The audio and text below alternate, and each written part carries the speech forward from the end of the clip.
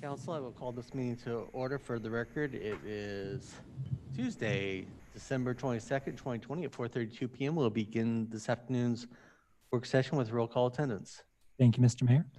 Councilman Cavanagh, Councilwoman Strader, Here. Councilman Hoagland, Here. Councilman Byrne, Mayor Simison. Here.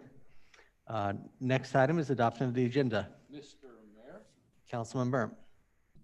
Sorry, Dean. Hey, I saw you looking at me, Dean. I know you're wearing a mask, but I saw you looking at me. I knew what you're going to say.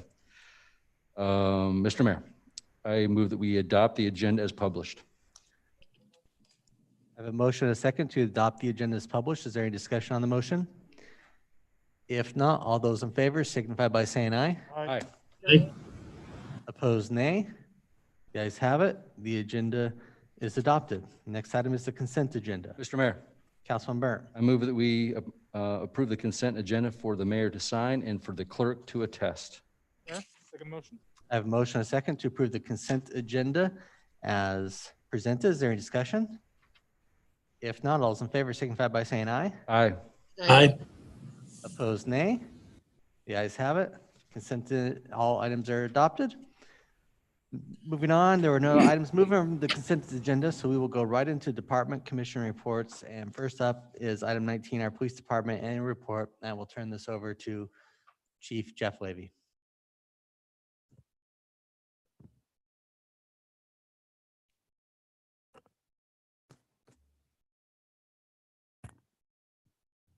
Mr. Mayor, Councilman Byrne. Chief, there's no crying tonight, buddy. I wouldn't cry for you. Mr. Mayor, Council, thank you for the time. As you know, every December, it's the time for the police department's annual report. And what's unique about today is this will be my last annual report as I leave the city for my next chapter.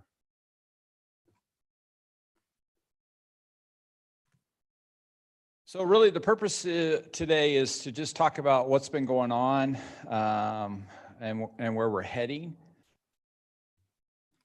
And I had not used this new system, Chris, so do we just, there we go.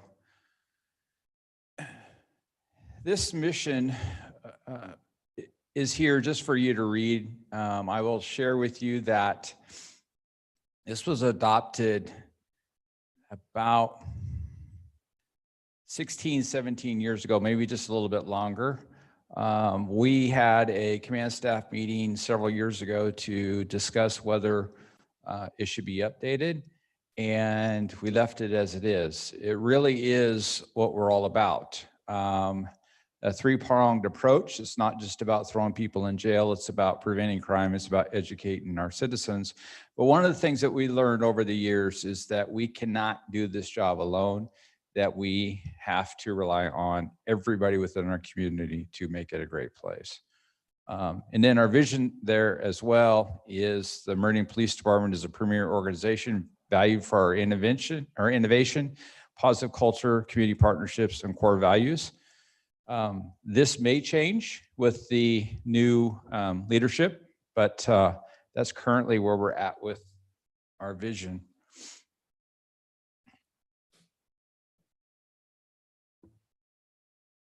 So every year, we update you on some key performance indicators.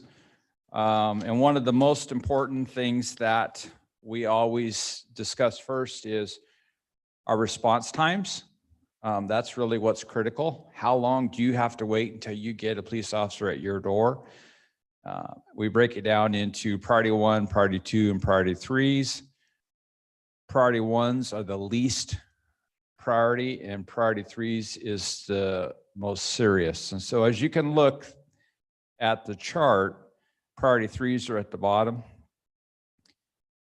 And it's 3.34 minutes. And that seems pretty good, especially when you look at 2019, and it's definitely an improvement.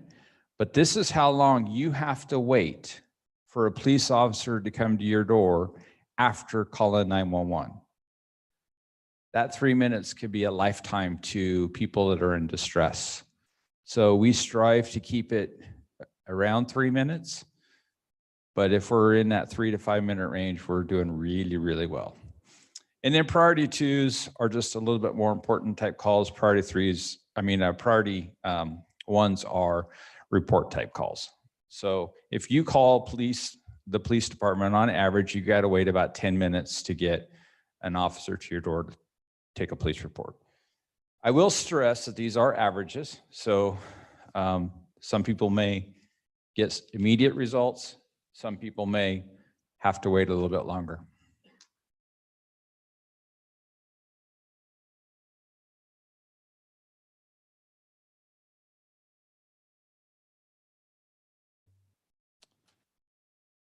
So you're going to see a trend over these next couple of charts. One of the things that we've been faced with this year for the last 10 months or so, actually maybe it's a little longer than that, is the pandemic.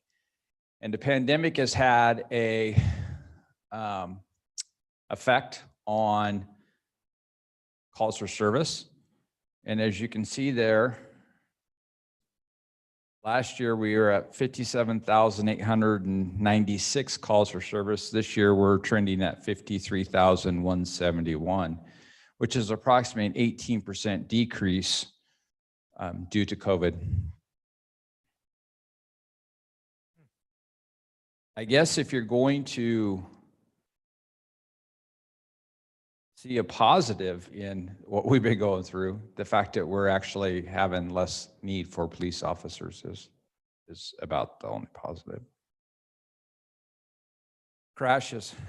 Again, you're going to see the average is around 19%. It fluctuates back and forth, but if you just look at, there's a trend of about an 18% increase on a lot of our key performance indicators. Last year, 1,785 crashes. This year, we're at 1,455 crashes.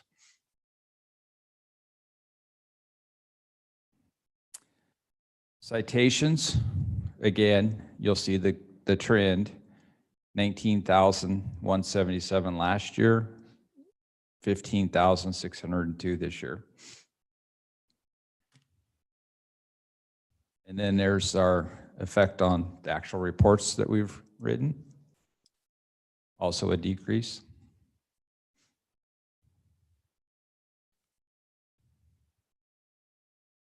One of the things that has not decreased, though, is the public records requests.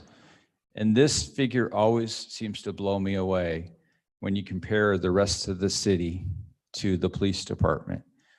And we've seen an area of increase here, but we had 8,163 public records requests for the year 2020 so far. It's an increase of about 40, can't do the math here, but 45 or so increase over last.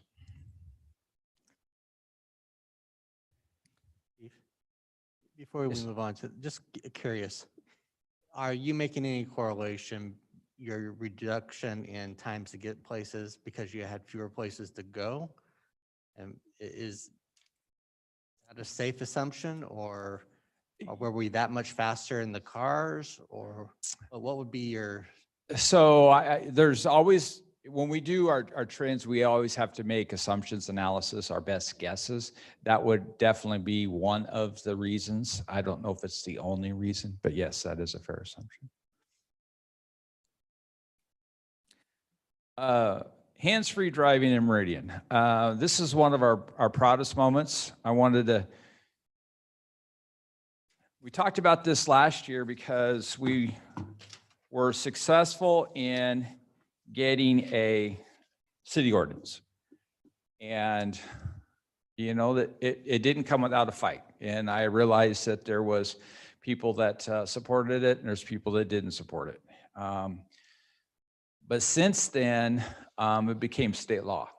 And we worked real hard. And when I say we, law enforcement and other stakeholders worked really hard trying to get the legislature to come up with a state law so we were consistent across the state of Idaho.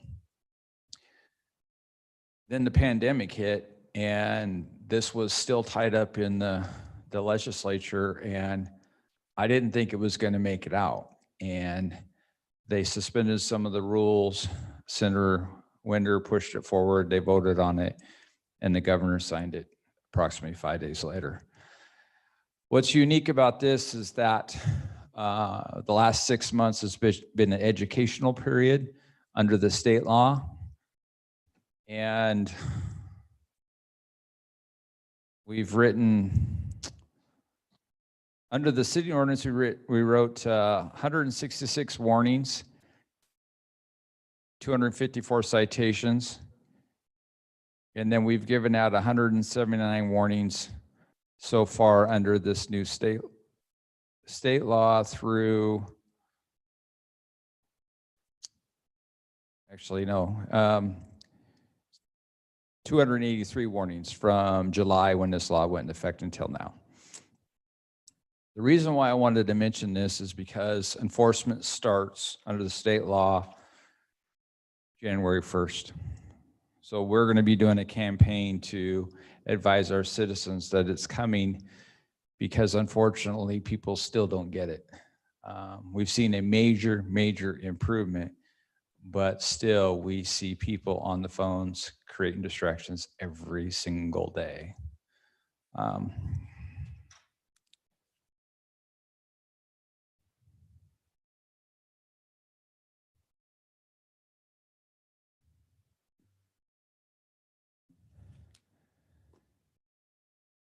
We're going to get into a little bit on the PAM model, patrol allocation model. We have to set some goals in there as far as what we'd like to see as far as public initiated calls, officer initiated calls, and then administration. On the right-hand side, you're going to see a 30% public initiated calls, 55% officer initiated. Those are subject to our decisions. You know, that's one of the things that we came up with and said we would like to see proactive versus reactive enforcement in the city. The 15% is not determined by us, it's determined by the courts, how often we're in court, how often we're writing reports and stuff like that. The graph on the left is what our current stats are charting. Our public initiated calls for service are 47%, and our officer initiated are 43%, which means that we're responding more to citizens' requests than we are on officer initiated, which means our proactive enforcement is dropping. Mr. Mayor, Councilwoman Schrader. if I could ask a quick question about that, I probably would forget later on. Is that really a goal, or is it just sort of a function of what's going on? Right? I just coming in without a lot of background in it, I would think that citizen initiated calls isn't a bad thing. Does it mean that we're giving up on something else, or give me a flavor for that goal? So it's both. So one is actual a goal, the other one is actual results. One of the things that we pride ourselves on is having one of the safest cities in the state.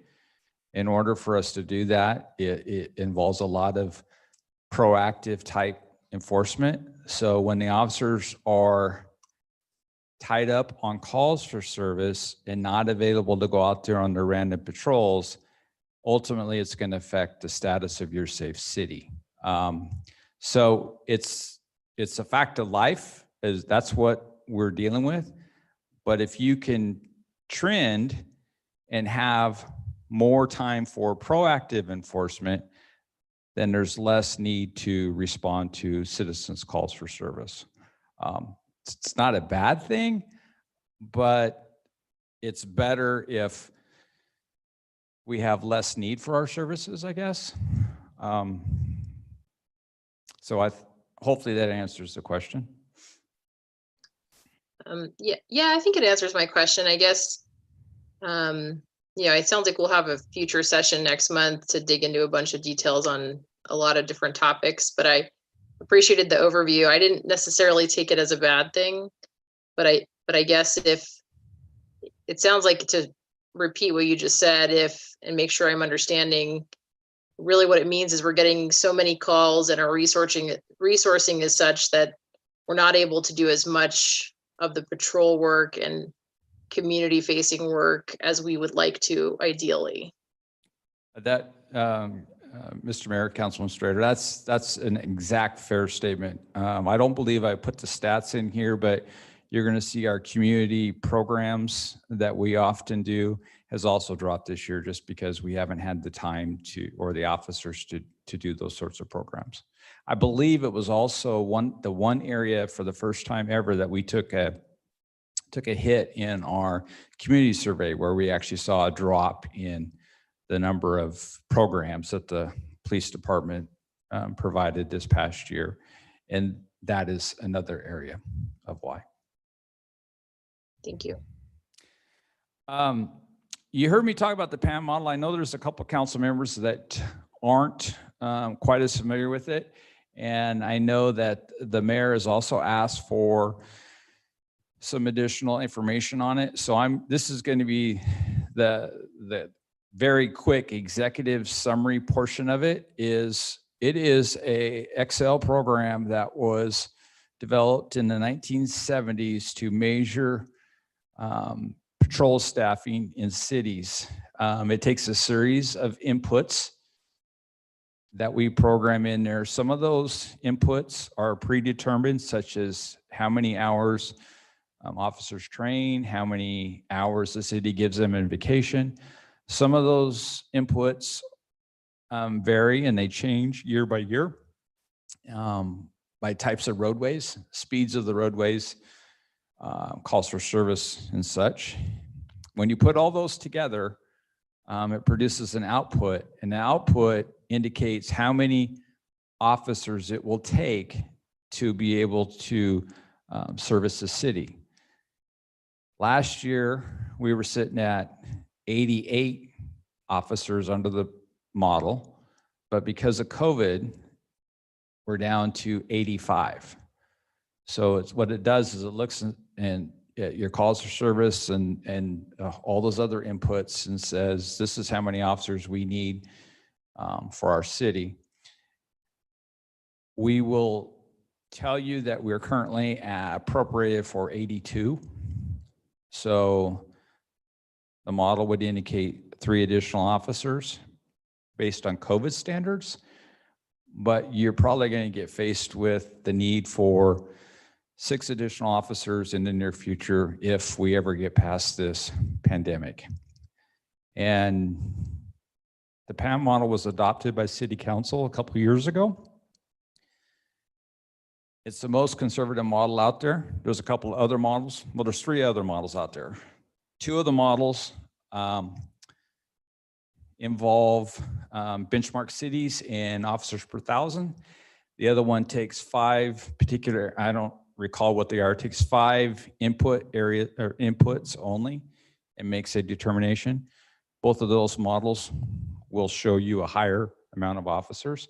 And then the third model is swag, or just a guess, whatever you feel is the right for your community. So we have adopted this.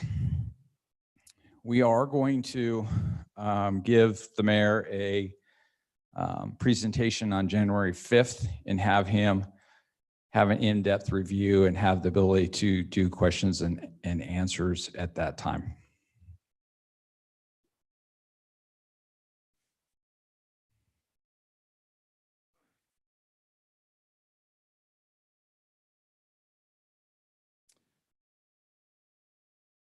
already told you this, but this is just a chart of how many officers. It's actually 85.4, but I haven't figured out how to get that 0.4, so we rounded it down. I should have rounded it up. I had nothing to lose. Just some of the things that we want to talk about as far as some of our proud moments. You'll recall several years ago, we came in front of you to introduce a Meridian Nampa Joint Police Academy. We are currently in class number 3. We have 8 officers in that class. We're still in the hiring process though. We are hiring 3 openings, actually soon to be 4. Non-sworn, we have 7 openings. And then we have 6 potential employees in backgrounds for those positions. There's an academy graduation coming up. We'll get that to you on your calendars. So if you want to show up, I think this one's here in Meridian. Yes, it's here in Meridian. It'll be at the school district as long as we can get in there. Meridian Nampa Police Academy number 4 is slotted for April of 2021. We have 2 to 3 officers slotted for that. That is 2 openings that we currently have, and then the third is the slot that's currently frozen.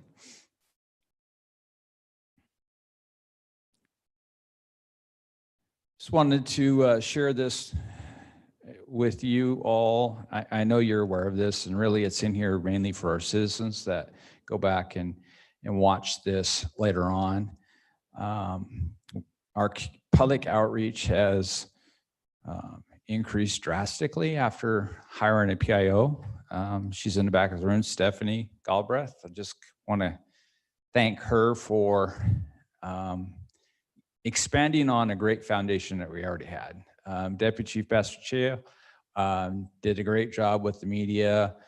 A group of us would stay in touch via the social media, but since Stephanie's taken over, it's just been unbelievable.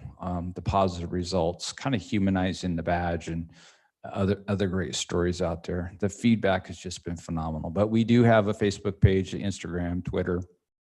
We still operate off of Nextdoor, and then a partnership with the Ring program as well.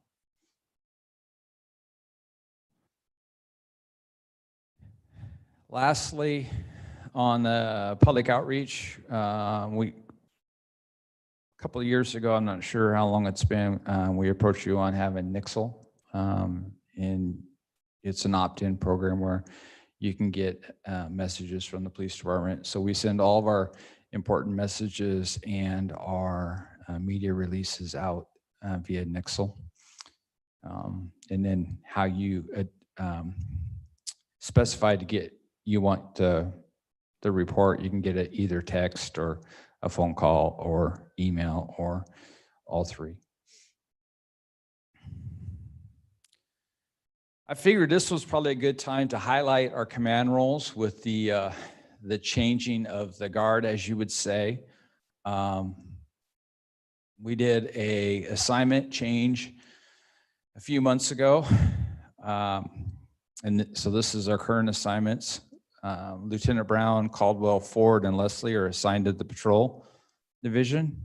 Lieutenant Stokes is the detective division.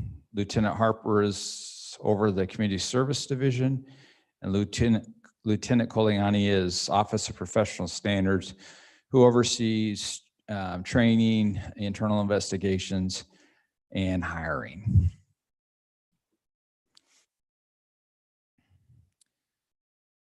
If you recall, over the last budget year, we had a series of capital projects listed in there, a couple of small ones and a couple of larger ones. I can say that the parking lot expansion at the police department is complete. That was one of the smaller ones. We're in the process of building our public safety scenario village. Most of you were there for the ribbon cutting. I can tell you that they were doing fill-in yesterday. Last week, they put the steel girders in for the basement.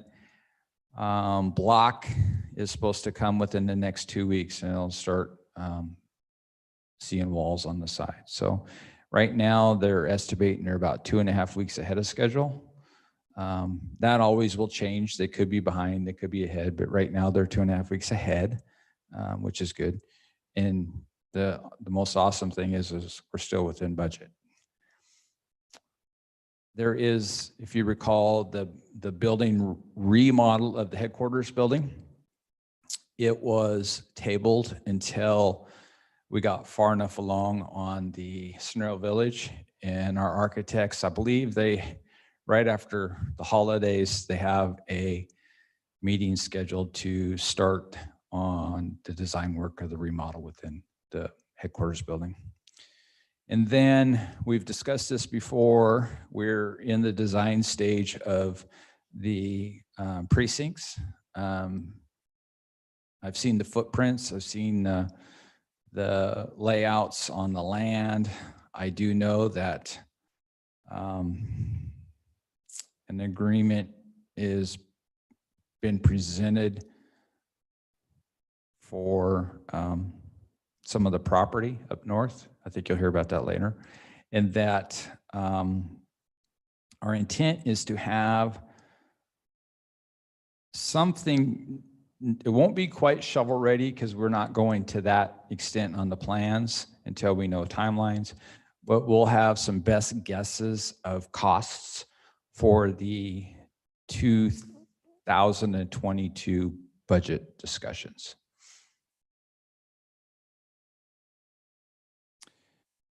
That is the last of my formal presentation. Had a couple of additional remarks. I know that Councilwoman Strader had asked me some of the challenges that we face in law enforcement, and I know that we're going to have that discussion, I believe, in 2 weeks, January 5th, but I just wanted to highlight a couple of things for you as to put on your radar. Some of you may have heard the story that my retirement is about 4 months earlier than I anticipated just because of an opportunity that was presented. So I happen to be retiring before any of my fellow coworkers were going to retire. And they've been giving me a bad time because we currently have 6 that have stated they are retiring in the next 6 months. So you're going to have a major gap in experienced officers. And I bring that up because we're having a difficult enough time filling those positions. This is going to be even worse because one of the other challenges that we're facing is, do people really want to be in police work anymore?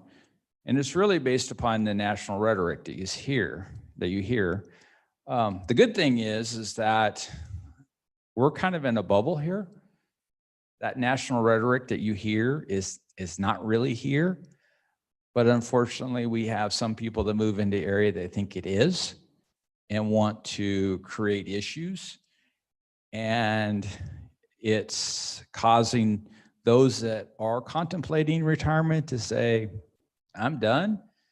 And it's also difficult to attract people to that profession. Now, I will say that we've had great results. We've had, it comes in waves, so we don't always get a lot of good candidates. We weed out quite a few, but it does come in waves when we have a group of people that want to still be a part of this profession. And so it takes us 8 or 9 months at best to fill these positions. But we're trucking along because one of the things that we as a command staff have agreed on, and I can say with 100% surety that it will continue when I'm gone is that we will not lower our standards. It's very difficult to get hired on at Meridian. But when you do, you're brought into a family of caring people, yet we will hold you accountable to our expectations. And if you can't meet those expectations, you're gone. That's it. That's what our community expects. That's what they deserve. And that's what allows us to maintain that positive culture and that reputation that goes beyond the borders of the state of Idaho. So those are just a couple of the things that came up to mind that I present to you out of my own voice. And then we have a list of things to discuss in about 2 weeks. So with that being said, Mr. Mayor, Councilman Burnt, there's no tears. I stand in front of you one last time for any questions or comments. Thank you, Chief. Council, any questions or comments? Mr. Mayor? Councilman Cavanagh? Chief, I think Council President Burnt said no tears more probably for himself than for anyone in the room. Thank you for the report. And thank you for your dedication to our city. I've enjoyed being able to work alongside you and with you in a number of different capacities. I've always found them to be rewarding. I appreciate the candid nature in which you conduct yourselves. I know that we always don't see eye to eye, but I love that we're always willing to try and see each other's perspective. And I think that's something that is not found in very many communities across this country. You have done a masterful job of leading a department, and there's no beating around the bush, the most challenging time in law enforcement history. And I'm proud to say that you're our chief, and it's going to be very hard to say goodbye to you. I'm very grateful, though, that you still kind of are going to be working for us. And I'm glad to know that we're going to have you as an asset and as an ally. You've done a great job of leading the department. I think you've always been a strong advocate for the Meridian Police Department, both our sworn and non-sworn officers, and really shining a light on both of them. Most importantly, you've just been a strong advocate for our community. I appreciate it. Best of luck in your new chapter. Mr. Mayor, Mr. Cavanagh, so now you are going to make it challenging for me, but you know, you and I will probably be the two that see each other the most because, you know, my new job has a lot of time at the Capitol, and as it stands right now, it looks like the legislative session is going to move forward. So we'll probably cross paths down there. But like I've told everybody I'm not leaving. I'm still there. I'm still available. I'm still kind of playing in law enforcement, just on the other side. But one of the things that even in a meeting today on the sheriff's side, I realize that everything that we do, it doesn't matter whether you're chief or whether you're sheriff. It's really kind of all the same, and for the right reasons, and trying to make it better for law enforcement and ultimately for our citizens in our state. So I'll still be rooting for us. I'm sure I'll still be helping out the city side, even though I might have the county in my title. So thank you for those words. Mr. Mayor. Councilwoman Schrader? Thank you so much, Chief. I've asked you a lot of questions and have a curious mind and have never let up. But I've gained such a huge respect for you and your team in that process. And I hope you know it always came from a place of recognizing that we're doing a great job, but not wanting us to mess it up during this transition. I think you're leaving a great team behind you, and I'm excited for you in this chapter. I hope you're still available, you know, as a resource. And I guess would just ask that, you know, if there's anything on your mind about the transition or concerns, that you let us know. I have all the faith in the world that you're leaving us in great hands with your team. I just wanted to thank you for serving the community. Mr. Mayor, Councilwoman Strader, thank you for that. I'll share a real quick story. As I walked by the deputy chief's office today, I said, "What are you writing, a book?" And he said, "No, I'm just preparing for the presentation next week." So that's the kind of work that we do. We take it serious. And when you have questions, there's not a greater honor we have in answering those questions, because we have been an agency that has been proud of what we do, but not afraid to admit when we make mistakes. So no apologies necessary for asking those questions. Much appreciated. Thank you. Mr. Mayor, Councilman Hoagland. yeah, I just want to compliment you, Chief, just what you talked about there, not afraid to answer questions. If mistakes are made, you admit it, stand up to it. But that creating that culture of service and that accountability is not easy. And I think that's a testament to your leadership. And you set the example for the officers. You set the standards high. You expect to have those results, and that's a good thing, and our community's better off for it. And I really appreciate that. And I know the next chief that we hire has big shoes to fill, and of course, there's always ways to improve, and we'll expect that as well. But I just want to thank you for, what is it, 35 years in law enforcement. That's a heck of an achievement. 24 here at Meridian and 14 as the chief. And we've had a lot of challenges. When I first came on the council the first time, we were down in a downturn in the economy, and the challenges of keeping officers while funding is not available, trying to meet those needs in that type of economy. And now we've got this huge growth and trying to keep up with the service calls and everything that's needed and you've been up to the task in all situations. So thank you. I'm glad you're staying involved in the challenges that face our state.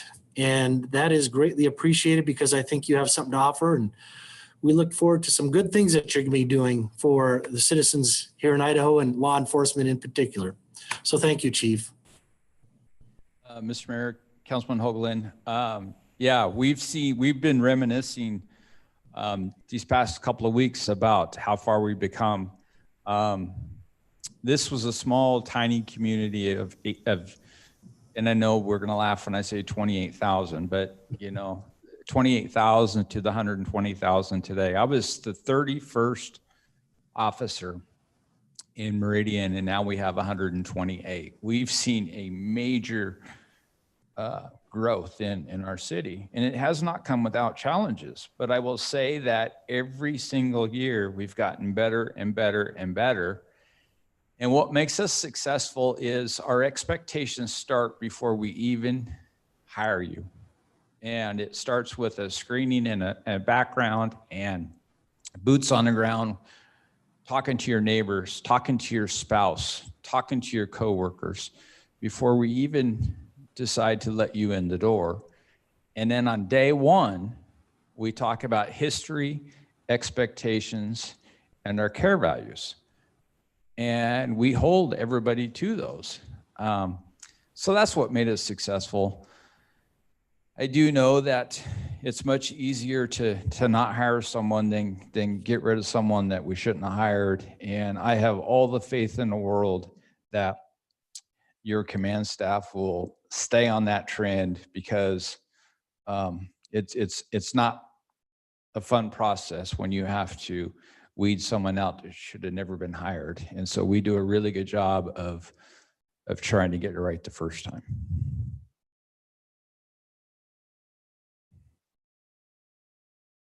Mr. Mayor. Councilman Burt. Here come the tears.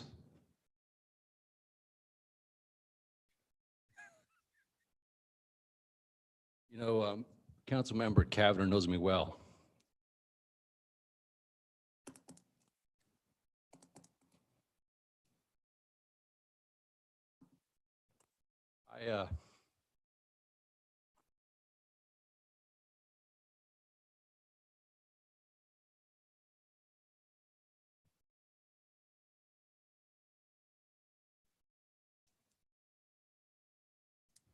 I only tear up about things I love.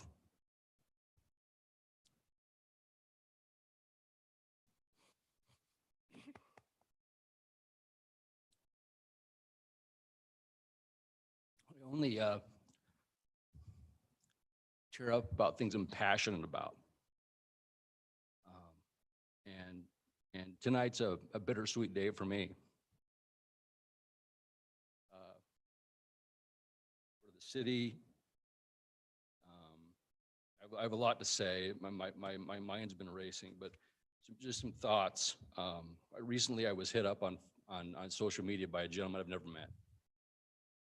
And he used to work for the city in the police department. He no longer does. And he told me that there's not a day that goes by that he doesn't wish that he was working for this department. And the admiration that he has for you, for the deputy chief, and for this department. And honestly, I hear that all the time.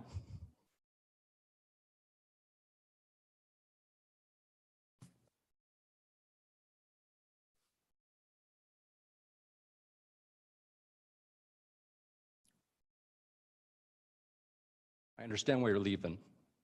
You have other opportunities, and I don't blame you. Something you've been wanting to do for a long time. You're heavily involved with other legislative issues. You've made a difference.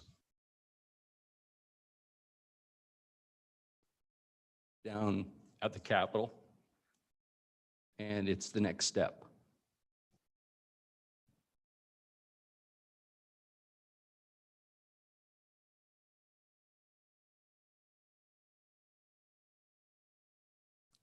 Joke, we have fun, and I want you to know that we're always close. I'm always close.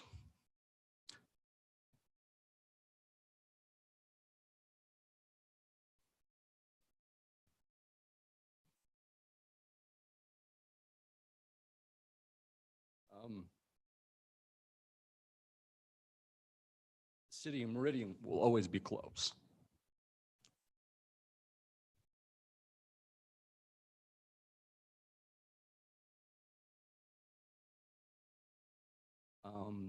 Chief, you've done a great job. Stellar job.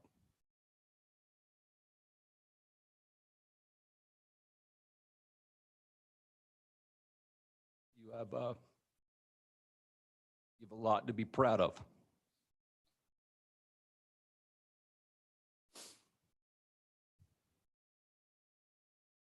It was said that,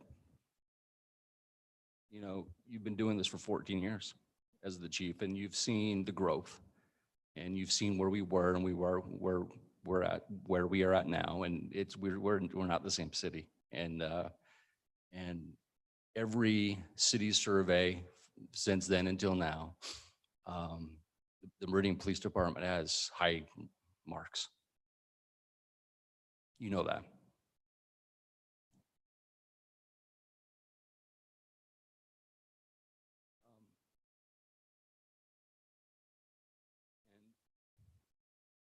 Know how I feel about first responders, the police department, the fire department, and what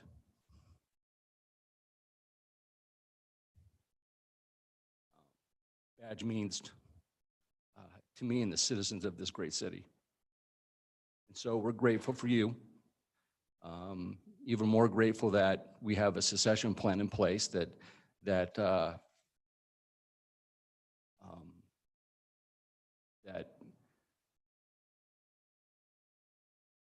makes it so that there is confidence that moving forward, the city is only going to get better and is going to be a city that those that live here want, and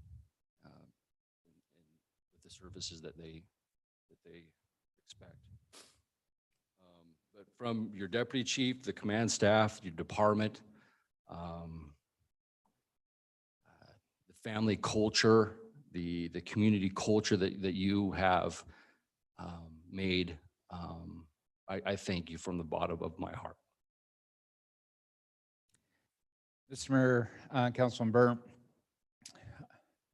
I will share with you that I've worked for 3 chiefs of police here in Meridian, and each one of them left under some sort of drama. Not bad, but some sort of drama. And I said today, there's not a greater gift than to be able to leave on your terms without drama. And that I better leave before I screw it up. So, thank you. Chief, you and I have talked. You will have another opportunity to talk, but I'm just going to keep it simple because I'm learning I'm never going to follow Treg, quite frankly. We're just going to let Treg go last or first, and then you can all follow him from that standpoint. But just a very simple thank you. I've been here for the entire time you've been the chief. That's when I came on was when you became the chief. And, we've been able to both grow together personally, professionally through that time frame. And it's been my honor to work with you. And we will continue to work together. I have no doubt. And I have a strange feeling we'll continue to grow more personally as well in ways that I still hope that will challenge us outside the halls of government and life and growth. And on a very personal level, you've been a chief with grace to show how you can do your job, be dedicated to it, raise your family, spend time with your family, step away and be a mentor to other people. The fact that your children are interested in your profession and are looking at that just says what you do here, you take home and you share it with them in a way that is positive and building the next future leaders of your profession. So congratulations to you on what I'm sure you'd say. You can throw out everything you've done every day that you come to work the last 35 years and see what you've done at home with your family and know that you've lived a life well and what you've done has made a huge impact across the board. So appreciate you immensely and look forward to Jeff Levy 2.0.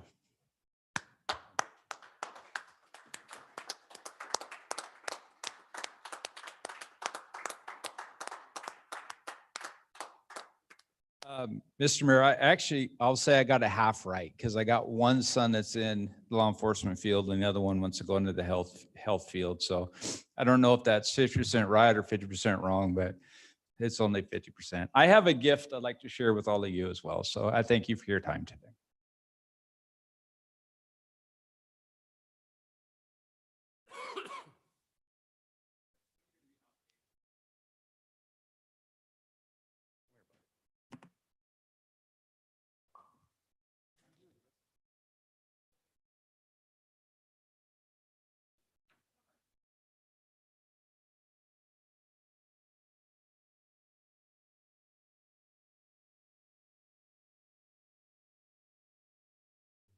Thank you. Thank you, Chief, and thank you for the rest of those from the department that were here to help answer any questions that may have come up. As the case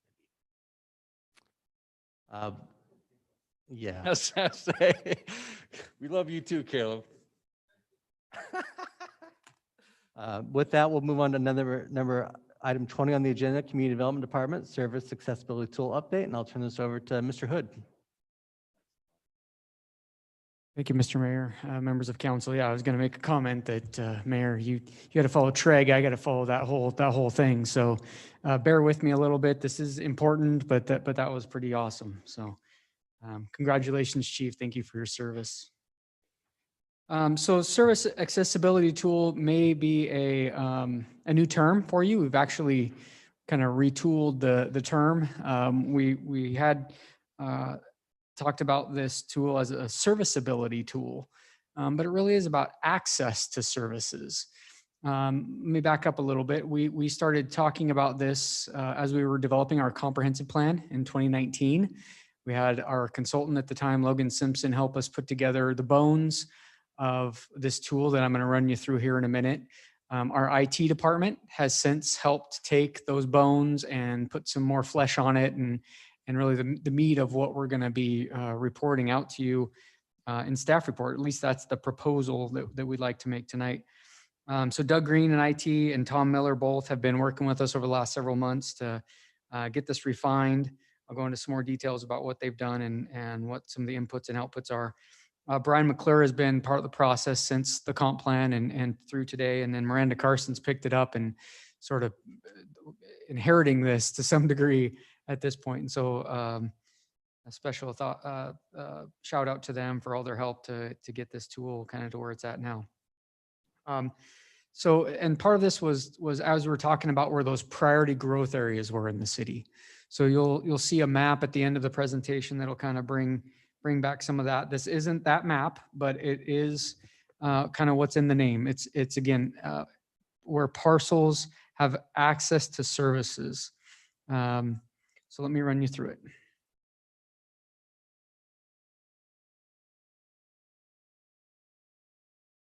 So I'm not going to read this slide to you, but it does, again, identify the accessibility to those needed infrastructure or services in the city. There's a lot that goes into this. I'm not going to get into all the details of what IT has going on behind the scenes in GIS, but it does do that parcel level analysis. So each parcel within our area of impact has distances to these types of services, and then we'll spit out if it's a green, yellow, or red ranking of how accessible that each service is. There's 12 elements that we have included in this table that I'm going to show you here in a few minutes. We worked with each service provider, so working with the police department on their 3 different service level calls, what is acceptable and what's not. So level of service, 5-minute response times, those types of things. So we worked with each service provider to say what is, for lack of a better term, acceptable and not acceptable. So if a sewer service line is within 500 feet, Public Works says that's reasonable. That's a reasonable extension. If it's 2,000 feet, that's pretty far, a pretty long drag to go and pick up that sewer trunk line and bring it to that parcel. That's pretty far away. So again, we worked with them to come up with Parks, with all these other service providers. So it's based on the current on the ground condition, but also future plans. So for example, our Parks Department has a master pathways plan. So if there's an existing pathway there, it shows that, but it also shows if it's not there, that it's in a plan and you'll be within a quarter mile or so of a future pathway. The nice thing about this is we can maintain the information relatively easy. Many of you have probably heard the term, garbage in, garbage out. We need to maintain this. So when a new pathway segment's built, we need to make sure that's represented in GIS. That way we know that the next parcel down the road is now that much closer to that service. Or when that sewer trunk shed goes in, the next one goes in, we know that is being extended. So we're prepared to maintain this data set so that we have accurate information that we're reflecting. I think a big point here, and it's the last point on the slide, this is not though, and I don't think you'll use it this way, but you can't just look at this table I'm going to show you and go, oh, we should approve a project at that location or not. It doesn't tell you if it's a good project. It doesn't even really tell you if it's prime developable land or not, but it is a snapshot and some more data for you to consider. And that's what we've constantly been hearing, at least for the last year, if not more, that you want more information. So we're just trying to give you more information. Put as much stock into it as you want or don't want to, but we're trying to share that information with you, and we have the data now, so we're going to share it with you. So again, and we plan to begin putting this table in all hearing level staff reports going forward here after the first of the year.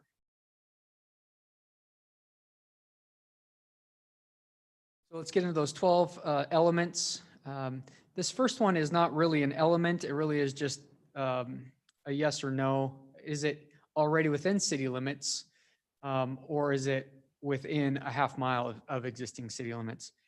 I will just say again, most of these are services. However, I start with one that isn't a service. This is just a it is or it isn't. So you won't have anything that's red in this table.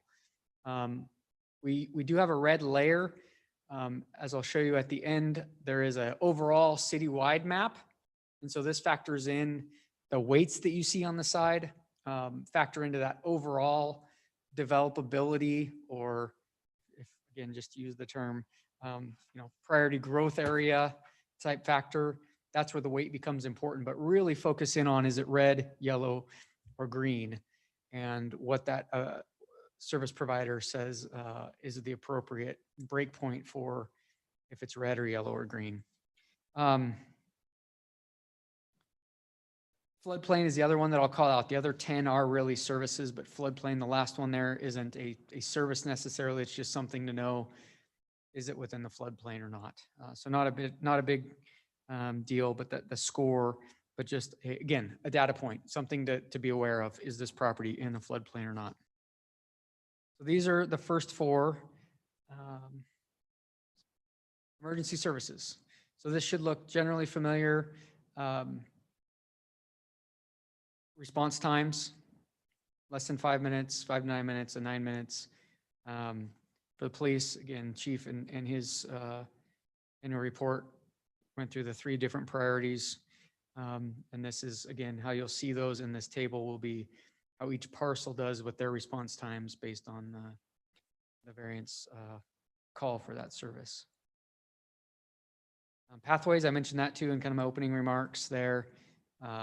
Is it within a quarter mile of a current pathway, which is a typical kind of walk distance people are comfortable walking to, within 0.25 miles of future pathway, or is it just we don't have any future pathways planned near this property or not? Transit, I will mention, is based on VRT's Valley Connect 2.0, so you won't get a whole lot of greens right now. We don't have a whole lot of transit routes, but based on Valley Connect 2.0, you can get some yellows certainly occurring on some of these tables that you'll see in the staff reports. And then the arterial road build-out status is based on ACHD's integrated 5-year work plan. So does the roadway exist in its planned number of lanes? So do you have a 5-lane roadway there in most cases on the arterial? Is it still a 2-lane roadway or maybe a 3-lane roadway, but it is planned to be widened in the near term, so then in the next 5 years, or is it so far out that it's not even in the 5-year plan for widening? So those are the criteria for transportation. And then the last kind of subsection are community connections. So walking to school, this is a big kind of health thing. This doesn't have anything to do with capacities or that, some of those other discussions we've had with schools, but just proximity from the parcel to a public. And I just want to clarify, these are public, elementary, middle, and high schools. It doesn't include like prep academies and those types of things, or any private schools, but just your public schools. How close is this property to an existing or planned school, even in the drivability?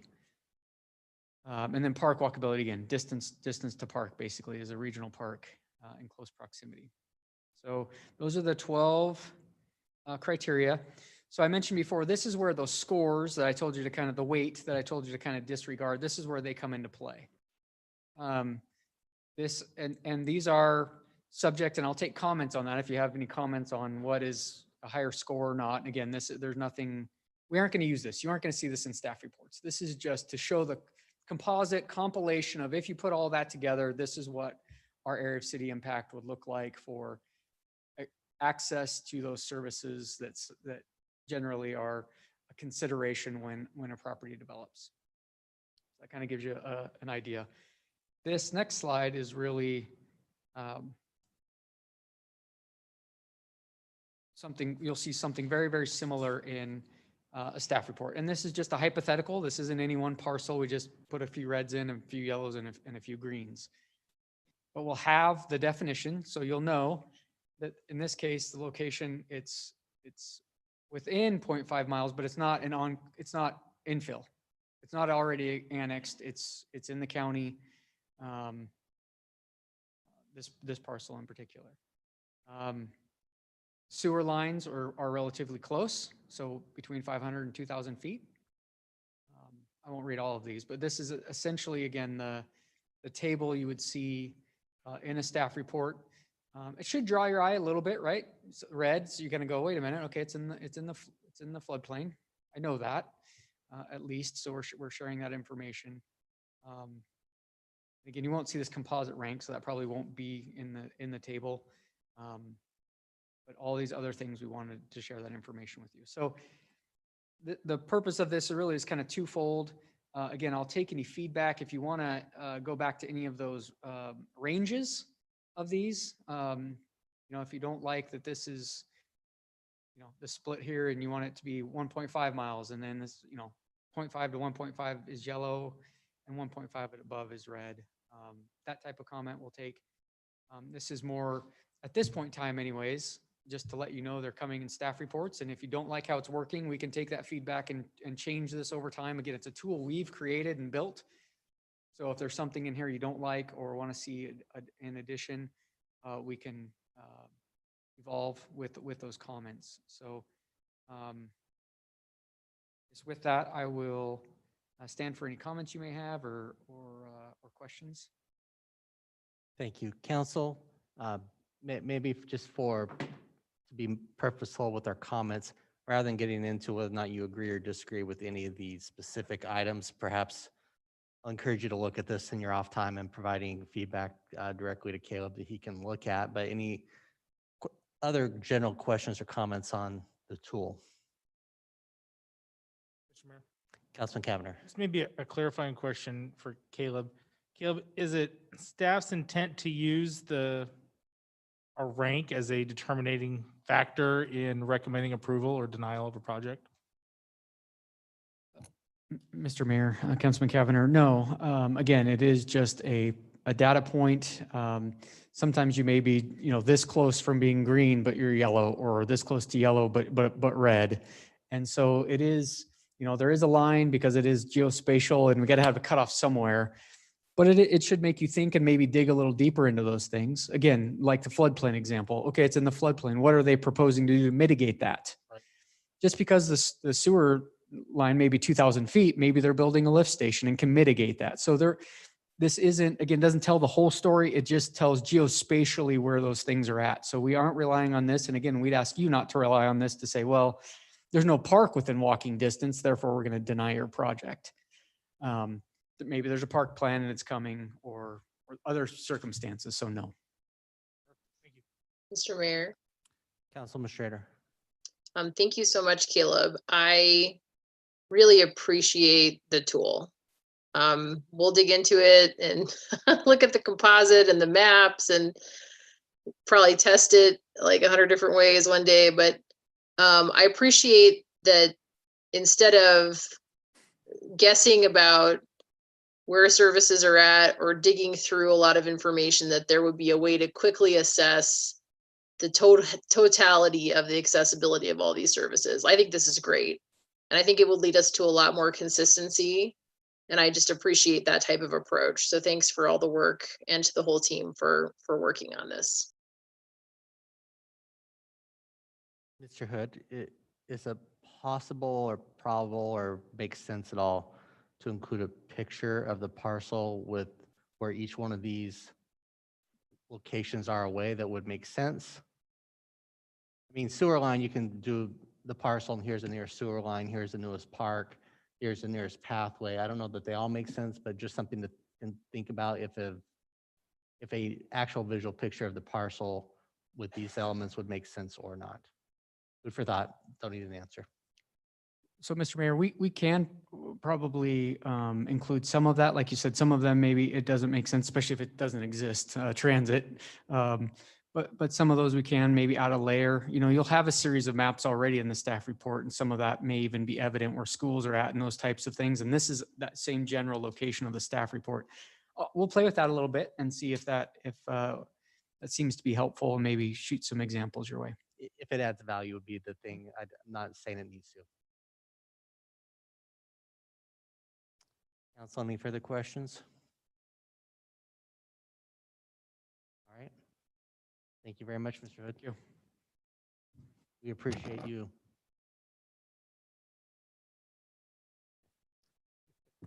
Just because I didn't choke up about this doesn't mean I'm not passionate about what you.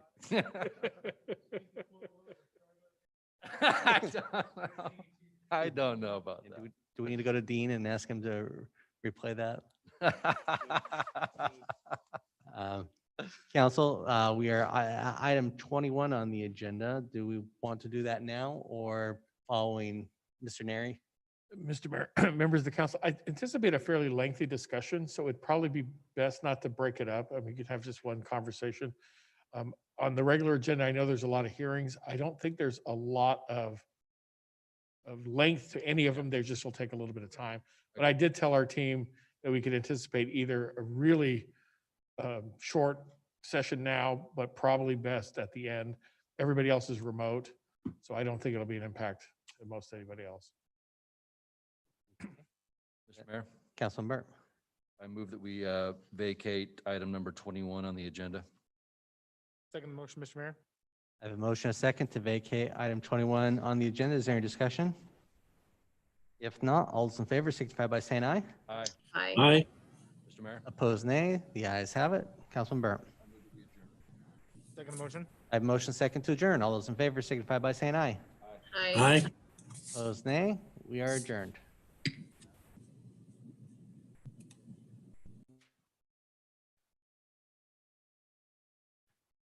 a good job there, Mr. President.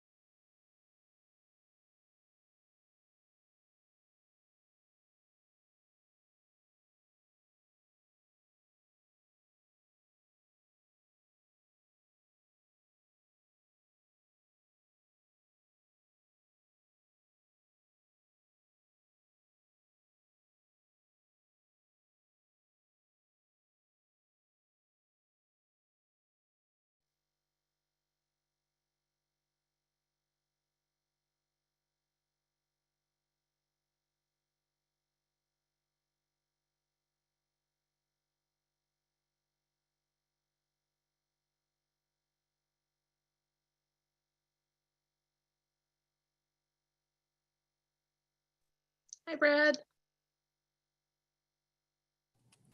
Hey, Liz, how you doing? I'm good. How are you? Good, busy, like everybody else. It's just, and I got to get one more thing for my wife.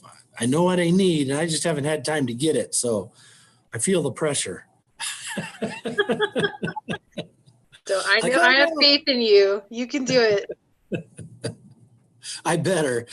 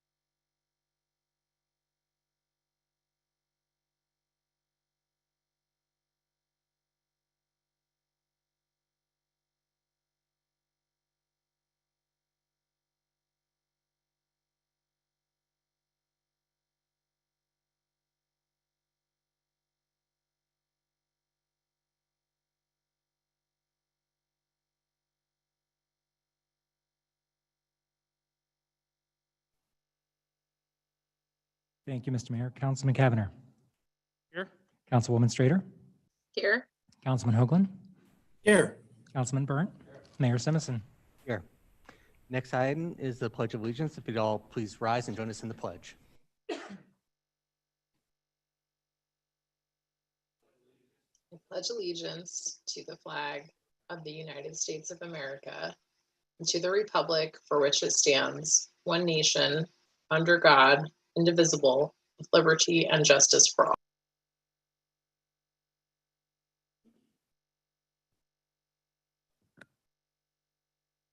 We are getting better at that all the time. Next up is the adoption of the agenda. Mr. Mayor, Councilman Burnt, Merry Christmas, by the way. Merry Christmas to you. I move that we adopt the agenda as published. Councilman Cavanagh? Second motion, Mr. Mayor. I have a motion and a second to adopt the agenda as published. All those in favor signify by saying aye. Aye. Opposed, nay. The ayes have it. And the agenda is adopted. Next item is our public forum. We do have someone who's signed up on this item. And so we'll turn this over to Mr. Ryan Head. That's correct, Mr. Mayor. Mr. Head, you're recognized for 3 minutes.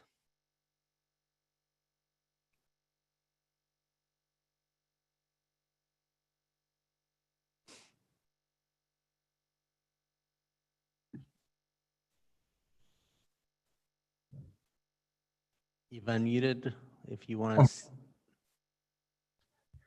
to. Hello, sorry.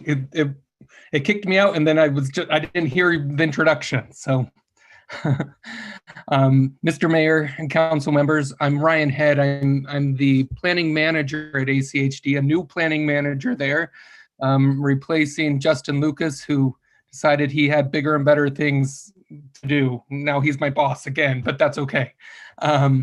I've had the pleasure of serving as liaison to the city in the past, and just I know the mayor and council president met with our director this week, and our director just asked me to come on and introduce myself. I also wanted to introduce, you've probably met Christy Inselman, who will be serving as the official liaison from ACHD to the city of Meridian, has a lot of expertise in a number of different areas, and will serve you well. But I just wanted to come on and introduce myself and let you know that we are here to serve you. Mr. Mayor, Thank you. Thank you, Ryan. Councilman Burr. I know that we're not supposed to ask questions, but I'm confused about your role. So Christy is the liaison, and what are you? I am the planning manager at ACHD. So Christy works for me. I oversee our liaison program as well as all of our plans. So So I'm a senior transportation planner with ACHD, and I also work on the 5-year work plan. So I can help in this role during the public hearing process, and I would also be your contact for that program as well. Awesome. Nice to see both of you. Merry Christmas. Yes, thank you very much. I appreciate the introduction, faces to names, and we look forward to hearing your voices at a minimum on projects real soon. perfect. Thank you. Mr. Mayor. Awesome. Councilman Burt. So I know this is sort of a, not typical to make an announcement during the public forum by a council member, but I just want to take a quick second and wish a dedicated citizen of our city, Christine Borton, a happy 80th birthday today. So I doubt she is listening right now because they're having a huge party as we speak. Hopefully she goes back to the minutes and is able to watch. But Christine, Mrs. Borton, Merry Christmas to you. Happy birthday, 80th birthday. And thank you for your family, for Councilmember Borton and Big Jim and Little Jim. So Merry Christmas and happy birthday.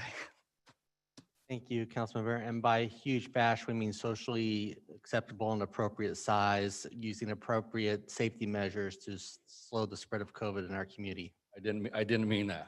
That's Maybe I did. what I we're don't going know. with. Okay. Whatever. Next item is a proclamation honoring the Rocky Mountain High School Football 2025A state champions. We're going to do this down at the podium and ask Coach Chris Kulig and his two members of the team to come up and join me, please.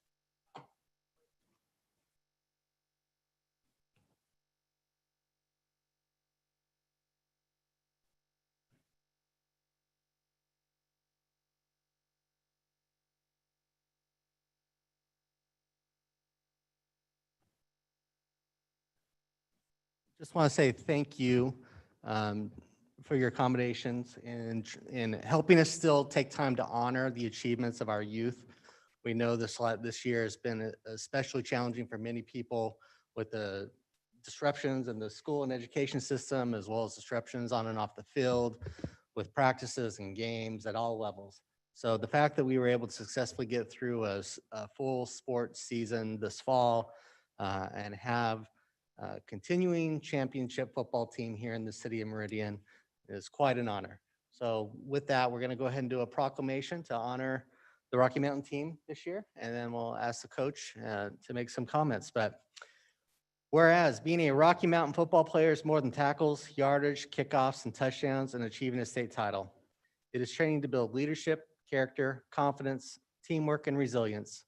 All traits needed to succeed on the field, in the classroom, and in the real world.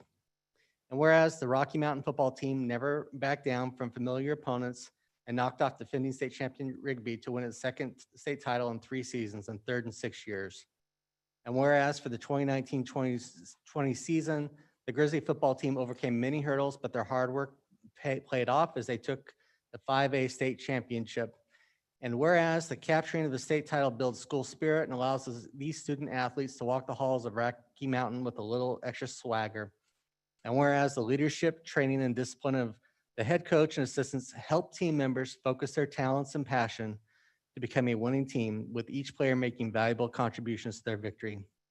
Therefore, I, Mayor Robert E. Simpson, here proclaim December 22nd, 2020 as Rocky Mountain High School Football State Champions Day in the city of Meridian, and call upon the community to join me in congratulating the Grizzlies on their remarkable athletic achievement and for representing Meridian so proudly in the state tournament, dated this 22nd day of September 2020.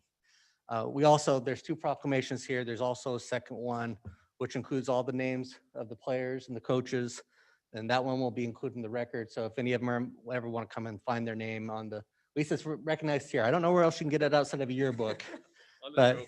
On the trophy. They can also find it here if they ever really need to do that from that standpoint. So with that, I just want to say thank you, and Coach would love to have any comments you have.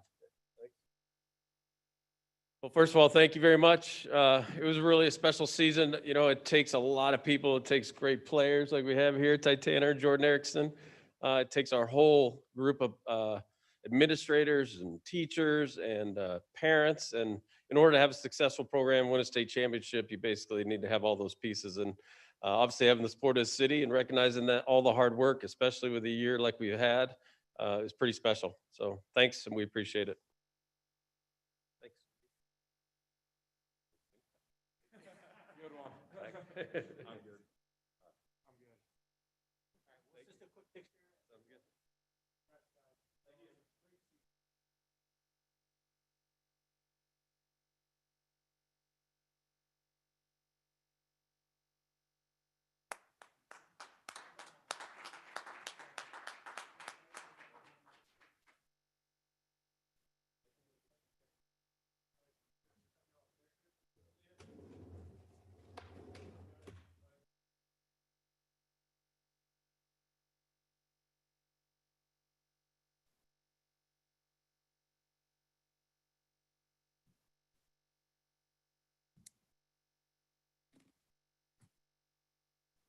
Next item on the agenda under action items is a public hearing continued from November 24th, 2020 for Horse Meadow subdivision H 2020-0060. We'll continue this public hearing and turn this over to Mr. Dawson for any comments. Mr. Mayor, Councilman Barrett. before we start, I was absent the evening of November 24th. I was out of town, but I want to be mentioned on the public record that I did go over the notes and I did watch the video, so I'm up to snuff of what happened that evening. So thank you. Thank you. Thank you, Mr. Mayor and Councilman Burnt. I was going to ask that if the council members that were not here were up to it or not, and whether or not I should go over all of my notes again or just what happened afterwards. Good. Okay. In that case, so this was continued from the November 24th hearing in order to work with ACHD on the proposed access. This was the plat shown to the Planning and Zoning Commission,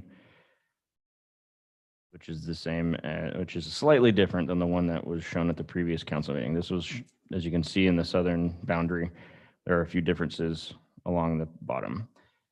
Other than that, the applicant revised the plat for the 8th time, and we spoke to ACHD regarding moving the access from here along about 100 feet from Black Cat all the way to here, as far east as they could go while still maintaining a buildable lot along the eastern boundary. The applicant sent this a couple weeks ago. ACHD actually amended their requirements, their district policies to allow this revised plat and move the access further east in line with some of the concerns that council presented. So really that's the only change. It's basically a mirror image. So all of the other requirements, or I should say recommended DA provisions that I laid out last time and are shown in the outline still are applicable. It just is a mirror image. I did revise the lot numbers, and so that if you need to make those as part of your motion, that they are included in that. Other than that, I will stand for questions. Thank you, Joe. Council, any questions for staff?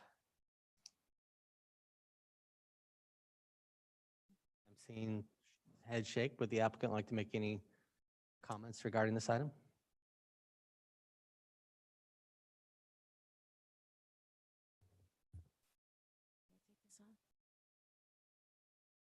Mayor, council members, Penelope Constantikis, Post Office Box 405, Boise, Idaho 83701. Thank you for seeing us again. And I just have a few comments. I was very pleased to see that ACHD was willing to modify that staff report. So that was a good event to have happen. There were some unexpected benefits of changing the plat that way. One of the items that P&Z felt was important was the number of lots along Black Cat Road. As a result of us flipping the plat, we now have even fewer lots along Black Cat Road than we did previously. So that was an unexpected benefit. We have the same lot count. Buildable lots actually went up slightly. Open space increased slightly. Let's see. I did some research into, I'm going to take that back. excuse me. So the easement modification is fully in route now. All the neighbors have received copies and are under consideration for that. So I'd be happy to answer any questions you have about the revised plat. I know there was the road realignment, and then I think there were a few other items that maybe some of the council members would want to bring up. Council, any questions?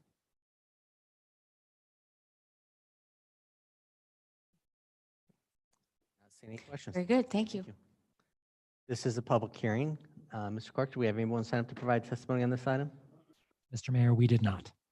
Okay, is there anybody in the audience who'd like to provide testimony, or anybody online who would like to provide testimony? Please, you can do that online by using the raise your hand feature at the bottom of the Zoom platform.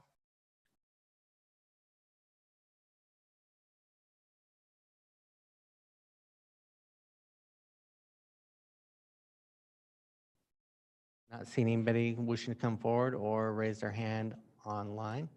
Are there any last comments from the applicant? I see no. Council, I'll turn this over to you for any additional questions, comments, or motions.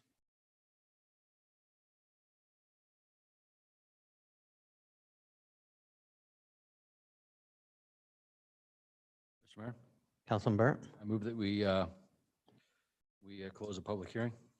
I have a motion and a second to close the public hearing. Is there any discussion on the motion? If not, all in favor signify by saying aye. Right? Opposed, nay. The ayes have it. Mr. Mayor, Councilman Burt, I move that we approve item number 2 on tonight's agenda, H-2020-0060.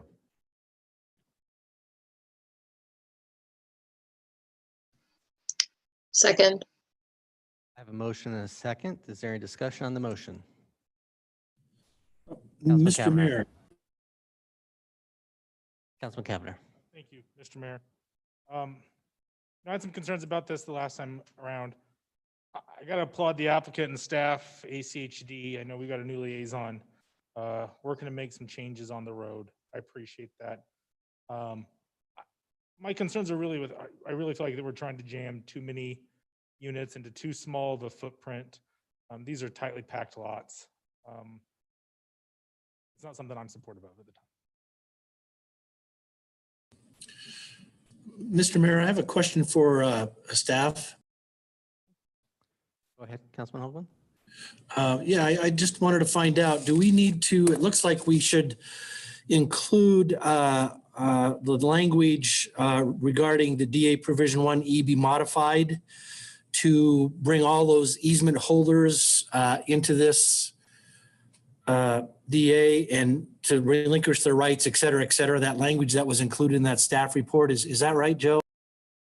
Councilman Hoagland, yes, thank you for bringing that up. I was going to say that the motion should include under number 5 on the outline B, and then the striking condition 2C, and then including a new condition below. Those 3 changes, if you want to have them incorporated.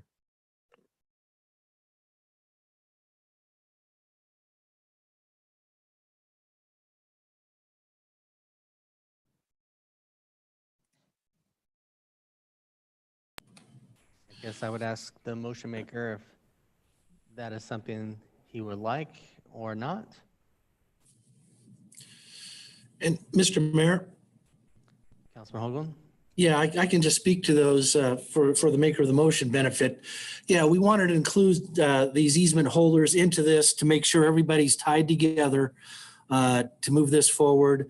We do need to strike that other approval T2C because it had some language to that, and we're going to add the new language. And we do want to have this discussed at the other meeting, that 5-foot wide micropath along the south side of lot 20 to connect the sidewalk, so everything comes together in a way that works. So nothing too crazy here, but just kind of the workman stuff that needs to be done. Mr. Mayor, Councilman Burt. I would like to remove my motion and have someone else make it, please. Second agree? Yes. Okay. Councilman Hoagland, could we turn to you for the full motion? Yes, Mr. Mayor. I move that we approve file number H 2020-0060 as presented in the staff report for the hearing date of December 22nd, 2020. And also that the plan also includes these modifications, that DA provision number 1E be modified to read as follows: a final plat application shall not be submitted until the applicant receives approval and provides documentation from all easement holders. And the parcel numbers are in the document and in the staff report. And to relinquish their rights to the existing access easement once the public road connection to Pine Avenue is constructed. Also, that we strike condition of approval 2C, since with the modified DA provision of 1E above, that takes care of that. And that we also can include a new condition of approval as follows: that they construct a 5-foot wide micropath along the south side of Lot 20, Block 2, that connects to the sidewalk along the west side of North Trequar, however you pronounce that street, and to Black Cat Road. So that's my motion, Mr. Mayor. Do I have a second? Mr. Mayor, I'll second the motion. I have a motion and a second. Is there any discussion on that rather lengthy motion? That was very clear and concise, and we appreciate it. Mr. Mayor, one quick comment. Councilman Schrader. My apologies. I didn't realize those were outside of the staff report, but I did want to comment that I think this is a big improvement on the situation. You know, I know we've been through now, this is the 8th version. Appreciate the applicant's efforts and patience working through the process. Also appreciate the concerns about the number of units going in. I really hope that this does end up being at a lower price point to help serve housing affordability. But I think in the future, we may need to look at this area holistically because we have a lot going on. And so we do take those, I at least definitely, and my fellow council, I think also takes these traffic concerns to heart. And thank you to ACHD for listening and making changes. Thank you. Council, any further questions or comments? Ask the clerk to call the roll. Thank you, Mr. Mayor. Cavanagh? No. Strader? Aye. Hoagland? Aye. Burnt? 3 ayes, 1 no. The motion passes and the item is agreed to. Thank you very much for everyone for their work on that and getting a much better option. Next item is item 3, a public hearing for Wadsworth Meridian subdivision, H 2020-0104. I will open this public hearing with staff comments and turn it over to Joe. Thank you, Mr. Mayor. Council, as noted, this is for Wadsworth Meridian subdivision, H 2020-0104. It is for a commercial preliminary plat. The site currently consists of 3.29 acres of land, currently zoned CG, located at 3085 East Ustick, which is the southwest corner of Ustick and Eagle Road. It has CG zoning in all directions as noted in the central map here, including commercial uses except directly to its west, which is undeveloped, west and south. But there is an approved indoor rec facility, Villa Sport there. In 2019, there was a DA modification to remove this site, as well as the Villa Sport site, from an existing DA and enter into a new one. Also in 2019, I believe it was my first CZC, was approved on this site for a parking lot and the relevant site improvements, including the landscaping. Then in this year, we approved a CZC and design review for a new urgent care facility on one of the lots in this proposed subdivision, in lot 4 specifically. The future land use designation on this site is mixed use regional, which wants us to look at well beyond the boundaries of just this site for proposed uses. The subject site, as noted, is on the very hard corner of Eagle and Ustick, the southwest corner. The surrounding areas provide a plethora of commercial uses that are used at a regional level. Again, to the west is the proposed to be a high-end indoor gym, Villa Sport, and to the south is existing residential and some community serving commercial. Additionally, some vacant lots.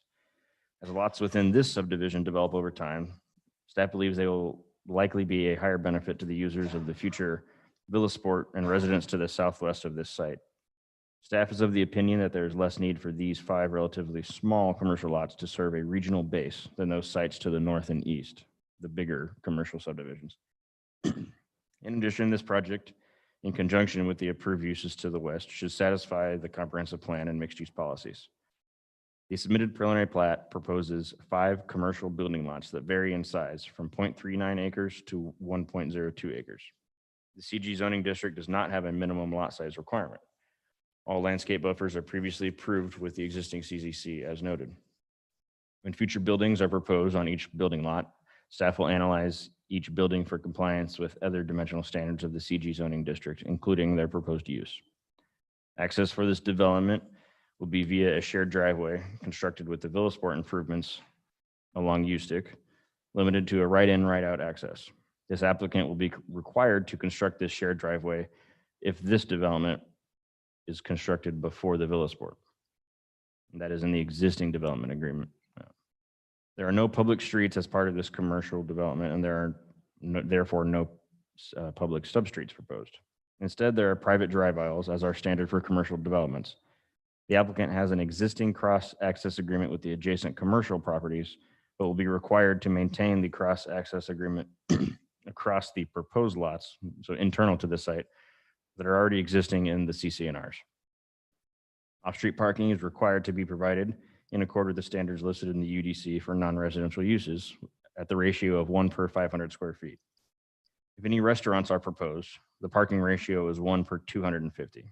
With the existing and approved CZC, 109 parking spaces were approved, but did not show any parking directly adjacent to the northern, the northern building lots along Ustick.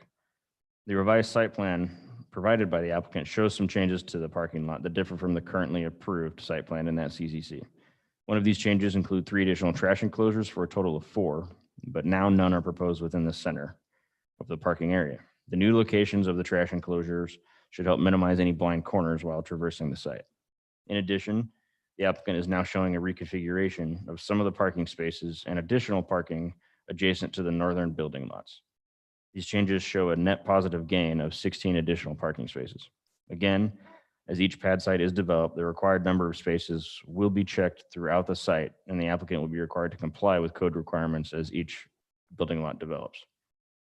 As noted above, the parking for the whole site will be available for each building per the CCNRs, which are already recorded. Because the overall parking plan has changed since the original CZC, the applicant will need to obtain approval of a new CZC outlining those changes, basically just clean up the record. And they will have to do that prior to obtaining any more building permits. The Planning and Zoning Commission recommended approval of this preliminary plat with very little, if at all, any discussion. Staff recommends approval as well. And after that, I will follow. I'm here for questions. Thank you, Joe. Council, any questions for staff? Mr. Mayor. Councilman Cavanagh. Joe, just a quick question. You touched on this. I appreciated in the narrative, also in the staff report, about the change in the parking lot plan with the trash enclosures. Is that something that was initiated by the applicant or something suggested by staff? Councilman Cavanagh, that was initiated by staff to have them, came up in our project review meeting, and just some of the concerns with having 2 or 3 right in that central area and people trying to drive around that because they're always covered up with CMU walls, and when it gets busy, it can be dangerous. So we wanted to try to space them out, and the applicant was willing to do that for multiple reasons. Most of all being that if they're closer to the proposed buildings, that helps the applicant find tenants too. So it was a win-win. Nice job. Thank you. You're welcome. Council, any additional questions? Seeing none, I will turn this over to the applicant and recognize Amber Thompson. You can say your name and address for the record, please. Thank you, Mr. Mayor. Tamara Thompson. I'm with the Land Group at 462 East Shore Drive in Eagle. And I'm hoping you guys can all hear me okay. Great, thank you. If you'd like, I can share my screen. I have just a couple slides. Joe did a great job walking you through the project, and just a couple things just to clarify a few other things for you, maybe just to give a little bit more context. All right. The vicinity map should be up on the screen. And again, we're on the southwest corner of Eagle and Ustick. And I just wanted to give you just a little context just to show you how the preliminary plat fits in with the corner. Here's kind of an overlay, if you will, of the corner and how the lots lay out there. And then I've done one with colors. Sometimes it's hard on those black and whites to see exactly where the lot lines are. So those show you the 5 commercial lots. They do share parking. So there would be shared parking and a shared access. And that access is shared also with the sports facility next door. So right now there's 2 access points onto Eagle Road. I'm sorry, onto Ustick to the north. Both of those will be closed, and we're having one combined shared access point, and then eventually that will connect down to provide access to Eagle Road. So just to give you that context there. And that we've read the staff report. We agree with staff's analysis and the recommended conditions of approval. And we respectfully request your approval tonight. Thank you very much. Thank you. Council, any questions for the applicant?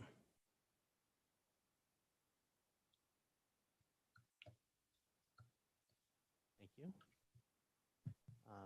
Mr. Clerk, do we have anyone signed up to testify on this item? Mr. Mayor, besides the applicant, we had one additional Brad Watson, and I brought him in to be able to speak. Okay, if there's anybody else that'd like to testify on this item that's online, please indicate so by using the raise your hand feature at the bottom of the Zoom. And if there's anyone here after this person, Mr. Watson, you're recognized for 3 minutes.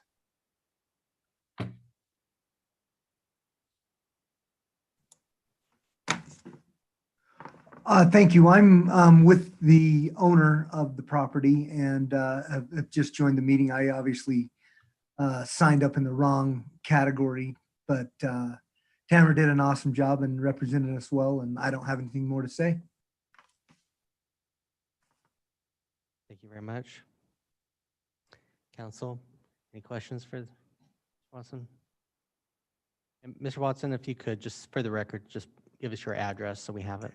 Yes, 166 East, 14,000 South, Suite 210, Draper, Draper, Utah, 84020. Thank you.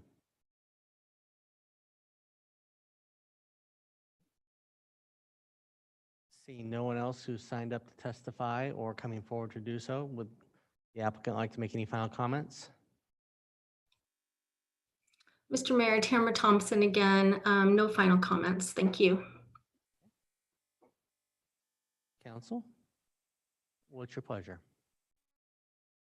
Mr. Mayor, Councilman Cavanagh. no one else wants to comment. I move that we close the public hearing number 3, item H-2020-0104. I'll second the motion, Mr. Mayor. I have a motion second to close the public hearing. Is there any discussion on the motion? If not, all in favor signify by saying aye. Aye. Aye. Aye. Opposed, nay. The ayes have it, and the public hearing is closed. Mr. Mayor, Councilman Cavanagh. Joe did a great job with the report, and appreciate Tamara being here virtually. Again, not a lot of discussion about the Planning and Zoning Commission. This seems pretty cut and dry. So with that, I move approval of item H-2020-0104, the preliminary plat. I don't think there's other provisions within that. So I would move that we approve it as presented. Mr. Mayor, second the motion. I have a motion and a second to approve the item. Is there any discussion on the motion? If not, clerk will call the roll. Thank you, Mr. Mayor. Cavanagh, Aye. Perot, pardon me, Strader, Aye. Hoagland, Aye. Burnt. All ayes, motion carries, and the item is agreed to. Thank you very much. Joe, appreciate you being here. Merry Christmas. And you too, Tamara. Merry Christmas. Thank you, guys. I'll be here for a few more minutes to help this applicant get going, and then I'll marry my way out. Okay. Next item is a public hearing for Oakland Estate Subdivision, H 2020-0093. We'll open this public hearing with staff comments. Mr. Mayor, my apologies. Alan is entering the meeting now. I didn't put him over fast enough. No problem. Well, Alan, you're ready to go as soon as you get it situated. And Yeah, sorry, Mr. Mayor, I didn't have I was just given the ability to share and to remote in, so give me just 1 second, sir.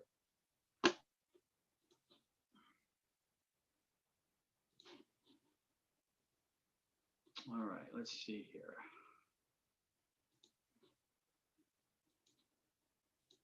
Can you see that?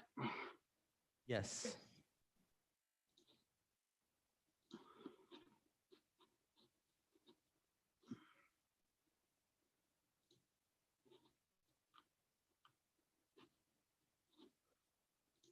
Okay. All right. Greetings, Mr. Mayor, members of the council.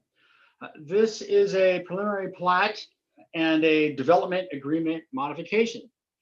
This site consists of just a little bit short of 25 acres, zoned R15, located at the northeast corner of North McDermott Road and West McMillan Road. If you know the area, hopefully you can see my pointer. This is the GEM Innovation School, which recently got a conditional use. To the east is single family residence, as well as to the west and to the south. A little history on this property. Oh, and here is the ACHD preliminary lines map. The property is outlined in blue. What you see in red are the subdivisions that are building out or are approved. What you see in yellow are projects that are still in the hearing stage, active hearing applications. So kind of a long history on this one. In 2008, the subject property received annexation approval for a large master plan residential development. That was called the Oak Creek.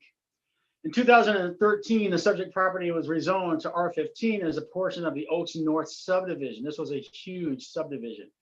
The subject property was approved for multifamily and self-storage uses. So to the north was multifamily and to the south was self-storage. The development agreement was amended to allow this. In 2018, the multifamily portion of the project was proposed to be rezoned to R8. This was to develop single-family residential. This included another amendment to the DA. It went to the planning commission, but it didn't go to the council. The plat was never finalized. So it reverts back to the original Oaks North plat, which again allows only multifamily and self-storage on this area. This proposal is for 94 single-family residential lots and 92 townhouse lots, 3 common driveways and 26 common lots. So on the north is what you see are the 94 single-family lots. To the south, you see here, those are the townhouses. So again, as I listed, there's been several rezonings and development agreements relating to this property. This preliminary plat would include a new development agreement to allow single-family and townhouse uses instead of the multifamily and the self-storage.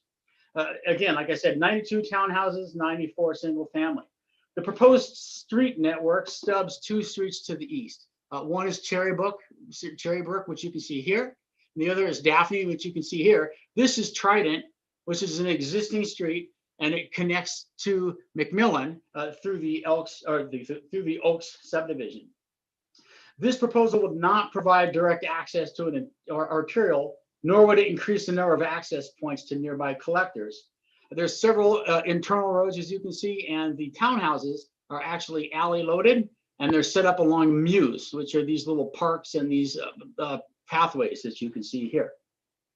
ACHD has commented that Marysville Street and Palestras Avenue, which are these 2 streets here, were very long and they needed to have traffic calming. I'm sure the applicant's going to talk a little bit about that. They have done that.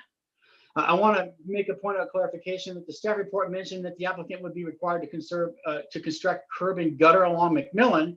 However, it's been later clarified that McMillan is an arterial and the curb and gutter were not required. Finally, I want to note that the Unified Development Code stated that residential development along McDermott had to provide noise abatement by a wall or a berm or a combination of that. This was recommended as a condition of approval at the November 5th Planning Commission hearing. The applicant has since updated the plans. You probably can't read it here, but it's called out here. And if you look in the staff report, I provided a section of that sound attenuation structure and those berms. This development proposes not just a little shy of 17% qualified open space. Move forward here. Here's a picture of the central amenity. This includes several grassy areas larger than 50 by 100, pathways along all the landscape buffers, micro pathways, and mews, as well as this 1 acre park.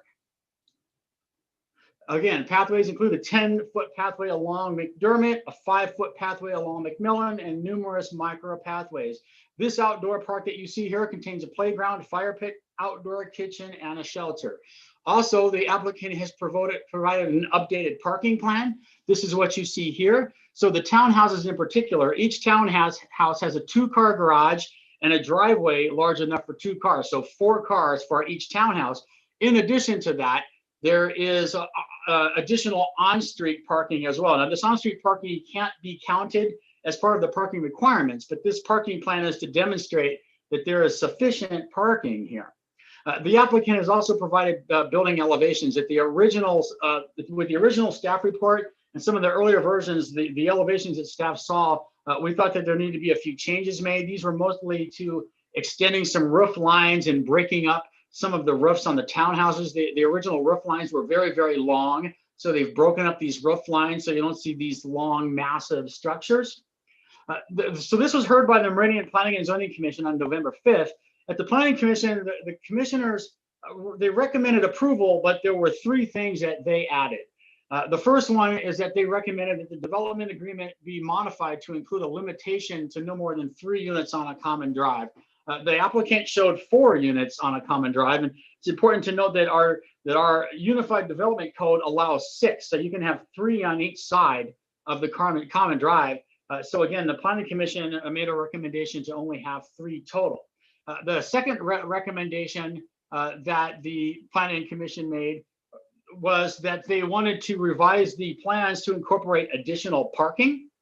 And the third was that they thought that there wasn't enough open space. I think that the applicant's going to speak to this. Staff is okay with the proposal as it's presented.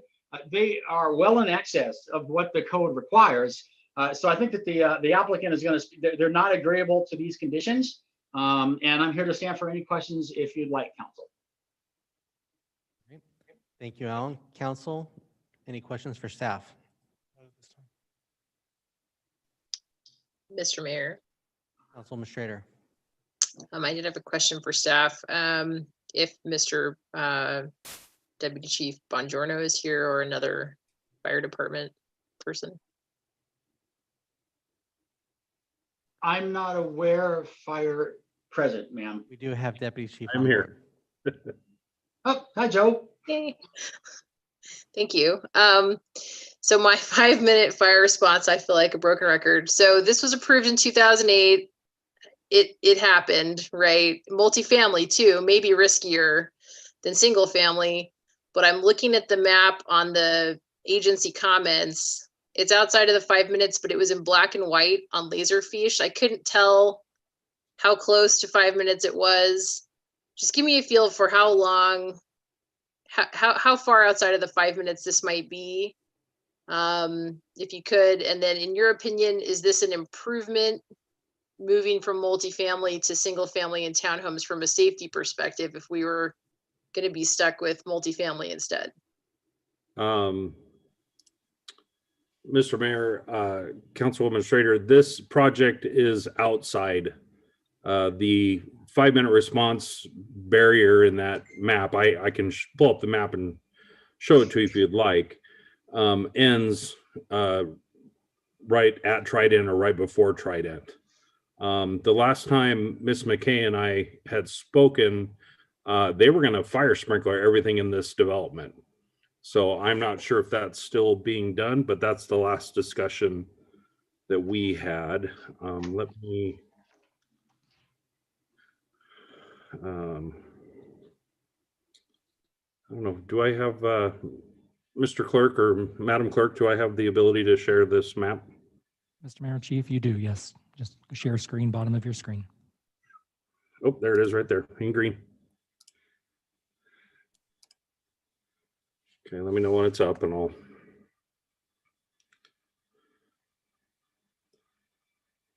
It's visible now. Okay, there we go. So actually the 5-minute response area kind of ends back there at Rustic Oak. So that's what the map looks like at this time. And again, last time I talked with Ms. McKay, they had talked about that whole section there in orange that was brought to you tonight. They were going to go ahead and fire sprinkler that.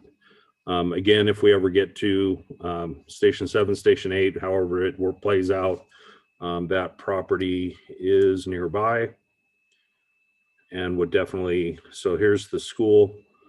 This piece of property right here is the one that the city owns right now, or the fire department owns. So it's less than a mile away. It's right around the corner, literally.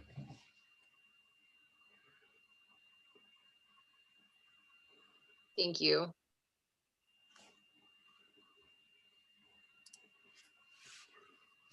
Council, any additional questions for staff?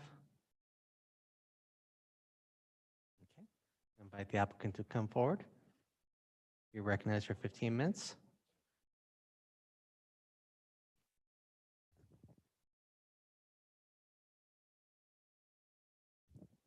Thank you, Mr. Mayor, members of the City Council. I'm Becky McKay with Engineering Solutions, business address 1029 North Rosario in Meridian.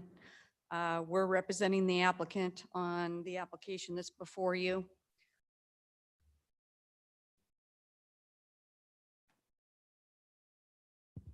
As staff indicated, this is approximately 24.5 acres located there on the northeast corner of McDermott and McMillan Road. Initially, when I brought through the Oaks North and Oaks South development in 2013, our original preliminary plat, this particular area was planned for apartments and mini storage. There was a condition within our development agreement that stated that we would have it at a minimum 8 dwelling units per acre on this site.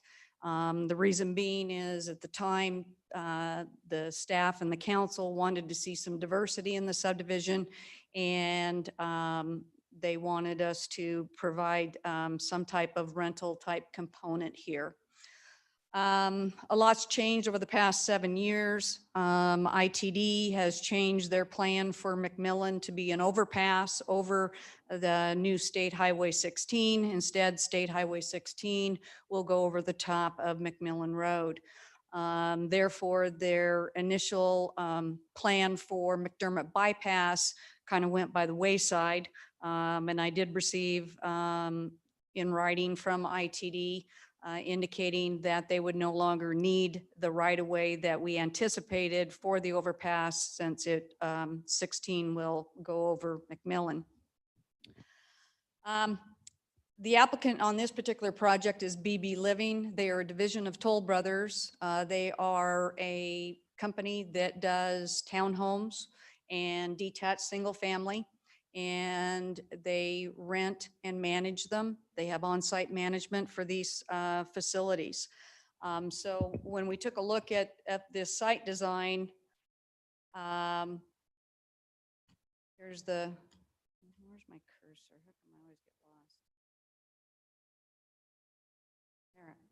There I am. So this is the area here. We just showed it. We didn't have any multifamily site plan. It was just designated for X number of dwelling units. And then we had some mini storage here, and the mini storage component was anticipated because we didn't want to put houses under an overpass. But like I said, since that is no longer the plan, then we kind of had to rethink this particular area. So we came up with a mixture of, we have townhouses in the southern portion adjacent to McMillan, which is an arterial, and McDermott right there at the intersection, which is now downgraded to a collector roadway. And then on the northern portion, we would have single-family dwellings. This kind of gives you a better view of the project. So we have a collector that comes into the site called Trident Way. So we're not proposing any new approaches to McDermott or to McMillan. Ada County Highway District reviewed the site plan and the type of units and indicated that we would generate less traffic than the initial plan for the apartments and the mini storage. And therefore, they did not require a updated traffic study. Also, over the past 7 years, we built the roundabout at Rustic Oak Way, which is the primary continuous collector into Oaks North and Oaks South. It goes clear, it'll go eventually to the north, and it already is stubbed to the south next to 5 Mile Creek. One of the things that we wanted to do is obviously create a nice appeal as you enter into Trident.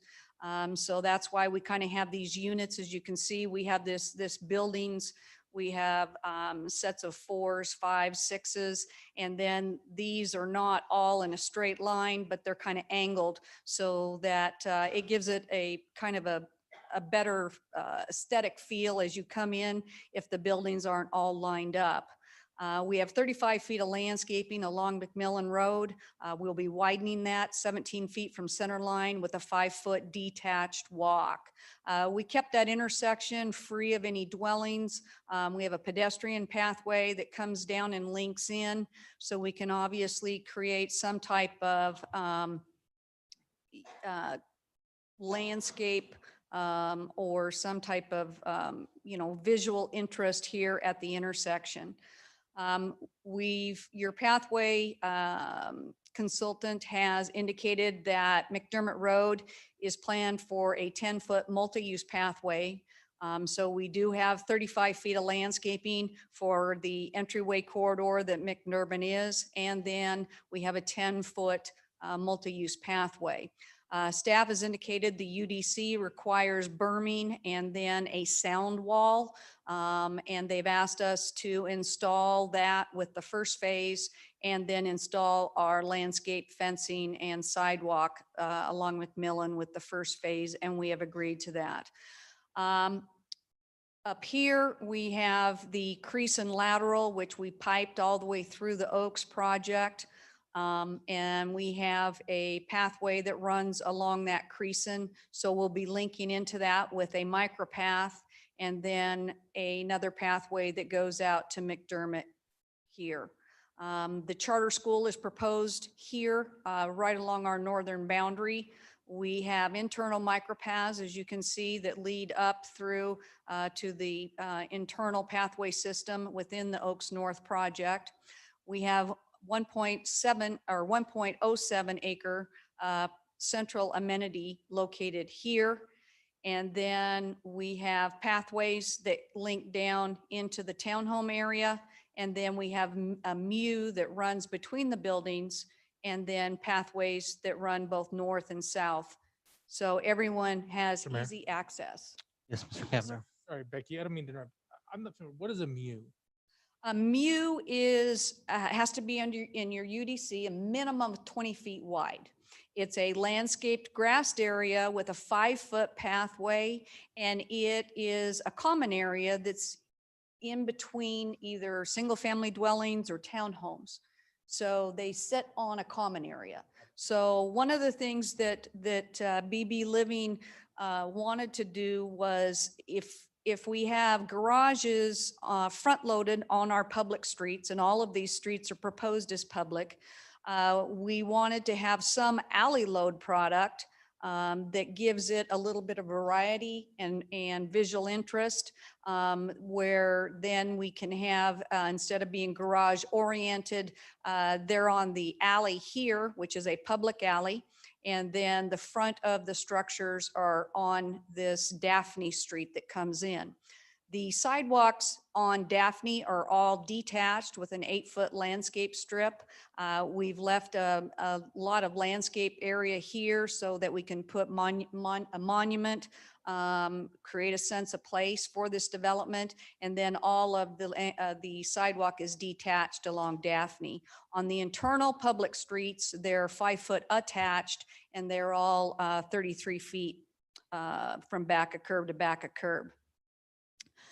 This is kind of a blow up of the landscape plan. As you can see what we've done here at the McDermott and McMillan intersection, where we have significant landscaping and pedestrian pathways that link into the sidewalk. As we come up here, you can see that we have our primary central amenity. We have playground equipment. We have a outdoor kitchen, barbecue area. We have a seating area. We have a gathering place with a fireplace. And then here you can see these micropaths that are coming up. We have end block buffers on all of our end blocks.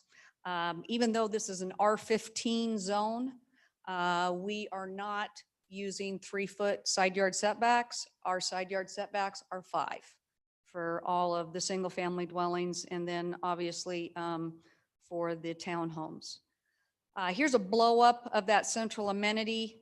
You can see here's like a play structure. There's swings here. Then there's also another, a third play equipment that's here. We have our outdoor kitchen. You can see it located here. Then we have this kind of little plaza area where we have seating, gas fireplace, and then here we have a picnic area. So this is kind of a blow up of that amenity. They've built these in other communities. You can kind of see it's all covered, very inviting.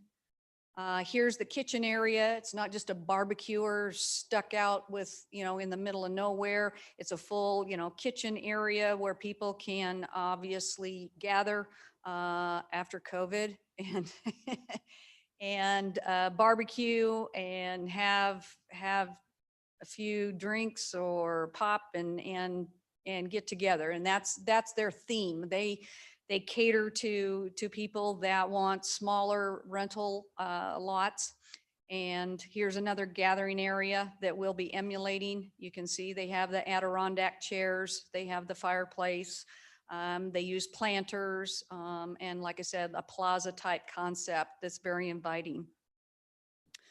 This is an elevation of those single family dwellings during the Plan and Zoning Commission and staff's review. They'd asked us to add some additional modulation to that front elevation.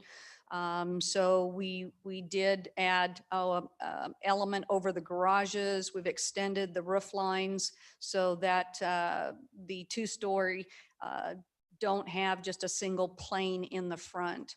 There'll be a mixture of single story and 2 stories in the detached units.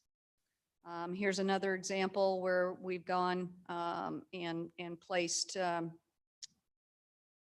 architectural feature right over the garage to add that modulation articulation. There's a street scene, kind of shows you what the dwellings would look like. These are the townhomes. Each one of them has a 2-car garage. Each one is the minimum size of those garages are 20 by 20. Some of the garages are a little bit larger, like 20 and a half by 20. And then we will have 2 spaces in front of the garage. Your current UDC requires that we be able to park 2 cars in the garage and 2 on the driveway. And we do meet those standards. One of the things that staff had asked us to do was to create some relief in this roof that we wouldn't have any longer than 50 feet where we would change in elevation to just add some character to that roof line and break it up. This kind of gives you an end view. You can see the doors, the different architectural features, a lot of articulation, changing in materials to create a nice exterior look, whether it's from the side, the front, or from the rear. This is, they have their craftsman style. They have different multiple styles, multiple color schemes, so they're not all identical. It's going to obviously be diversified in how it looks, so it does not look like the one product was constructed throughout the whole development. BB Living gave me some of their demographics and some examples of like the play equipment they have in other communities. One of the things that they wanted me to obviously emphasize was the fact that, oh, dang it. Sorry. They wanted me to emphasize that their average renter stays for approximately 2 years. The average age of their renter is approximately 39 years old, with a combined income of around $124,000. Typically, each household is comprised of 2 adults, 1 child, and a half a pet. And I'm not sure what the half a pet is. I will only have whole pets. So they don't allow any of the renters to use the garages for storage. The cars must be parked in the garage. They have on-site management that's there 24/7. If they violate any of their rules, they give them warnings. They make sure that these neighborhoods are well kept. And obviously they're looking for people that want a smaller lot, want to rent, but want to be in a excellent larger community. And that's what Oaks North is.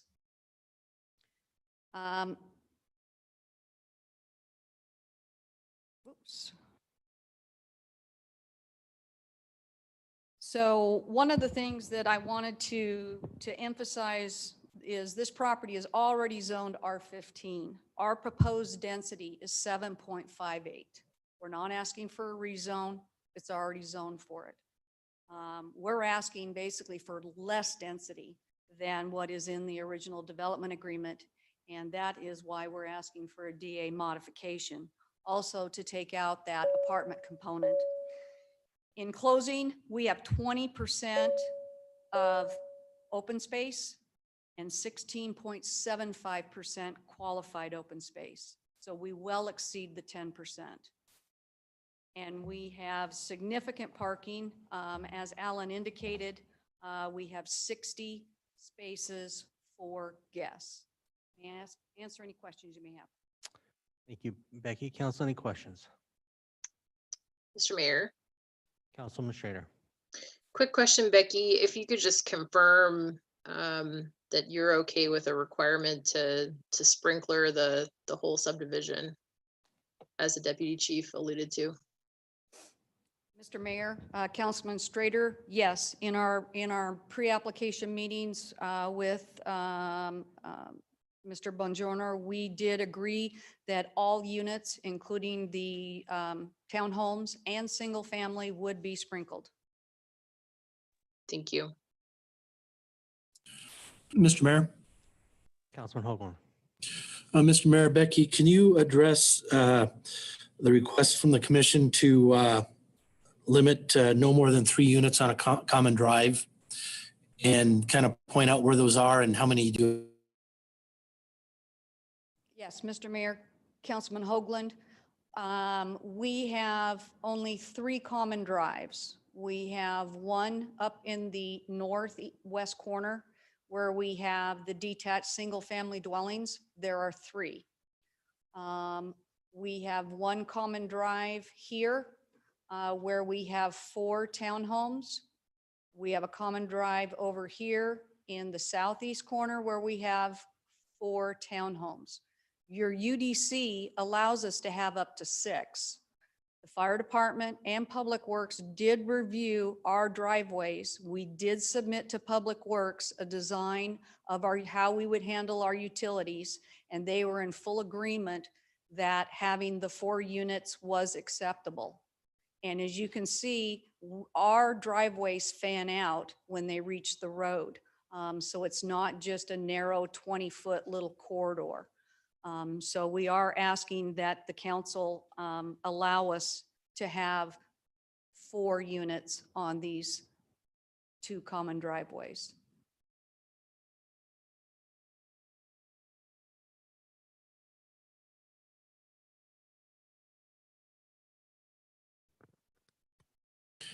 And thank you, Becky. Mr. Mayor, may I follow up? Councilman Hoagland. Thank you, Mr. Mayor. Becky, also, why don't you talk about the incorporating additional parking and open space for the townhouses? I think that was another issue that was discussed.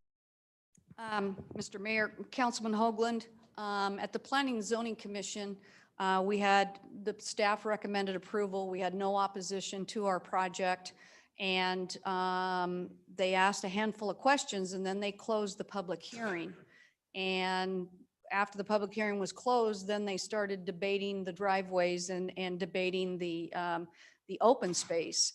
And I really don't think they had a good grasp of the magnitude of open space that we have within this project. I have 4.97 acres of total open space in this project, which is over 20%. I have almost 17% qualified open space. So I'm on your ordinance committee that has been working on the new open space requirements. And even in this, with the new ordinance, upping the open space to 15%, I still exceed the new ordinance. So I really was absolutely baffled by the Planning and Zoning Commission saying, we don't think you have enough open space. Throughout the Oaks North, we have, I think, 27 acres of open space. They'll be able to use the clubhouse and pool. And then we're also providing almost 5 acres of open space within this project. So I didn't understand where they were going. I couldn't address it because they'd closed the public hearing. It kind of went sideways. One of those nights where Twilight Zone night. So yeah, this project, we've got it, with a great feel, with the Muse, with the Ped Pass, with the over an acre, gathering places, and in the landscaping. I think these guys have gone up beyond, and they're going to landscape the heck out of this because they want it to be a real component of the Oaks, and not be just like an apartment component that was stuck in as an afterthought. This is integrated into that project. So I asked the council to accept the open space that we proposed, since it far exceeds your code. Thank you, Becky. Mr. Mayor. Councilman Cavanagh. Thank you, Mr. Mayor. Becky, I guess, yeah, my assumption is correct. The whole neighborhood will be rentals then, correct? Yes, sir. So, Mr. Mayor, a follow-up. Councilman Cavanagh. And I think, Becky, this is, I think, where the Planning and Zoning Commission was getting, which is what it appears to me was not intended on your part, but it appears to be an unintended kind of income equity issue, in that your larger single-family homes that are going to have a little bit more space for people to recreate and play. Again, by your guys' estimations, about 180 kids in this neighborhood, all in close proximity to the usable open space.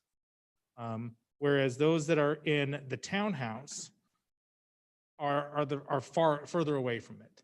And so I think the direction the Planning and Zoning Commission was getting to, and frankly, I agree, is not that you guys haven't went over and above with your open space. It is where it's located. I think that's a missed opportunity to provide more usable open space, particularly to the part of your neighbors that are going to need it the most. Mr. Mayor, Councilman Cavanagh, one of the things that I think you need to kind of take into consideration is the families that rent will most likely be within the single family lots. We put the primary open space along with the play equipment right here at the entrance. We have pedestrian pathways that come straight up. And we have the Mew. And most of the townhome people are either singles or a lot of them have no children. That's kind of, you know, the demographics that they have. Mr. Mayor. Becky, could you Councilman pull up, then you showed us a slide that broke down the demo, and maybe I misread it. Yeah, I think what they were talking overall in their product. So if you look at the townhomes, the average lot size for the single family lot is 3,702 square feet. The average lot size for the townhomes is 2,481 square feet. Everyone that I know that lives in a townhome, they're either single or they have no children. They're empty nesters. We find that people Councilman that have Kavner. kids typically want the single family.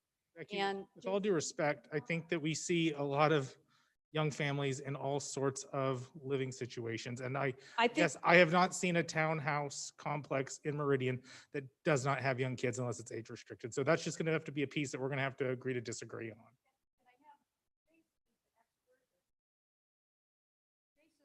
Jason Jarvis is with BB Living. He's the expert. They build these communities all over. So I'd like him to address that.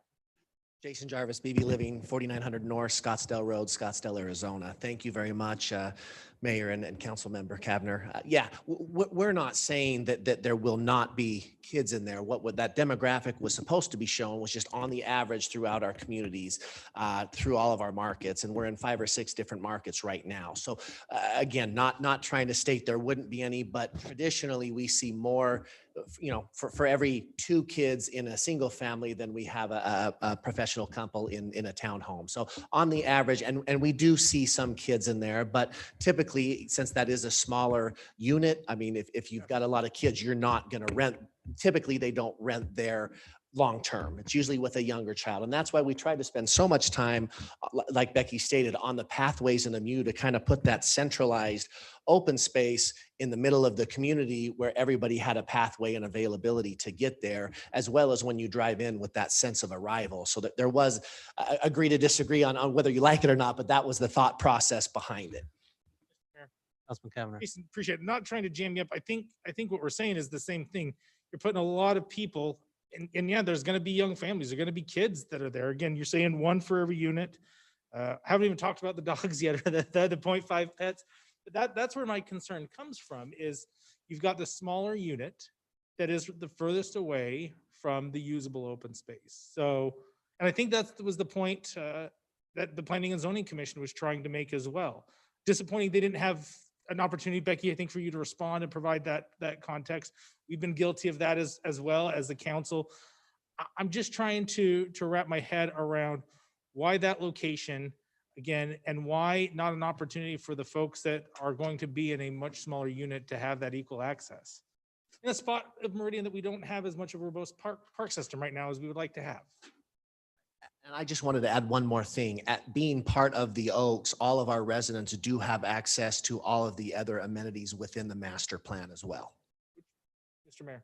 Councilman Kavner. Jason, I hadn't seen that in the staff report. I appreciate you saying that. I had a question about, there's a lot of exhibits showing pools and I didn't see a pool here. So that piece makes a little bit more context to me, but I'm just trying to think about the mom or the dad that has a 7-year-old kid. They're going to feel much more comfortable with their 7-year-old kid walking to the green space or the playground that's down at the end of the street than is walking to, again, a beautiful complex that has great amenities, but maybe a mom or a dad wouldn't feel comfortable letting their 7, 8, or 9-year-old go and do that. And that's one of the things that makes Meridian so great is our open space, places for families to congregate. And so I love your guys' work. Becky, you talked about the roundabout. I mean, talk about sense of place. It's wonderful.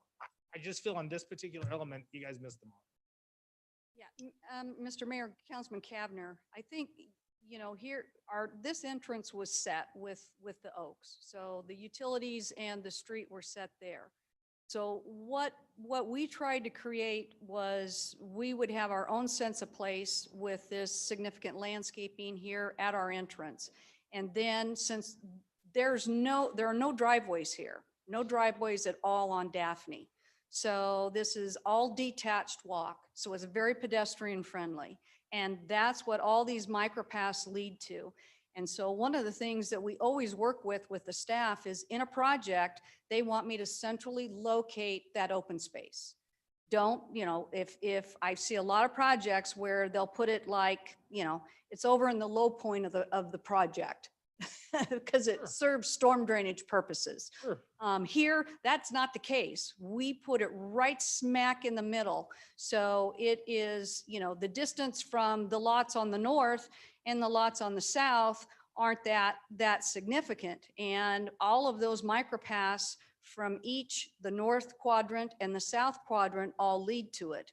And then the mu, I don't think the commission really understood the mu.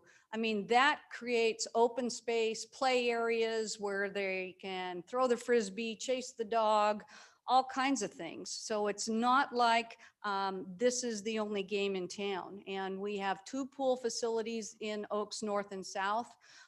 We've got playgrounds that are spread throughout. We have multi-use 10-foot pathways that go north, south, east, west. So this is one of the most walkable, bike-friendly neighborhoods in Meridian. And this is a component of that. And so I would not, as a planner, I would not have stuck it down in the townhomes, because then the staff would have said, well, we want it centrally located so everybody can benefit from it.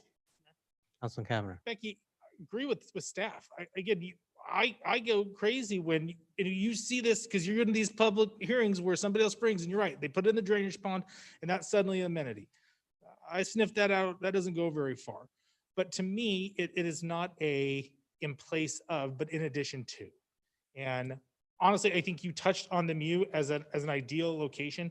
A mu is great for, again, person's going to take their dog out to use the restroom.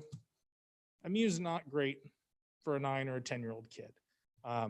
Including, a recreation amenity, again, one that you've got in your plaza moved over there.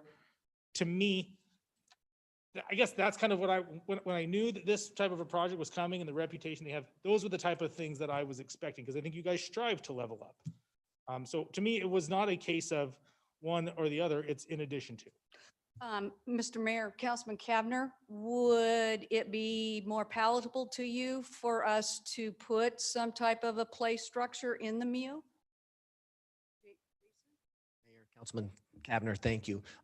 What we find, and what I just kind of wanted to bring again on the central open space, and this is kind of what we programmed, in other markets, just from our experience and what we've seen and what residents' feedback we've got back. So we do spend a lot of time with those mus.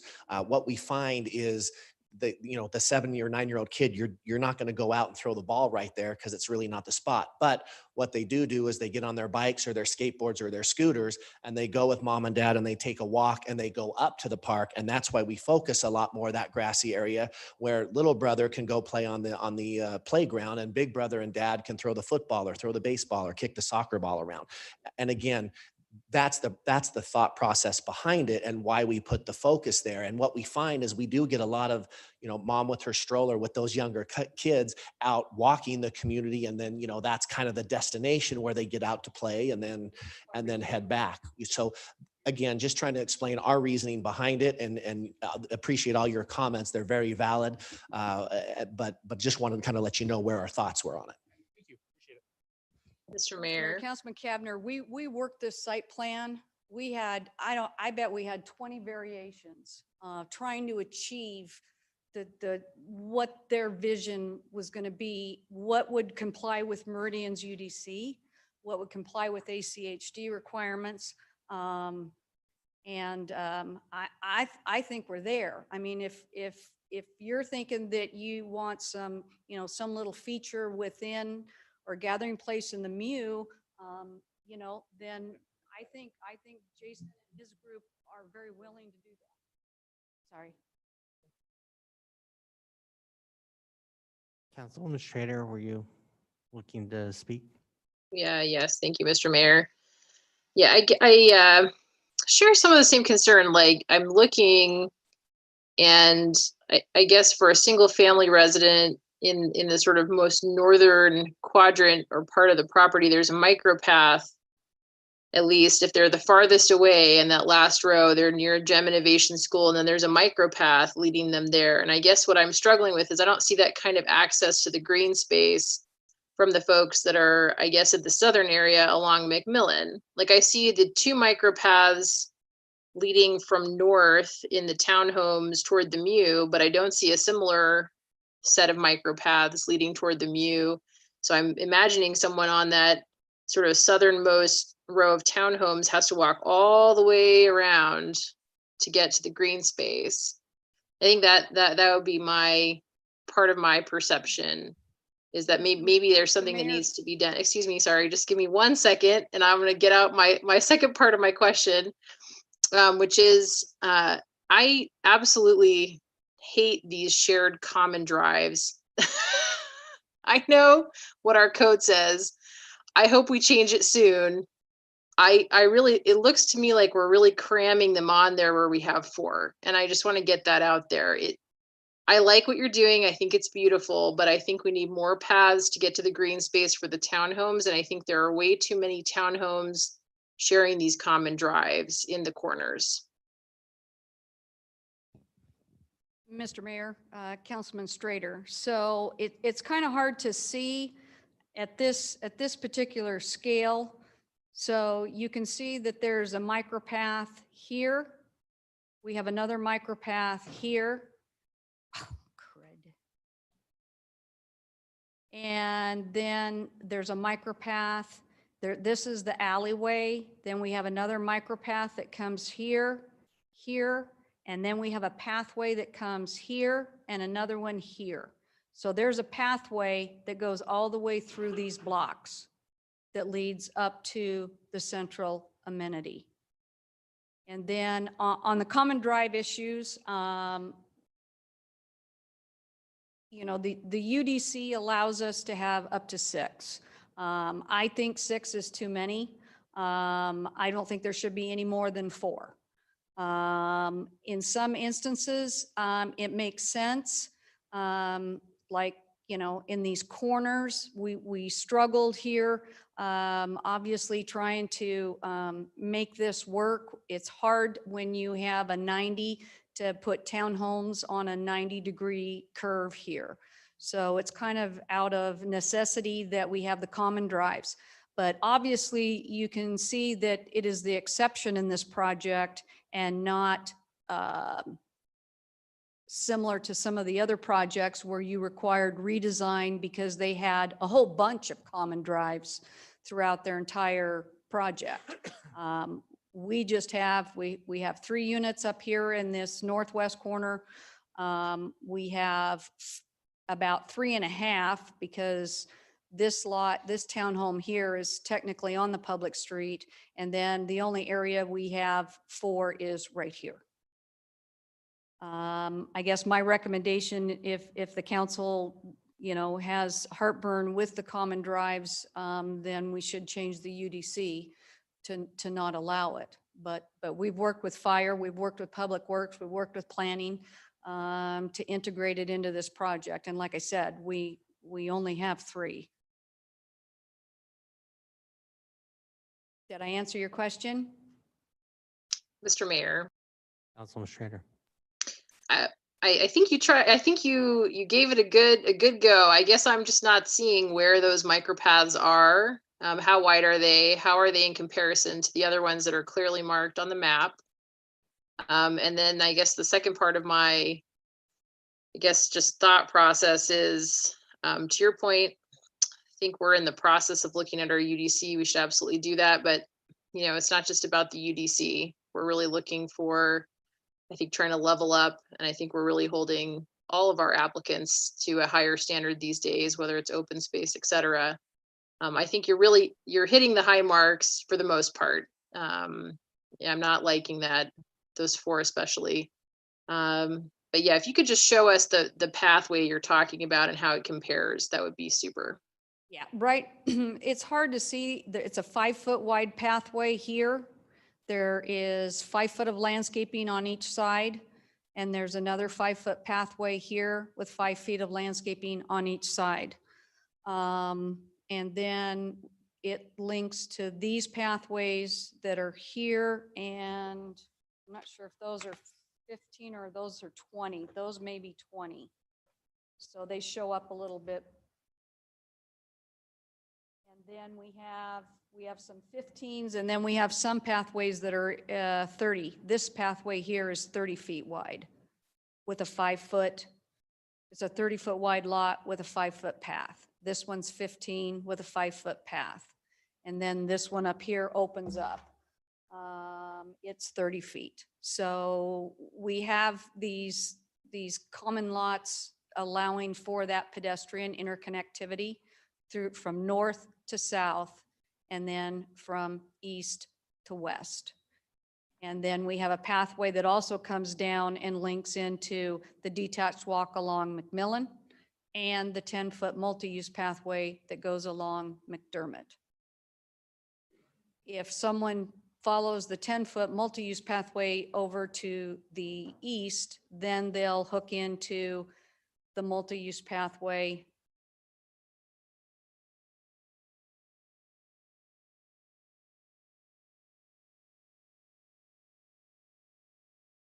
there it is. So in the Oaks project, Oaks North, we have a 10-foot pathway that goes all the way up and all the way here, which then was connected to with the adjoining project and lines up with the collector over here. And the elementary school is located over at Bainbridge and Volterra. And I designed the Volterra subdivision also. Then the multi-use pathway goes all the way to the south, hooks into the 10-foot multi-use pathway along 5 Mile Creek that we installed. So this is definitely one of your most walkable neighborhoods. And we kept that in mind in our site planning for this corner, that we would accommodate that. And also knowing that that is a charter school. So by incorporating our north pathway, whoops, it goes up to the school. And I agree with Councilman Strader, setting the bar high. With the Oaks project, we set the bar high. And I think what we've proposed here is far better than what was initially within our development application of the apartments and the mini storage. This provides a better component that is giving us diversity in a very large subdivision that had 365 acres.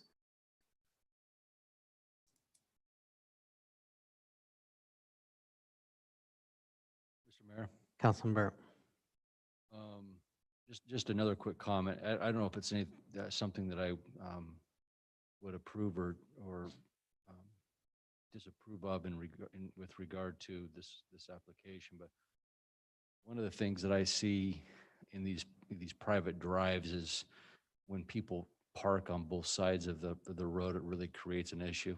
And I've seen it personally when I've driven through similar communities and have received many complaints and emails in regard to this over the years. And so what are the assurances that we're not going to have parking problems, especially in these smaller units in this community? Mr. Mayor, Councilman Burnt, the common drives have to be striped and signed as no parking. Also, BB Living sets the rules for the driveways. We're providing a 20 by 20 driveway, 20 by 20 garage. As you can see how these fan out. There's also parking. This is your parallel parking standard.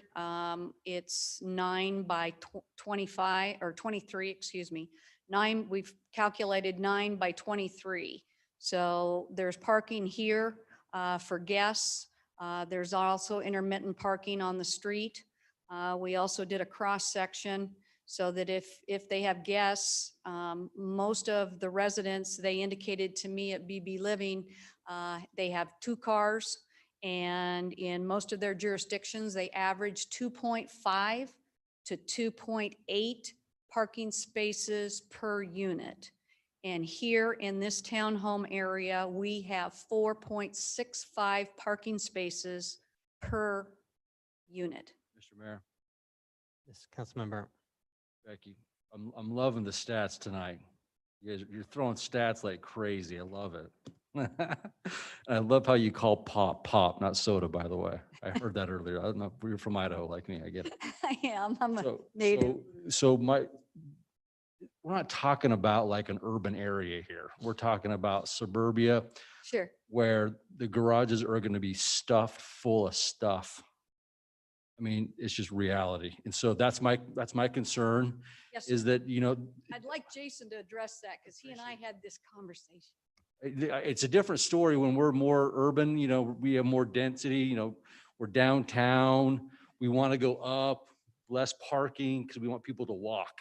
We want to get people on their bikes, but this is not one of those locations. And so I have a concern about where you're going to stuff all of these cars because it's with, and it wouldn't be such a big deal, but this is dense. Yeah, very good. Mayor, Councilmember Burnt, appreciate the comment. Yes, so parking, one of the nuances with being a rental community is we don't build it and go away. We have to build it and manage it. So we look into that quite extensively. And what, as Becky had kind of stated, typically in these projects, we're about 2.5 to 2.8 parking spaces per unit. So a little bit, so 2 in the garage and then 1 guest spot, a little bit less than that. Here at that 4.6, we felt very, very good about that amount of parking. And one of the things that's specific, just specific, that's because I want to answer your garage question. So in our lease agreements, we write in our lease agreements that the tenant will agree that they have to park cars in their garage. It is not to be used for storage, and we have enforcement contingencies in our leasing agreement to cover that, as well as Becky had stated earlier, we have full-time leasing staff that's on site at all times that help enforce that, because it does become, you know, an issue as you've seen in these other communities. So that's one of the ways that we handle it, because we want to make sure it's good for our residents as well. And then she had touched base on the fire, no parking on the fire lane on those alleys to make sure that we're not in there. Right. And just like another HOA, we monitor that as well with our on-site staff. Mr. Mayor, follow up. Councilman Burr. Would you be willing to put in the DA that you will be the property manager as the owner of the properties? And because that brings assurance to me, because you have someone on site, you guys are checking it out. And I don't mean to be picking on you. I just know Meridian. I mean, I know you're not from here, but I'm from here. I've lived here for a long, long time. And Becky has looked at these things and has designed them multiple times. It's gonna be an issue. But with you, I guess the difference maybe is that in most cases, the owners or developers of the property aren't the ones normally who are looking over and on site. That makes a huge difference. Correct. And that, Mayor, Councilmember Burt, yes, that's exactly what we were trying to portray, because if we have a site where you come in and there's cars everywhere and there's nowhere to park, it turns people off from wanting to sign a lease there. So that is something that we're very conscious about, and we wouldn't have a problem agreeing to that. Okay. That's easy. Councilman Kavanaugh. Thank you, Mr. Mayor. To kind of dovetail on that, Becky, I'll put you on the spot, or maybe Alan can look it up. Is Trident Way going to be listed as no parking? Or will there be on-street parking allowed on Trident Way? Mr. Mayor, Councilman Kavner, Trident Way is a collector roadway, so it is signed no parking.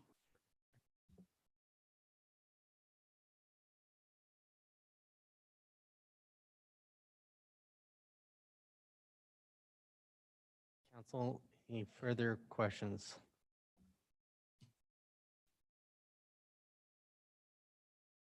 Mr. Mayor, Deb Nelson would like to.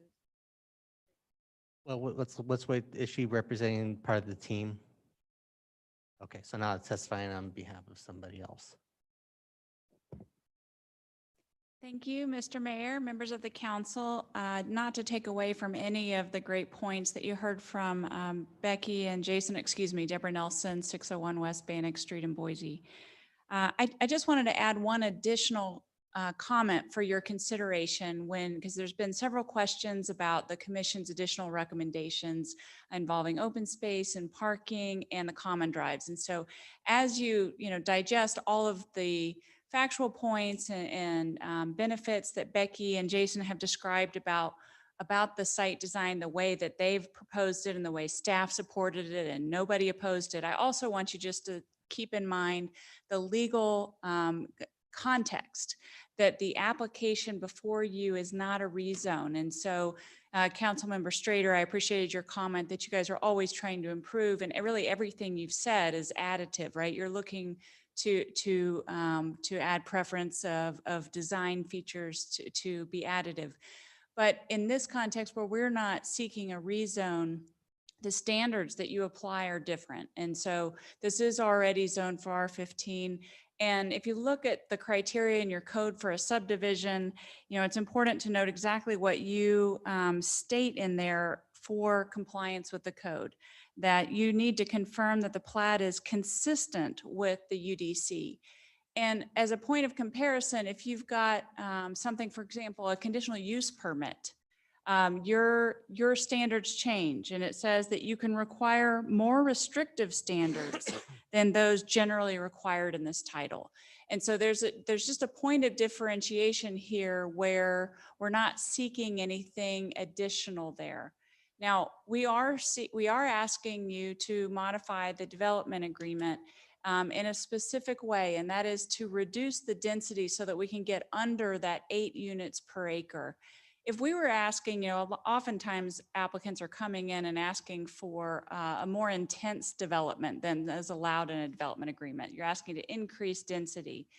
Here, they're seeking to decrease density and decrease intensity. And so conditions of approval that are really targeted at further reduction of that intensity don't relate to the type of request we've got before you for the development agreement. And so again, this is just additional context for you to consider. I know Councilmember Borton isn't here tonight, but he often will reflect when we've got an application before you where we're not seeking a rezone or a conditional use permit, that the standards are different when you're looking at it this way. So Becky and Jason have outlined the important site design constraints that we want you to take into account the substance as well, but wanted you to have that context. Mr. Mayor, Councilman I think Burr. we're well aware of the situation, Deb, of the modification that you're asking for. I think we're well aware of what's going on here. Mr. Mayor, Councilmember Burnt, wonderful. Any questions for me? No. Thank you.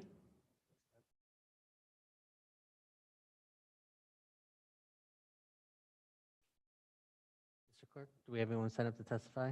Mr. Mayor, we do not. Is there anybody else who'd like to provide testimony on this application here or online? If you're online, please use the raise your hand feature at the bottom of the Zoom platform. We'll just give this a second.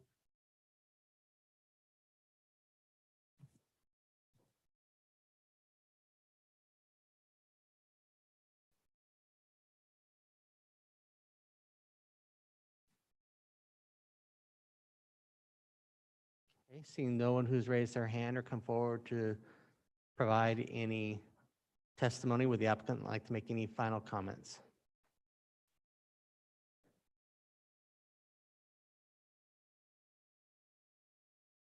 Mr. Mayor, Becky McKay, Engineering Solutions, 1029 North Rosario. I just want to make sure that the council received my letter that I did provide to the city clerk,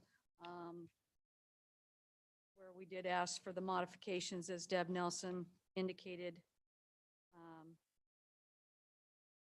for item allowing us to have up to 4 units on the common drive, and then obviously accepting the parking that we show within our project being at a total of 428 spaces on-street and off-street, meets the UDC requirements, exceeds the UDC requirements, and that our open space and internal pathways are acceptable. Thank you. Mr. Mayor, Councilman Kavner. question for our clerk. Where's that letter located? If I did not see it. Mr. Mayor, Councilman Cabinet, Becky, was that December 17th? Yes, sir. That is in the record of the project folder. CC applicant's response to staff report.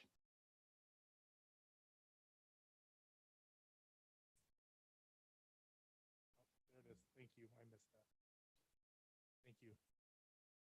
And I'll stand for any subsequent questions. We think we've got a great project. We're excited. We want to move forward. And we'd like the support of the council to allow us to get going. Thank you. Council. Any further comments for the applicant? Mr. Mayor. Councilman Schrader. Yeah, I guess just a comment. I could just share my view. I think we understand the legal framework we're in. I also look at the history here. You know, this property has been in discussions of the city since 2008 in multiple forms. And I think our expectations change over time, and part of that's how we evolve. And I guess I'm a little surprised that something like the difference of 3 units on a common drive versus 4 units on a common drive would be the thing that either of us would hang our hat on at the end of the day. But I guess I'm a little surprised that I'm not hearing a little more flexibility, that if there were some small changes, like the ones that I think were recommended by planning and zoning, that would be something that you guys couldn't work with. It just surprises me. You know, a lot of folks come before us, and I rarely see, not that it's not important, but I rarely see something of that magnitude that inflexible. Mayor, Councilmember Strader, thank you. Hey, we hear you.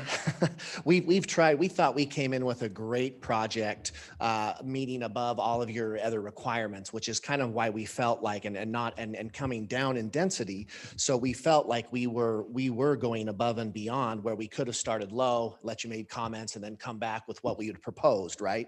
So I completely understand that. If it's Christmas, we'd all like to go home with an approval, and I'm sure you guys would like to get out of here as well. If we kept the stipulation to the 3 on the motor court as a gift from us, we would extend that and be acceptable to that, because I know it's getting late, and you know, we'd all like to move on as well. So if that would help council as well, we'd like to go ahead and throw that out there, because we understand your point. We don't want to seem like we're being thick-headed or unreasonable as well. Happy holidays to you too.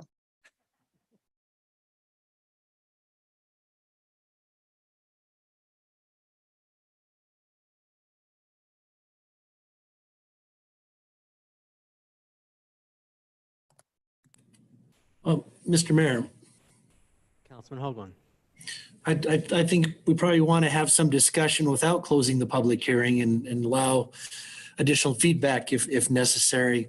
One of the things that surprised me when I came on council, and that concept of whole subdivisions being rentals and owned by a company, I was like, what in the world? And we're all aware of people who have a few rentals, and they can be problem issues in the neighborhood. So I started researching these types of facilities and whatnot.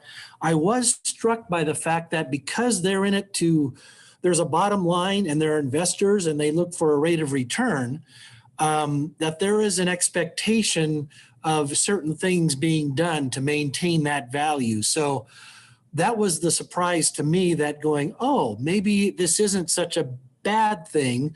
You know, I prefer home ownership. I think that's the American way and value. So I'm not so anti to these types of things like I was the first time around. and things like having the garages must be a place where you park. Councilman Burnt is correct. I mean, those places fill up, and I even have room, and I still try to have to figure out, oh, I got better clean this out. But so having people on site, having that part of the lease agreement, yeah, there'll be people who try to get around that, but at least there's something there. I also agree with Councilwoman Strader. I'm not a fan of those alley load units, but I also realize the trade-off for that is on Daphne. Then you don't have that nice flow and ability to park and a nice look and sidewalks without driveways. But yeah, from a how it looks standpoint, when you're driving down and you see all those vehicles down that thing, yeah, it's not very pretty. It's not pretty at all. But, you know, I recognize the trade-off on that. I appreciate the fact that they're willing to go to 3. I think that's something we do need to tackle in our code on what we allow. 6 just, and I can understand if they make it wide enough, they'd have 3 on each side. But wow, that's, I think Councilman Cavanagh touched on that, the difficulty that poses there. So I do like the layout, the micro paths that are there. And thank you, Councilwoman Strader, for pointing out that was hard to see. It looked like there was one. It is narrower, but it does allow that continuity to go through the units to the central plaza area. There's a lot of pros about this development and the detail that went into it. We've seen worse.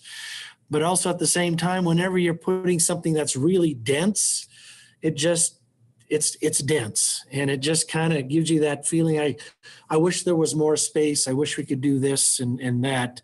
But at the same time, there's that factor of, okay, what's the price point? How does this allow people to get into a home, have a place that is nice and they enjoy in an area that's very nice? And the Oaks is a nicely designed subdivisions. And it's a very large one. So yeah, that's just my stream of thought as this process unwound a little bit tonight and trying to figure out which way to go on this is they're just things that are good and not so great about it. But are they things that necessitate denial? But then where do you go from there in terms of how do you fulfill the need of housing in our community that meets all needs? So there's some tough things to hash out. Mr. Mayor, Councilman Cavanagh. I don't know if it's possible for either Alan or our clerk to pull up the site layout that shows those pathways. As Becky was walking kind of through it, again, I was struck by the wide, nice pathways or where the single family homes are. And again, those tightly packed pathways are where the density is. And you almost would want to do the inverse in that. Again, you've got all these people that are packed in, maybe want to give them more space, kind of to Councilmember Hoagland. It made me feel a little bit almost kind of like an airline. Like we've got coach and we've got first class. And the first class, they get all the cool amenities and all the space. All those in coach get packed in. I think there's always a really high threshold for denial. But I'm not sold on what's before us. And Councilmember Hoagland hit the nail on the head. We deny this, you know, you come back with a higher density, you know, you don't always know what the future is going to hold. So the other piece that I think is really important, I think for the applicant and the public to hear is I take the recommendations from our planning commission with high regard. I think our P&Z commission is firing on all cylinders. And I get a little frustrated when our planning and zoning commission makes some recommendations. And I'm not going to say they were ignored, but they felt a little bit like they were ignored. And again, applicant maybe feels like they had a better mousetrap, and that's why they didn't adhere to any of those recommendations. I think it's important to know because our P&Z commission, at least right now, is doing a really, really great job that when they bring forth recommendations, I definitely listen. I was disappointed to not see any of that embrace. Mr. Mayor? Councilman Hoagland. If I might share my aha moment with Councilman Cavanagh on the pathways, I too was wondering why on the south side they couldn't have the same 15 foot, just are they trying to squeeze another unit in there? But my aha moment was it struck me that if with the Gem State Academy on that north side, you're going to have more kids filling that up from the south going north. You're going to increase the number of students walking in that direction if they aren't going to the elementary school to the east. So that was my thinking was, oh, okay, that makes sense because you're going to add kids as you're going to the north, and therefore you better have wider paths because you're going to have a lot of kids going in that direction. If that helps. Appreciate that.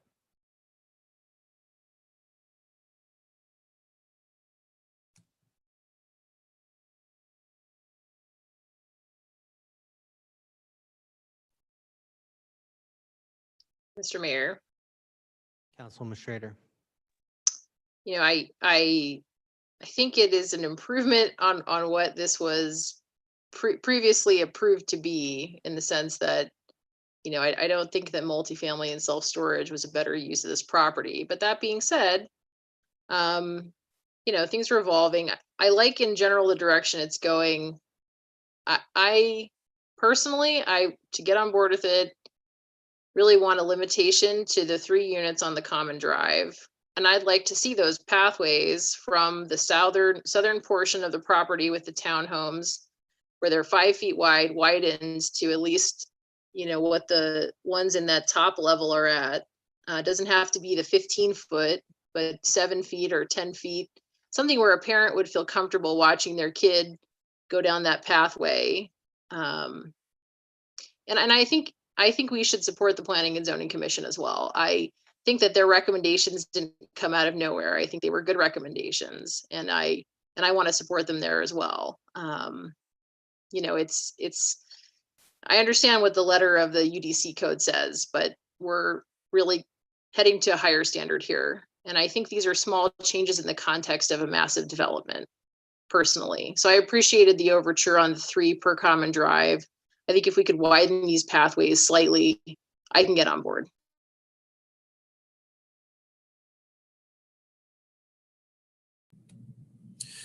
Mr. Mayor? Councilman Hoagland. If Becky could answer that question, I heard Becky say that the farthest south pathways were 10 feet wide, 5 feet on each side, but I would like her to clarify the width of those pathways again. I didn't think they were 5 feet. I think that was the sidewalk, but I may not understood that correctly. While she's gathering her stuff, I recall it being 5 feet with 5 feet on either side of the pathway for a total span of 15 feet on the southernmost portion through that area. But she's there. I'll let her speak.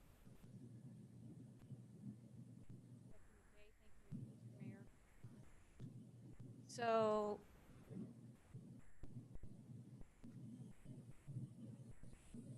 That's Alan's screen. That's why you're not able to move it. oh, that's Alan's. Okay, I thought it was me. Would you like me to unshare that, council? Only if Becky needs. Can I point? I guess I can't point if it's your. I have to stop this screen if you want to do that. Yes? Yes. I'll have to go bring yours back up then. One moment. Did she draw on it like we can?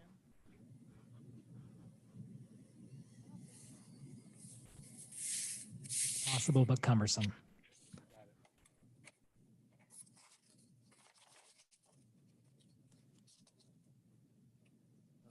While we're waiting for this, Becky, just one of my comments kind of goes back to something Councilman Cavanagh talked about earlier.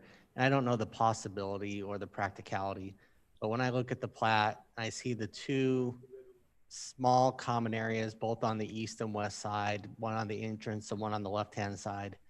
And I understand you have to deal with what you're dealing with, but is there any way that those 2 could be combined into something in the middle of the lower portion to provide? Yes, Mr. Mayor, that was going to be my recommendation, that we consolidate instead of having the 2 independent pathways, that we consolidate the pathway and then have a wider area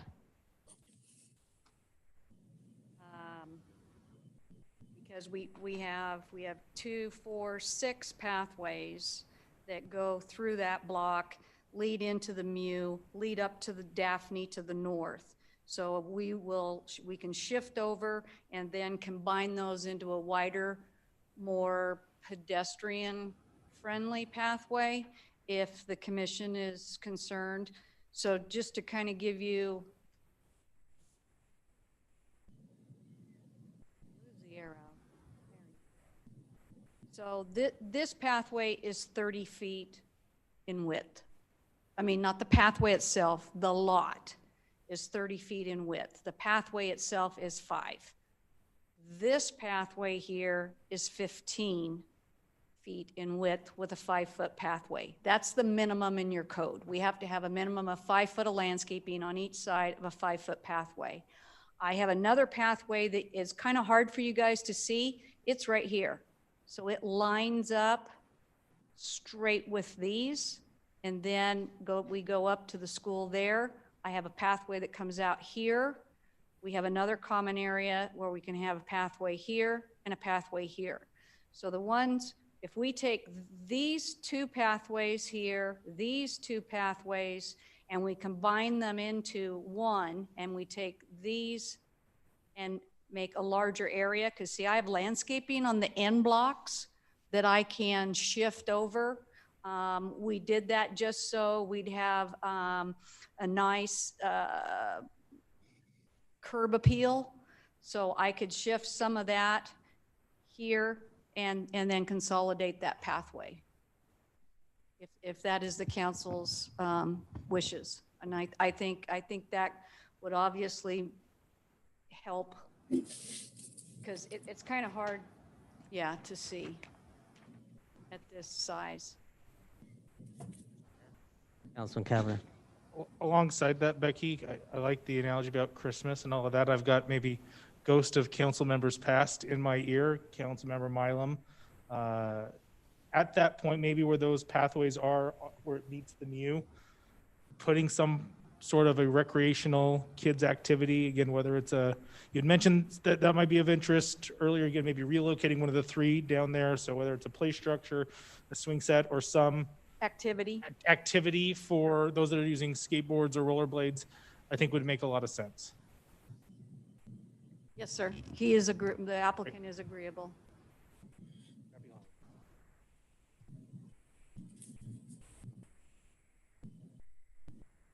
Council, further questions, comments, motions?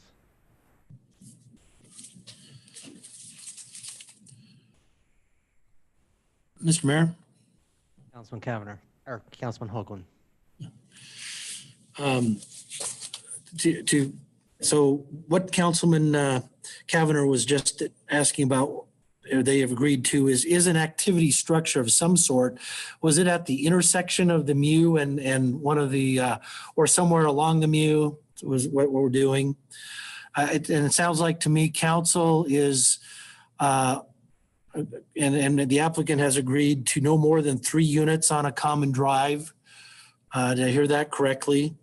That the pathways on the 2 pathways on the most southern side of the development would be widened to 15 feet. Is that correct? No, because they're already 5, 5, and 5. Or was it 20? Councilman Hoagland, they're already 15 feet. They're talking about combining them into one. So there will only be one path. That's right. Thank you, Mr. Mayor.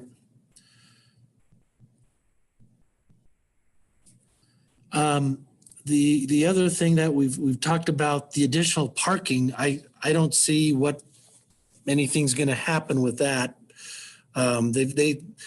We've approved some with a lot less. And again, to the point of where they have in their lease agreement that the garages are to be used for parking the cars, not storage, helps. And the open space, I think with these changes that we've talked about, help in that open space. Was there anything that's missing if we move forward with this? Mr. Mayor. Councilwoman Schrader. So I think if I'm understanding correctly, the 2 small 15-foot in totality pathways would be combined in that southernmost block of townhomes to be 30 feet, if I understood that correctly. Minimum, and there's also discussion about perhaps incorporating some of the in-cap landscaping to maximize it even further if necessary, especially if you're going to put amenity in there, but that is what seemed to be shared, yes. So, Mr. Mayor, Councilman Hoagland. I just want to make sure I understand that pathway. What I understood Becky to say was they could push those developments out a little bit, go off into the end cap landscaping, and then widen those pathways. And I thought then it would keep both of them, but you're saying it combined into one. Okay. Okay, got it. All right. Anything else that we might have missed? Oh, Mr. Mayor?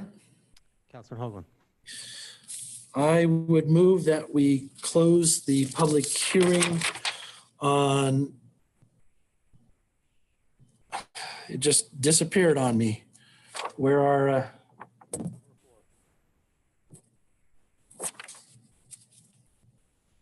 Mayor? Councilman. item number 4. Yeah, I can't find it now. I'll back up. Councilman Kavanagh. Mr. Hoagland, if I may.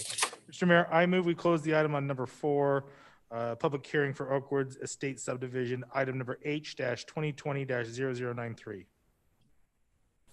Mayor, I'd second the motion. I have a motion and a second to close the public hearing. Is there any discussion on the motion? If not, all those in favor signify by saying aye. Aye. Aye. Opposed, nay. The ayes have it. Public hearing is closed. Mr. Mayor, Councilman Kavanagh. thanks to the applicants. Appreciate the dialogue, the back and forth, you sharing some of your perspective as to some of the whys. It was a good education, at least for me tonight. I appreciate that. Appreciate you working with us to build a better project, one that I think is going to sit really well with your already existing neighborhood. So with that, Mr. Mayor, I move that we approve item 4, or number 4, excuse me, item H-2020-0093, include all staff and applicant testimony with provisions related to the reduction of no more than 3 units on a common drive, a combining of the 2 southerly pathways into one larger pathway, and to establish a recreation amenity at the intersection of the MU and the pathway. Mr. Mayor, I second the motion. I have a motion and a second. Is there any discussion on the motion? Mr. Mayor, Councilwoman Schrader. do we need to specify that the combined pathway will be at least a certain width, or I guess I'd look to planning staff on whether we should specify that as 30 feet or some minimum, or if that matters. Councilperson Strader, members of the council, I think it would be very helpful for staff, especially when we're putting together our findings, to have an actual a width and feet. It's very difficult for us otherwise to be kind of ambiguous about this. So it would be much appreciated, ma'am. Thank you. Mr. Mayor, Councilman Hoagland. my apologies. I figured it would have been captured in the testimony, but with that case, I'd like to amend my motion to include that southern combined pathway be a minimum of 30 feet in width. The lot of the pathway be a minimum of 30 feet wide. Mr. Mayor, second agrees. I have a motion with the second agreeing. Is there any further discussion on the motion as amended by the maker and the seconder? If not, clerk will call the roll. Thank you, Mr. Mayor. Kavanagh. Aye. Strader. Aye. Hoagland. Aye. Burnt. All ayes, motion carries. The item is agreed to, and we are going to take a 10-minute recess. We will reconvene at 8:15.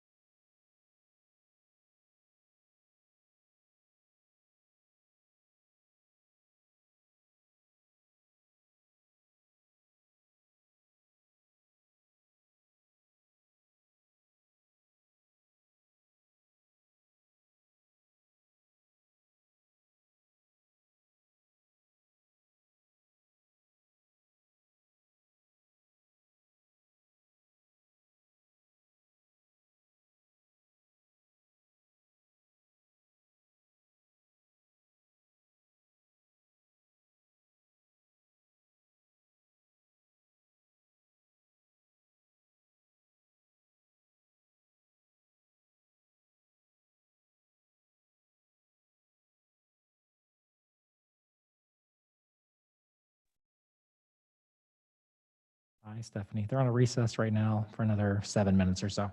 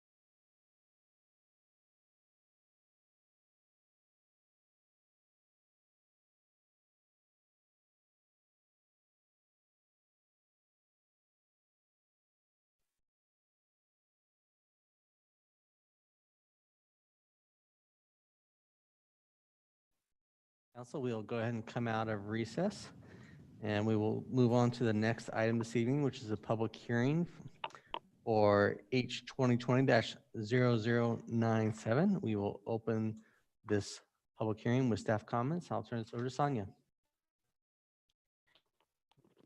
Good evening, Mr. Mayor, members of the council. The next application before you is a request for annexation and zoning. This site consists of 1.01 acres of land. It's owned RUT in Ada County and is located at 2810 East Franklin Road. The comprehensive plan future land use map designation is commercial. The applicant is proposing to annex 1.01 acres of land CG zoning district consistent with the associated future land use map designation of commercial. A conceptual development plan is proposed that depicts the existing residential home on the property that the applicant proposes to remodel and expand for a flex space use. The concept plan depicts a 2,239 square foot of office on the first floor and 1,550 square feet of office and support uses in the basement of the existing structure, and a new 2,600 square foot structure for a warehouse. The new structure is proposed to the north behind the existing structure and will include a daylight basement. The user will be an automotive tool and equipment supplier classified as a flex space use. The business proposes to sell products online to automotive businesses and at-home mechanics and will not conduct any retail sales on the site. Flex space is a principal permitted use in the CG zoning district subject to the specific use standards listed in UDC 11-4-3-18. The proposed use and site design complies with these standards. The topography of the site slopes down significantly from Franklin Road to the north property boundary and has approximately a 20-foot grade difference as shown on the grading plan. A retaining wall is proposed at the north and west boundaries of the area proposed to be improved with this project. A 35-foot wide street buffer is required with development along Franklin Road, an entryway corridor, landscape per the standards in UDC 11-3B-7C. The existing driveway access via Franklin Road is proposed to remain for access to the site and has been approved by ACHD. Because it closely aligns with the driveway on the south side of Franklin Road, relocation of the driveway is not recommended. The UDC requires cross-access, ingress-egress easements to be granted to adjoining properties where access to a local street is not available, unless otherwise waived by City Council. In accord with this standard, staff recommends cross-access easements are provided and driveways constructed to the properties to the east and west.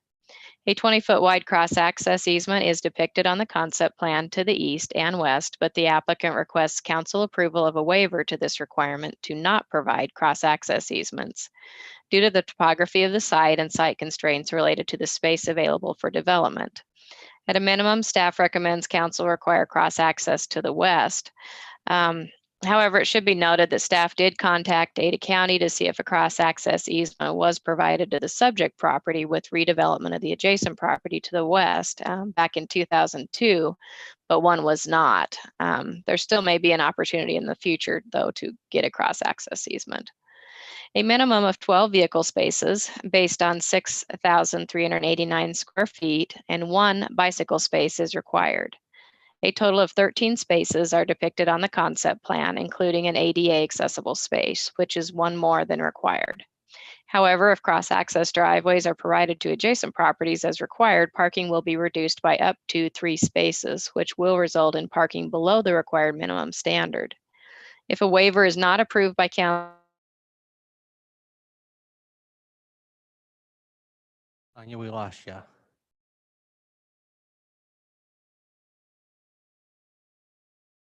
five-foot wide perimeter landscape buffer adjacent to parking, loading, or other paved vehicular use areas.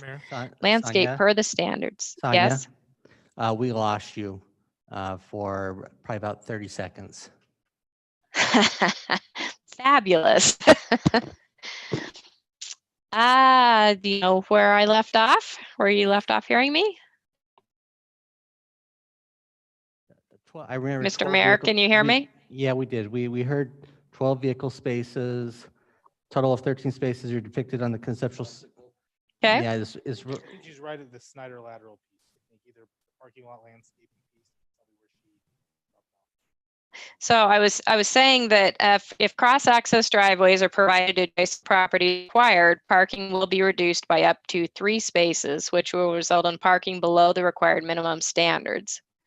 If a waiver is not approved by council to the requirement for cross-access, the applicant. We just lost you again.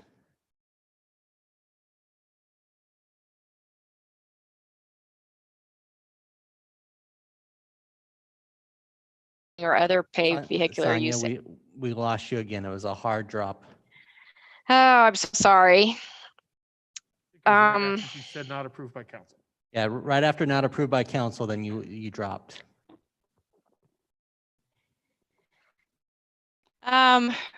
Would you prefer I continue and try again, or would you like me to try calling in on my cell?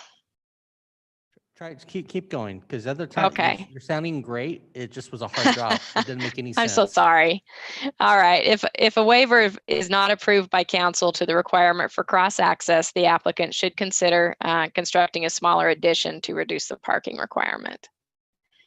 Parking lot landscaping is required to be provided in accord with UDC standards, which requires a minimum 5-foot wide perimeter landscape buffer adjacent to parking, loading, or other paved vehicular use areas, landscape per standards in the UDC. A retaining wall and fence is proposed along the west boundary adjacent to the parallel parking spaces where the buffer is required, which doesn't leave adequate area for landscaping. If the site cannot be reconfigured to comply with this standard, alternative compliance may be requested with the Certificate of Zoning Compliance application. The Snyder lateral exists in a 40-foot wide easement on the northern portion of the property that is not proposed to be improved. All irrigation laterals are required to be piped unless improved as a water amenity or linear open space. City Council may waive this requirement if it finds public purpose requiring such will not be served and public safety can be preserved. The applicant proposes to fence off the area where the lateral is located to preserve public safety and requests a council waiver to this requirement to allow the lateral to remain open. Because a large portion of the site on the north end is not proposed to be improved, staff recommends will be regularly retained in this area so as not to create a nuisance and in a manner that prevents wildfire in accord with Meridian City Code 4.2. Conceptual building elevations were submitted for the remodel of the existing structure and proposed addition as shown. The materials for the front facade and sides of the existing building consist of stucco with pre-finished metal siding and stone veneer accents. The materials for the proposed warehouse addition consist of a mix of horizontal and vertical metal siding. All improvements to the existing structure and new construction are required to comply with the design standards listed in the Architectural Standards Manual. The commission recommended approval of the subject annexation. Summary of the commission hearing. Stephanie Leonard, KM Engineering, the applicant's representative, testified in favor. No one testified in opposition or comment. Written testimony was again received by the applicant, Stephanie Leonard. And the key issues of discussion by the commission, they were in favor of the proposed improvements to the existing structure and use and the adequacy of the proposed parking in relation to the square footage of office use proposed was a concern. Commission did not make any changes to the staff recommendation, and written testimony since the commission hearing was received from Stephanie Leonard, KM Engineering, the applicant's representative. And again, the applicant requests council waivers to the UDC requirements for cross-access and ingress-egress easements to be granted to the adjacent properties to the east and west, and for the Snyder lateral on the northern portion of the site to remain open and not be piped. If council approves these requests, conditions A1B and A1C in section 9 should be modified accordingly. Staff will stand for any questions. Thank you, Sonia. Council, any questions? Sounded great. Mr. Mayor, Councilman Schrader. just a quick question. The grading kind of threw me, and I know we have some flood areas here. Is this in a flood area, a floodplain? I don't believe it is, Councilman Strader. Mr. Mayor? Councilman Schrader. And I guess just it looks like the grading and everything is fine. You don't consider that there's any kind of an issue with the way that it's currently outlined. The city of Meridian does not require a grading permit, and planning does not review that. So that should be handled by their engineer to ensure there's no grade or there's no drainage issues. Fair enough. Buyer beware. Thanks, Sonia. Mm-hmm. Council, any additional questions for staff? Nope. Okay. We'll turn this over to the applicant's representative. State your name and address for the record. Be recognized for 15 minutes.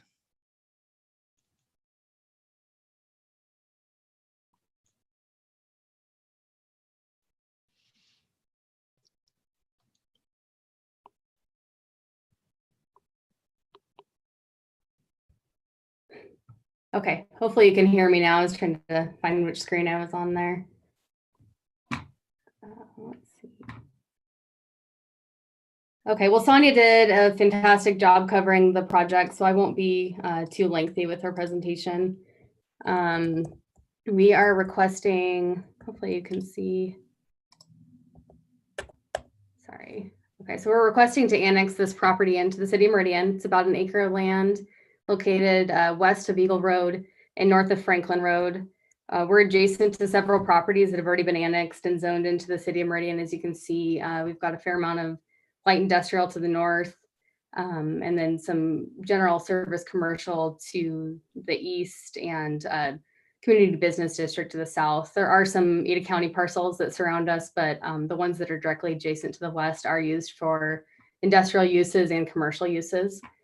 So our request to annex into the city with the zoning district of CG is consistent with the existing development and what the comprehensive plan calls for in the area, which is commercial.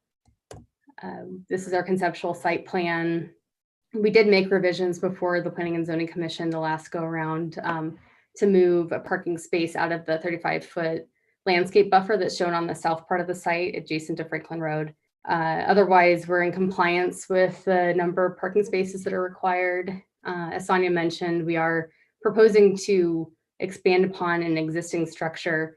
So we will be renovating that obviously with new building materials and then adding a building addition to the south part of the site for 2,600 square feet of additional warehouse space. Our applicant or our client is an automotive and online tool equipment supplier, and they're proposing to use the site as a flex space to accommodate warehouse and office space for their building or for their business.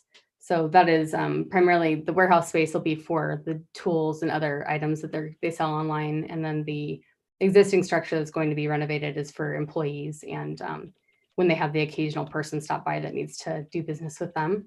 So building elevations, as Sonia mentioned, will include a variety of materials. We're including stone veneer, stucco. We have metal included as well.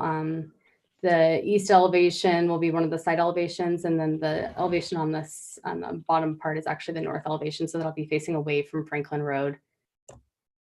The west elevation is another side elevation, and for Councilwoman Strader, that's kind of depicts the grading a little bit, which there is a fair amount of on the site. Of course, our engineers will be making sure that drainage is adequately accommodated and that the building is obviously able to be on the site in a structurally sound way. Mr. Mayor. The bottom elevation. Mr. Mayor, sorry, Stephanie. Oh, Mr. Mayor, the slides aren't moving for, obviously you're referencing some slides that I'm not seeing. I have your first slide up, but it's not, there we go. Oh, really? Okay. Thank you. Let me try to, I was having some difficulty getting it to share at first, so let me try to see if I can. Stephanie, after you're done, if you can state your name and address for the record at the conclusion of your comments. Yeah. Of course, I was so excited, sorry. And Mr. Mayor, Stephanie, I think when you're sharing screen, you're sharing the actual PowerPoint edit, not the presentation mode. I just made that change. Thank you, Chris. Hopefully this will work. Are you seeing the changing of the slides?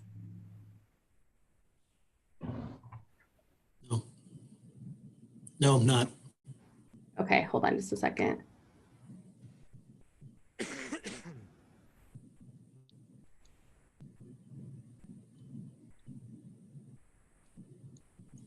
That working?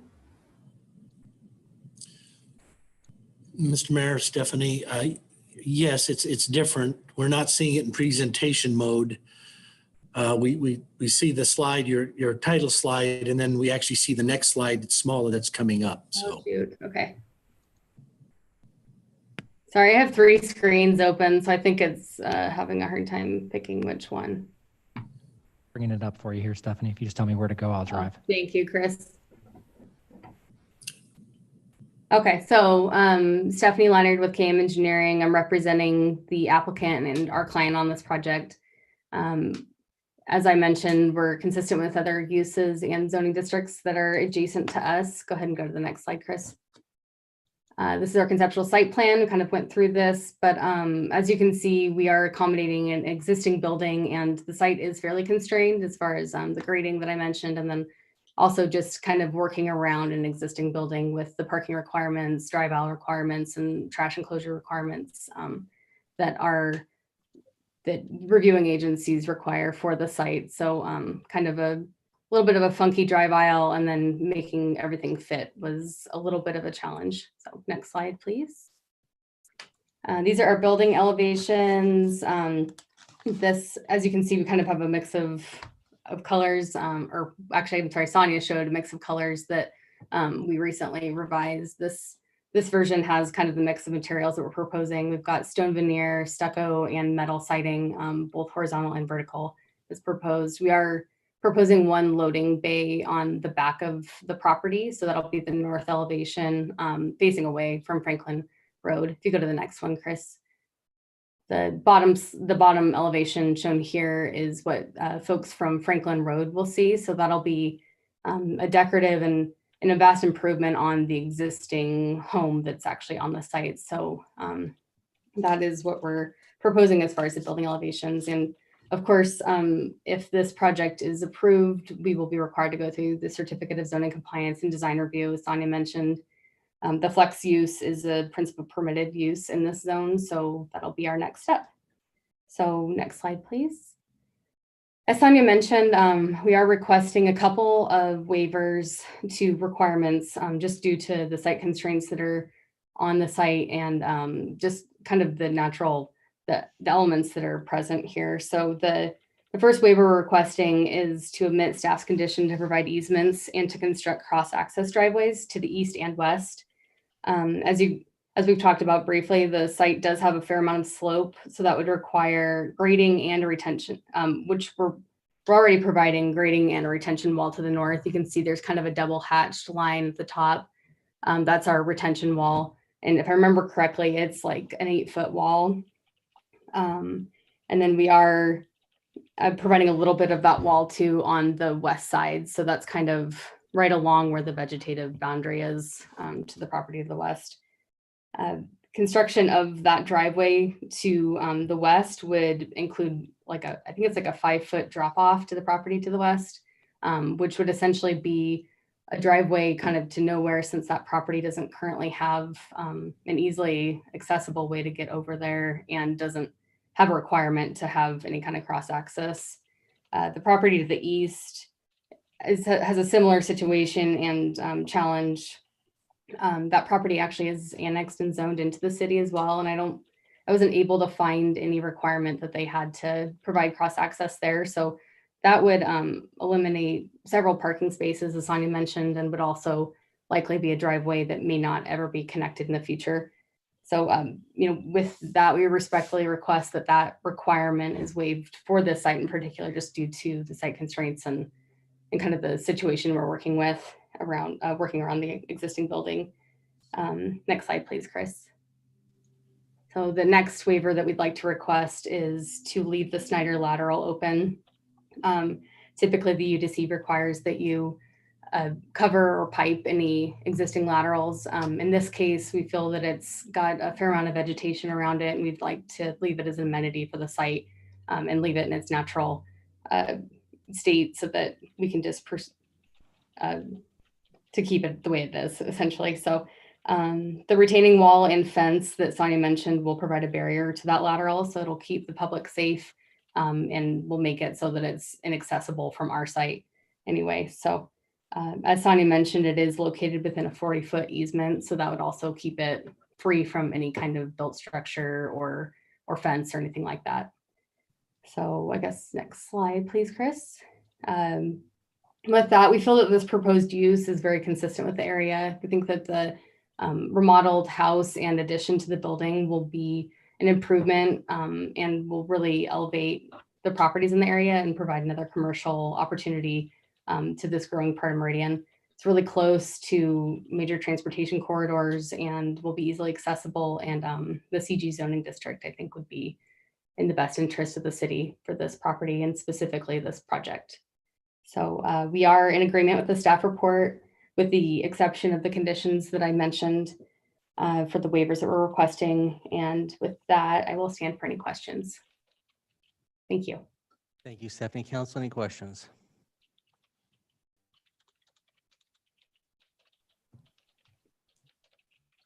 No questions. This is a public hearing. We have nobody in the room. Is there anybody who signed up to testify online, Mr. Clark? Mr. Mayor, there was nobody signed up. Okay, if there's anybody that would like to testify in this item that's waiting, if you can please indicate so by using the raise your hand feature, and we will bring you in. Don't think that's going to be the case.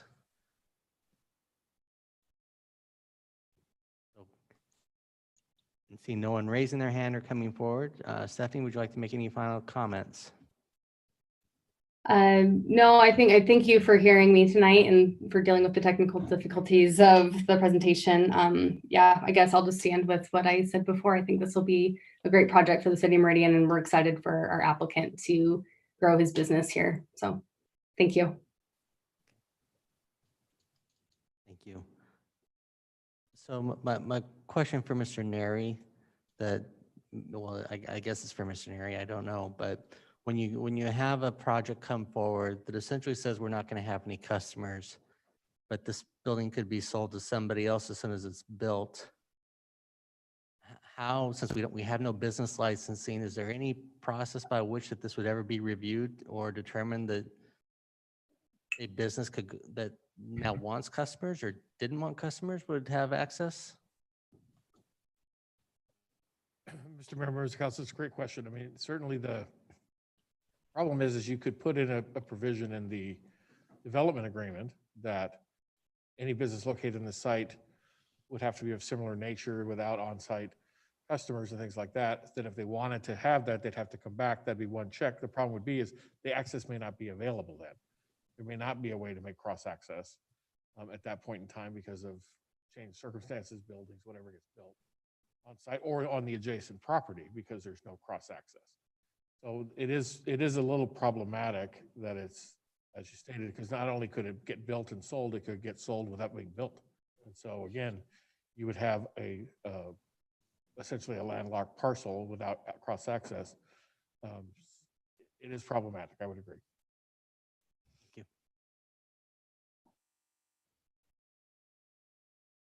Mr. Mayor, Councilman Schrader. maybe a follow-up for Mr. Neri. Is it possible to require access and not exercise it? Like, is it possible to reserve an access and then just not require that it be implemented? So, Mr. Mayor, members of council, Councilmember Schrader, great question as well. We have on occasion, I don't know of the adjoining parcel if it already has a requirement for cross-access currently. What happens on a majority of these, we will require the property, such as this one, preserve the cross-access easement area, but not construct it until the other side gets built. And so I don't know, and I didn't hear from Sonia if it's already required on the adjacent property since that's already annexed into the city, because their trigger is this cross-access getting built. Otherwise, they've reserved the space as well, but that would be a question to Sonia. Mr. Mayor, Mr. Neri, the property to the west of this is actually in Ada County, and they did not require cross-access easement to this property with development back in 2002. The only issue I would note with if you require an easement but don't require it to be constructed is it's fairly impossible or very difficult in the future to get it constructed if we don't require it to be constructed now with development. Thank you. Mr. Mayor, Councilwoman Schrader. but maybe a quick follow-up for Sonia there. Would it be possible to require it if the property in Ada County tried to be annexed into the city at that time? As a part of that application, the property to the west, could we require them to do it at that time? Mr. Mayor, Councilwoman Strader, absolutely. That is when we could obtain that.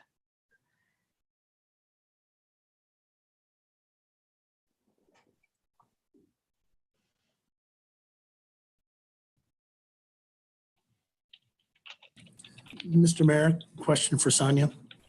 Councilman Hoagland. Sonia, under that scenario, we require the applicant to reserve easement, and with the thought that to the west, someday that might be coming into our area, and we can require that.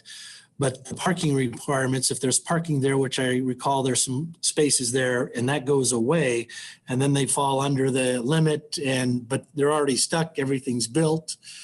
How do we handle that? Any ideas there? Mr. Mayor, Councilman Hoagland, yeah, it's just a difficult situation. If it's difficult to come back to this property owner and ask them to pay money to, construct and pave a driveway to the adjacent property, and it would make their parking non-conforming.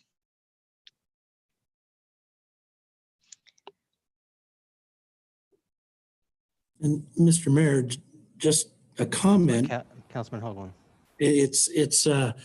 I'm pleased to see that someone is able to use this difficult property, a sloping lot that, it's not level, and to be able to fully use it. So it's kind of like, hey, that's a great idea to go down and do what they're doing. So it's kind of, I'm kind of on the fence about that, which is another issue if you don't pipe. So.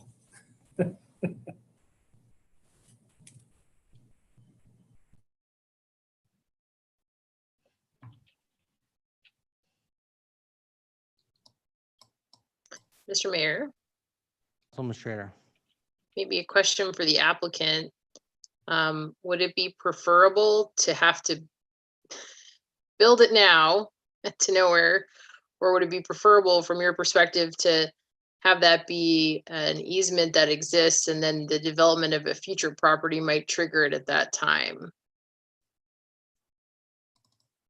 Thank you, Mayor, Mr. Mayor, Councilwoman Strader. I think, in my opinion, I can't speak for our client fully. I don't know that. I think that a future building of it would be preferred. Obviously, we would be more than happy to provide the cross-access easement at this point, knowing that in the future that it could be developed. I think it would make more sense if we had kind of a collaborative effort between the property owner to the west to make sure that it was a driveway that was going to be utilized and improved at a time in which it would be used, if that makes sense, rather than having a driveway that might age for who knows how long. Thank you. Thank you.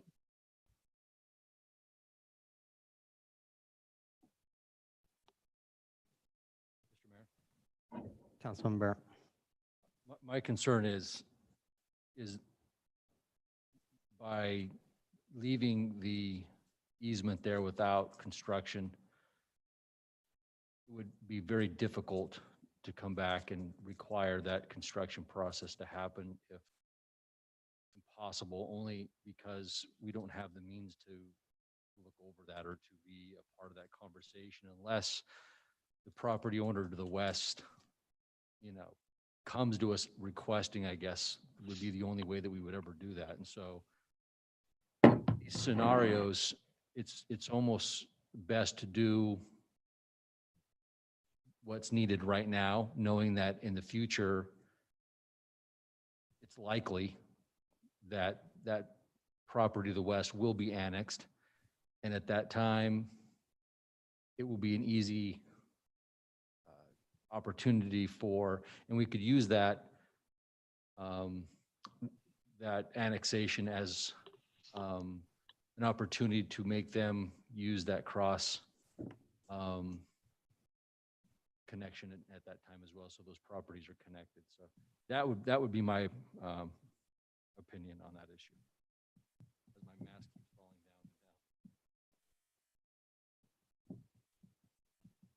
down. Mr. Mayor. Councilwoman Strader. Sorry, Trig. At least over Zoom, I lost you a little bit. I think think I followed what you're saying. So I guess if we preserve the access easement, just the easement, and don't require the construction, I get it, it's not going to happen.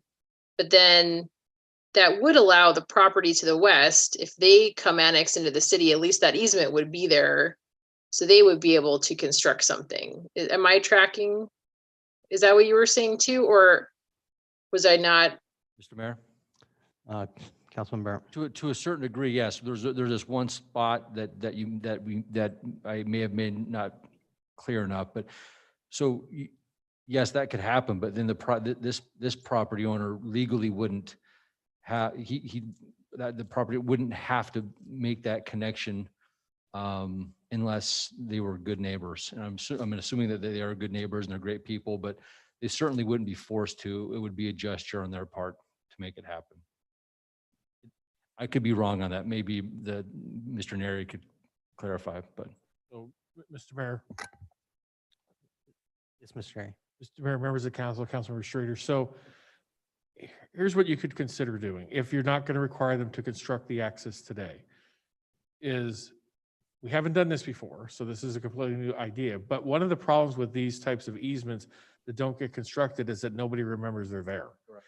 And so they put parking spaces there, they park other things there, they put a building there, they do other stuff. So one thing we've never put into a development agreement, but you could require, if you're not going to require construction, is that they have to put up a Jersey barrier there, where that is. Just like ACHD does when they put in easements for roadways, they put in a Jersey barrier that says this road will be constructed in the future. So it's notice to the world that something's going to go here at some point in time. You could require that without construction. Mr. Byrne is correct that in the future, when the future property owner wants cross access, you're going to require that property construct it at that time. To enforce your development agreement, you're going to, if they won't willingly do it, or they can't afford it, or don't want to, or whatever the reason is in the future, you do have a contract. I mean, you can sue them for compliance with your development agreement. It is a contract with the property owner that must be complied with. So there is a mechanism to do it. It's not easy or simple.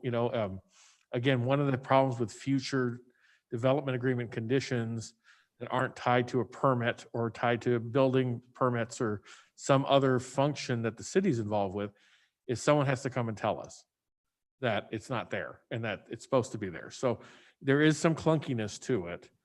And again, I don't know if the Jersey barrier idea is worthwhile, but it is a way to at least mark that something's there, because that's exactly what happens is people have no idea that it's there. They didn't read the CCNRs. They didn't read the title report. They don't realize it's there, and then they don't want to do it. They don't realize they have to do it. Mr. Mayor? Councilman Hoagland. If Chris could put the site map back up, I have some questions for the applicant. In my notes, I've got down that to the west, there would be a 5-foot retaining wall because due to elevation change. I want to know if that's correct. And I also want to see exactly where that easement is going and what parking spaces are there. I'm intrigued by Mr. Neri's idea, but I just need to look more into the details. And Stephanie, if you could, once that is up, kind of talk us through that, what exists there to the west, and if that's looks like it's all paved and that sort of thing. Can you let me know? Sure. Mr. Mayor, Councilman Hoagland, we created, I wish I may try to share my screen again, but we created a grading exhibit to kind of show exactly how that grade changes, but roughly, sorry, see if I can give it a shot.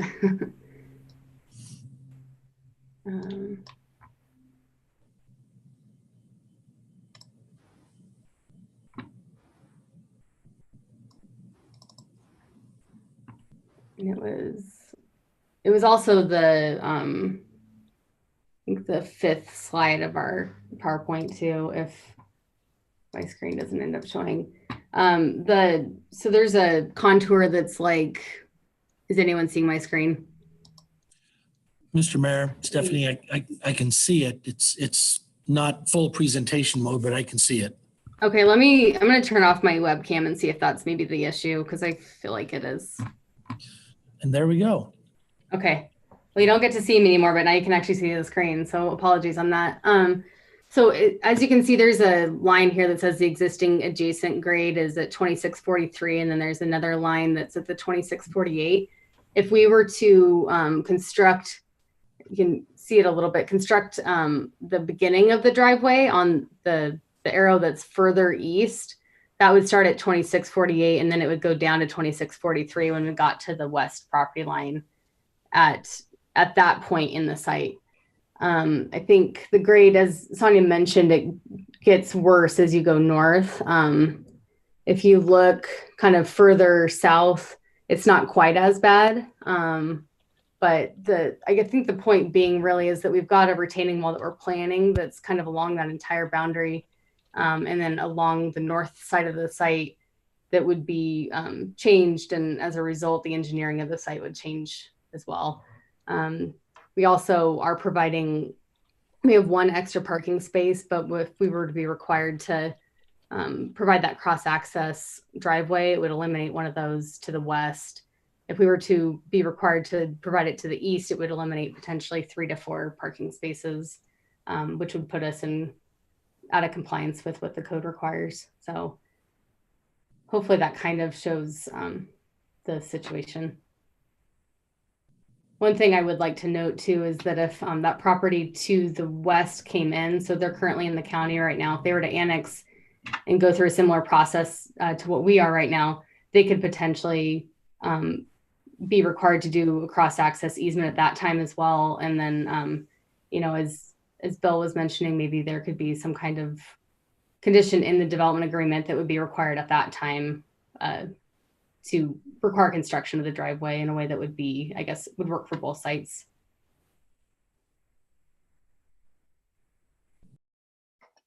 Hopefully I answered all Mr. your Mayor, questions. Yes, Sonia. perhaps another option would be to require this property owner to grant an easement for construction of that driveway. That might be a consideration through the development agreement or part of the cross-access easement. Thank you.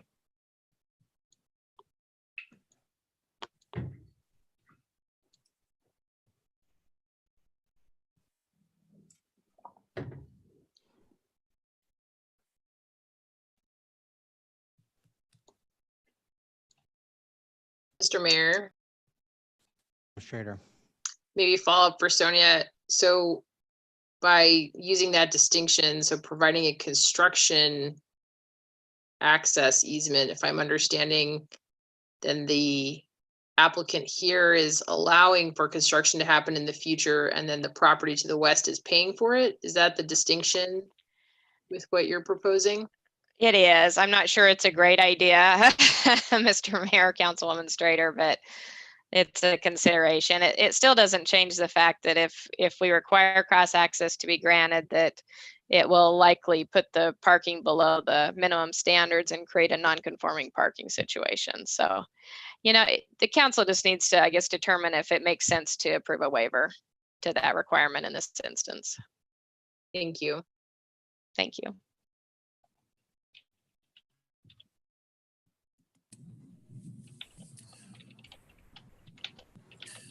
Yeah, Mr. Mayor. Hold on. Yeah, just trying to think ahead to the future. We could require that a construction easement be placed into this, and then when that other property looks to be annexed and come into Meridian's jurisdiction, it could be a future council deciding that, and they may not want to foot the construction bill to bring it up to grade to make that cross-access easement. And the property owners then to the east, whoever that is, would say, hey, you're taking away parking spaces. We'll fall under it. It just, everything keeps kind of getting complicated. And while I like cross-access agreements, I don't know if they, in this situation, may not work. And I'd like to see full use of this property because it's a difficult property to have full use because of the grading of it. So I'm inclined to lean towards that exception providing the waiver for cross-access, but others may not. The thing that I keep coming back to, at least from this standpoint, on all, how do you solve this for this? To me, it's something like Dashwood. You know, you can put up something that says it's going to be a cross-access or expected to be continued in the future. Circumstances of the next property are going to probably dictate whether or not that's even a possibility or not, or even what's here at that point in time. More than anything else, that doesn't resolve anything great. This is near an intersection of, you know, major state highway and a 5-lane roadway. Cross-access would seem to make a lot of sense if you think people are going to go from one business to the next. If they're not going to be going from this business to the adjacent businesses, more than likely, then cross-access doesn't seem to provide a lot of benefit. It's not like you're going from a bank to a gas station or from something. So I think, you know, but you got to look long-term sometimes and not just what's there today. And I don't have, it's not a great, I mean, we could probably talk about this for another hour easily. Well, Mr. Mayor, Councilman Hoagland. Maybe the answer is requiring that construction easement, and what happens in the future happens. But at least it's there and provides notice that action is to be taken, some determination is to be made, and we just don't throw in the towel, but have something in place that a future decision will have to be made. I'd love to have cross-access through all the properties. You're right, it's Franklin Road, but it's not like it's all retail establishment, medical facilities, those types of things that we typically see. This is commercial, but even commercial sometimes can benefit from it. But this is a little more challenging with the topography.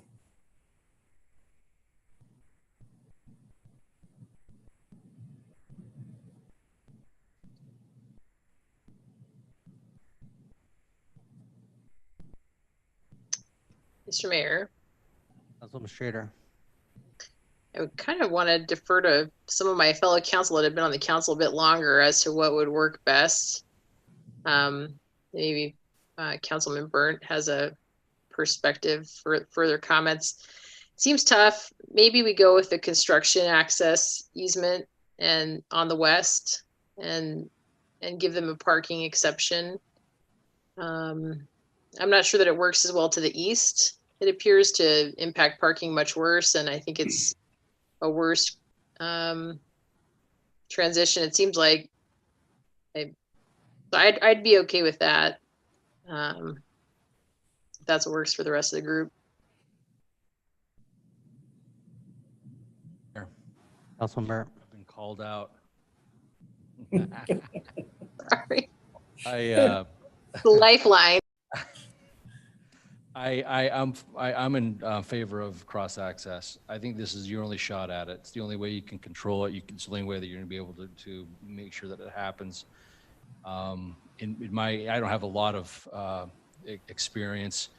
For heaven's sakes, Brad has more experience on council than I do, and so Luke certainly has way more. From what I've seen, lack of access almost always creates problems. And if we're not in front of it right now and do the right thing now, then it will most likely never happen. And that's the reason why these property owners hire smart people like Stephanie and the land group to figure it out for them. And I promise you that they'll figure it out. Guarantee it. It'll be beautiful. Stephanie will figure it out. It'll be gorgeous. And it'll be functional. That's my thought.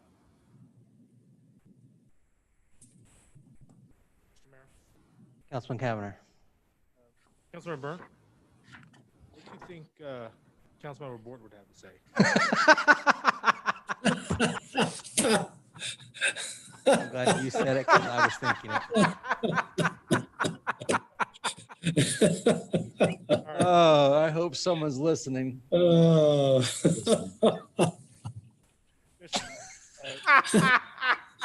Councilman Cavanagh. On a serious point, Councilmember Burnt hit the nail on the head.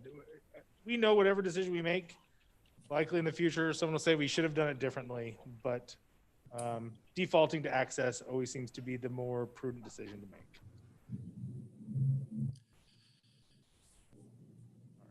Mr. Mayor, I don't think I've ever laughed that hard on the dais before. Thank you for that. I think we all needed that tonight. I appreciate it. Mr. Mayor? Councilman Hoagland.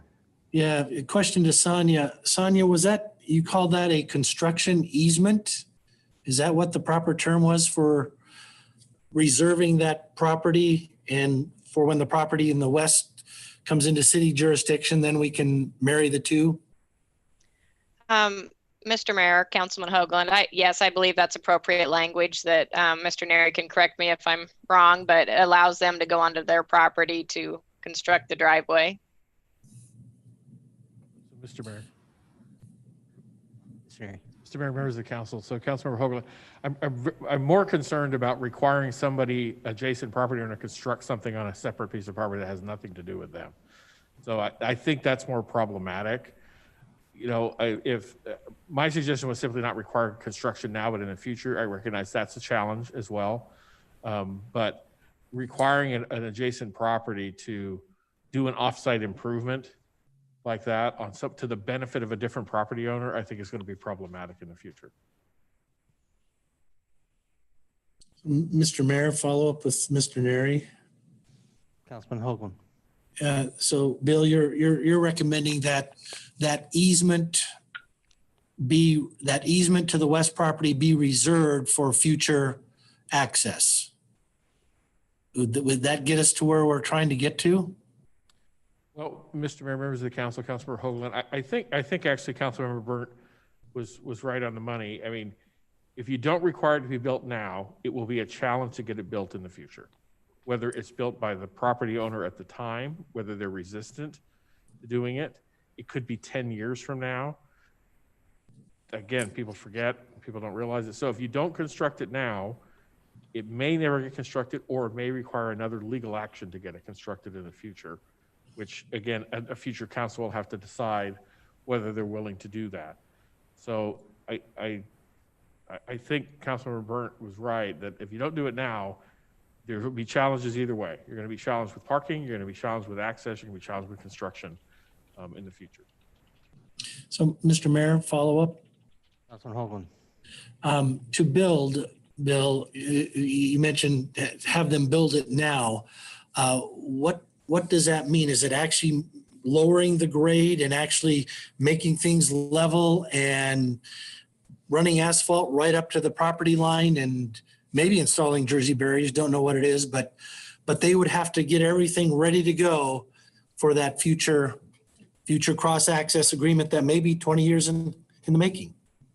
Mr. Mayor, members of council, yeah, it would look just like your roadways out there that have those barricades that say road to be extended in the future. And I've seen many of those barricades in front of buildings that will likely never change.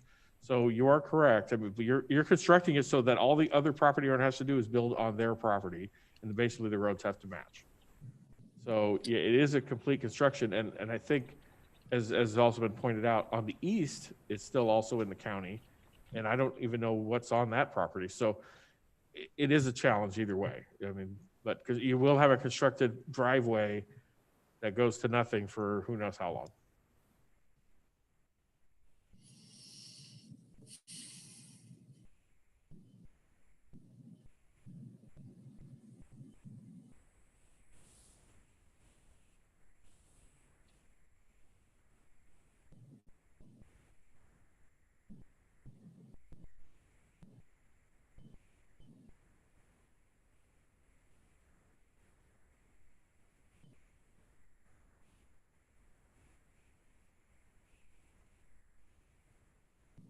Councilman Burnt. We need to make a decision. Yes, you do. You need to either close the public hearing or extend it to see if they want to go out and come back with another solution. Or something else.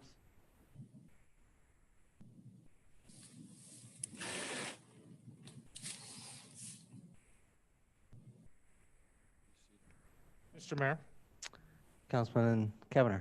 question for Stephanie. You've heard kind of some of the conversation from council tonight. Would it be beneficial from your perspective to continue this out a month and give you an opportunity to look at some other options? Are you looking for council to make a decision tonight? Mr. Mayor, Councilman Kavner, I don't know what the answer to that question is. I think I'm reaching out to our client right now to kind of see what their opinion is. I don't know how big of a deal it is to grade or how much that would cost for the property owner, or if that's kind of in there's this grand scheme of things at this point. I would like to know, we were kind of looking at the site plan as we were chatting and just trying to figure out where we might place another parking space if need be on the west side. So say we were required to maybe just provide the cross access at this point, knowing that in the future we'd have to actually construct it. I think we could accommodate a space or maybe even two on the north part of the site adjacent to the trash enclosure. So that is, I mean, I believe an option as far as being able to accommodate a future construction if need be. Additionally, I think Sonia and I, when we were kind of looking through the site plan and talking about the condition requirement, had talked about putting it maybe further south. I know that might be just where the grade is, and unfortunately the building to the west is kind of like right in the way there. But I wonder if that might be an option that would work too, and maybe be a little bit less detrimental cost-wise. But yeah, I haven't received a response, and I don't know if it would be best to just make the decision.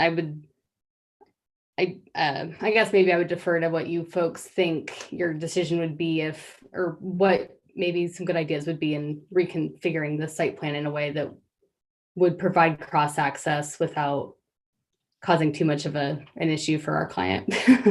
If there are any good ideas.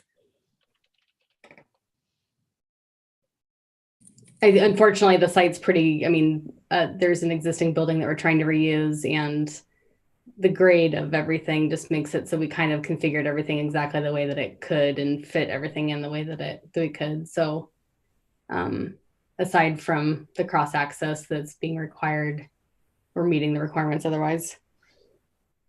Mr. Mayor? Councilman Burnt. Stephanie, I think what Councilmember Cavanagh is saying is, do you want this continued, or do you want this, because it sounds like it's probably going to get passed with, I don't know that to be, but those would be your two. Do you want us to make a decision, or do you want to have this continued? Yeah, thank you, Mr. Mayor, Councilman Burnt. I did understand the question. I was kind of trying to talk with our client to see if they had a preference on that. My gut feeling is that you might require the construction of the cross access regardless of how the project is reconfigured. And I believe that they're pretty eager to get the project going. So I guess my opinion is to just make your decision, and we will figure it out and design it as required. Thank you. Thank you. With that, Councilman Burnt, would you like to make a motion? Yes, Mr. Mayor, I move that we close the public hearing. Second the motion, Mr. Mayor. I have a motion, second to close the public hearing. Any discussion on the motion? If not, all in favor signify by saying aye. Aye. Aye. Nay, the ayes have it.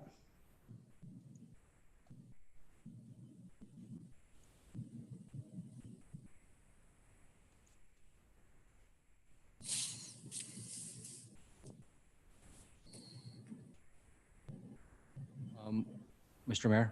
Councilman Burnt. Any thoughts on the Snyder lateral before we make motions? That we're good? Okay. Mr. Mayor? Councilman Burnt. I move that we approve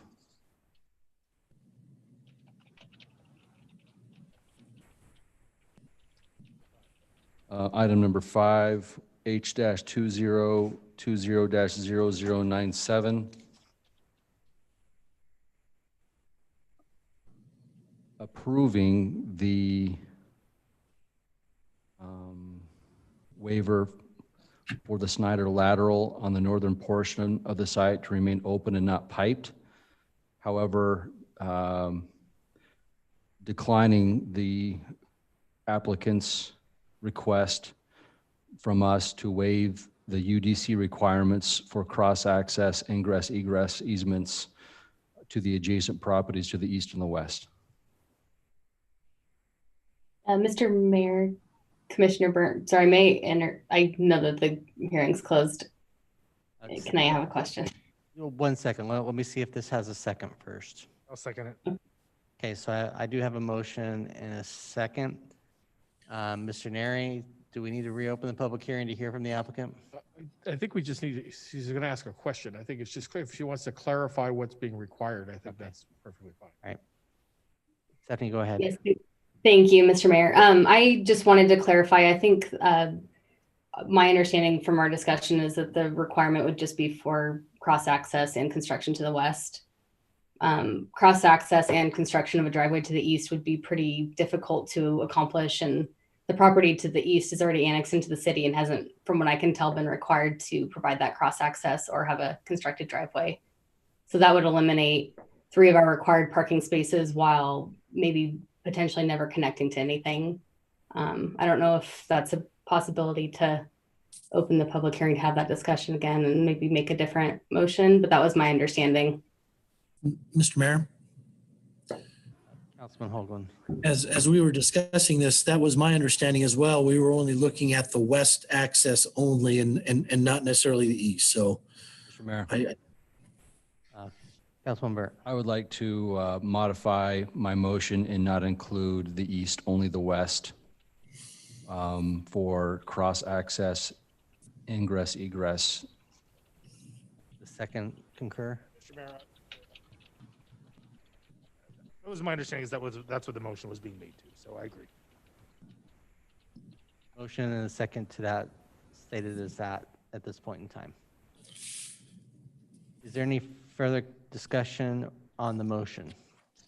Mr. Mayor, clarification, please. Yes, Sonia? Does that motion include construction of the driveway or just provision of an easement to the west? Mr. Mayor, that would include construction. It's what you're asking for. Thank you. So, Second concurs with that assumption? Yes.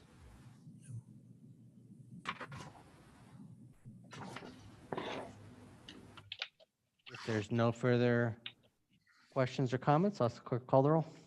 Thank you, Mr. Mayor. Cavanagh. Aye. Strader. Aye. Hoagland. Aye. Burnt. aye.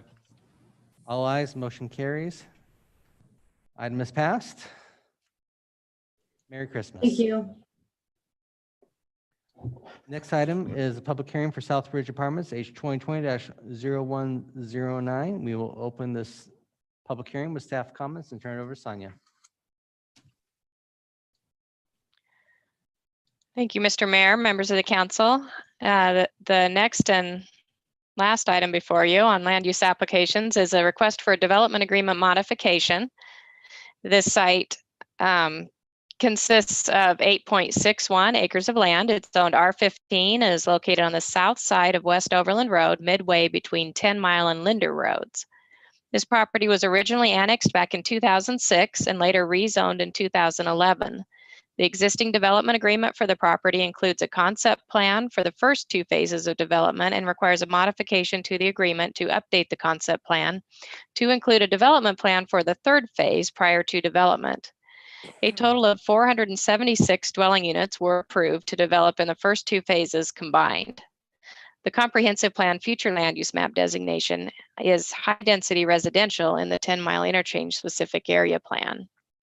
The proposed concept plan depicts a total of 14 structures on 8.61 acres of land containing approximately 164 dwelling units with associated common areas, access driveways, and parking for the 3rd phase of development.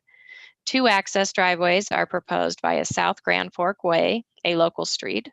The 3rd phase continues the design of the first 2 phases with 3-story apartment buildings rotated such that no 2 buildings are parallel to each other or parallel with a public street, eliminating the row effect. Associated parking areas and drive aisles are angled to eliminate long parking lot views, which also assist traffic calming. The proposed concept plan appears to be in general compliance with UDC standards. Detailed review will take place with subsequent conditional use permit application. With the third phase, an overall density, gross density of 18 units on 35.5 acres of land. That's, excuse me, units per acre, 18 units per acre on 35.5 acres of land will be provided for the entire multifamily development, consistent with the density desired in high-density residential designated in the 10-mile plan, which is 16 to 25 units per acre. The applicant is requesting condition number 5.15 in section 5.1 of the development agreement, which requires the DA to be modified prior to development of phase 3 to include a concept development plan for the area is removed from the agreement as the condition has been satisfied with this application. Staff is recommending approval. We have received written testimony from Jason Densmer and Tamara Thompson from the land group in agreement with the staff report. Staff will stand for any questions. Thank you. Council, any questions?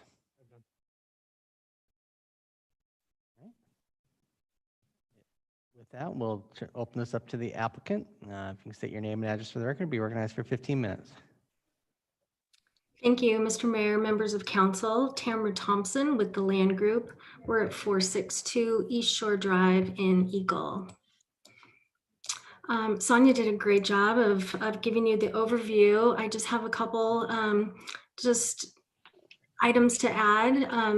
This is a development agreement modification to add a concept plan for phase 3. The property has already been annexed and zoned previously. It's just the concept plan needs to be updated for this last phase. Phases 1 and 2 already have a conditional use permit approval and CZC and design review approval. And many of the phase 1 buildings are already occupied or under construction. As outlined in the staff report, phase 3 is consistent with the R15 zone, the 10-mile specific area plan, and the previous phases 1 and 2. With your approval, the next step would be a conditional use permit for phase 3, and then CZC and DR approval. We've read the staff report and agree with staff's analysis and conditions of approval, and we respectfully request your approval tonight. Thank you. Thank you. Council, any questions? Thank you. Mr. Clerk, do we have anyone set up to provide testimony on this item? Mr. Mayor, we did not. Okay, there's nobody in the room. Is there any, do we have anybody still online that may wish to provide testimony? If so, if you can do so, but if you can indicate by using the raise your hand feature at the bottom of the Zoom platform.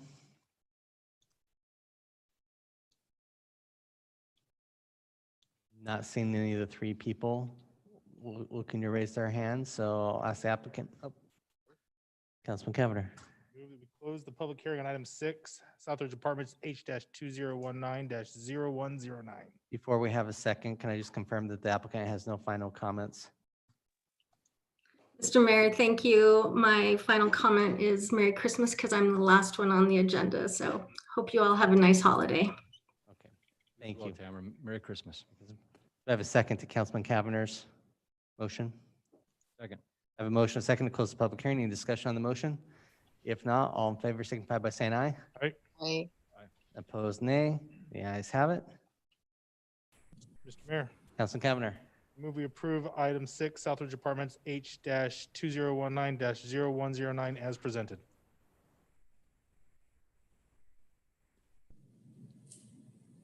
Second. I have a motion, a second.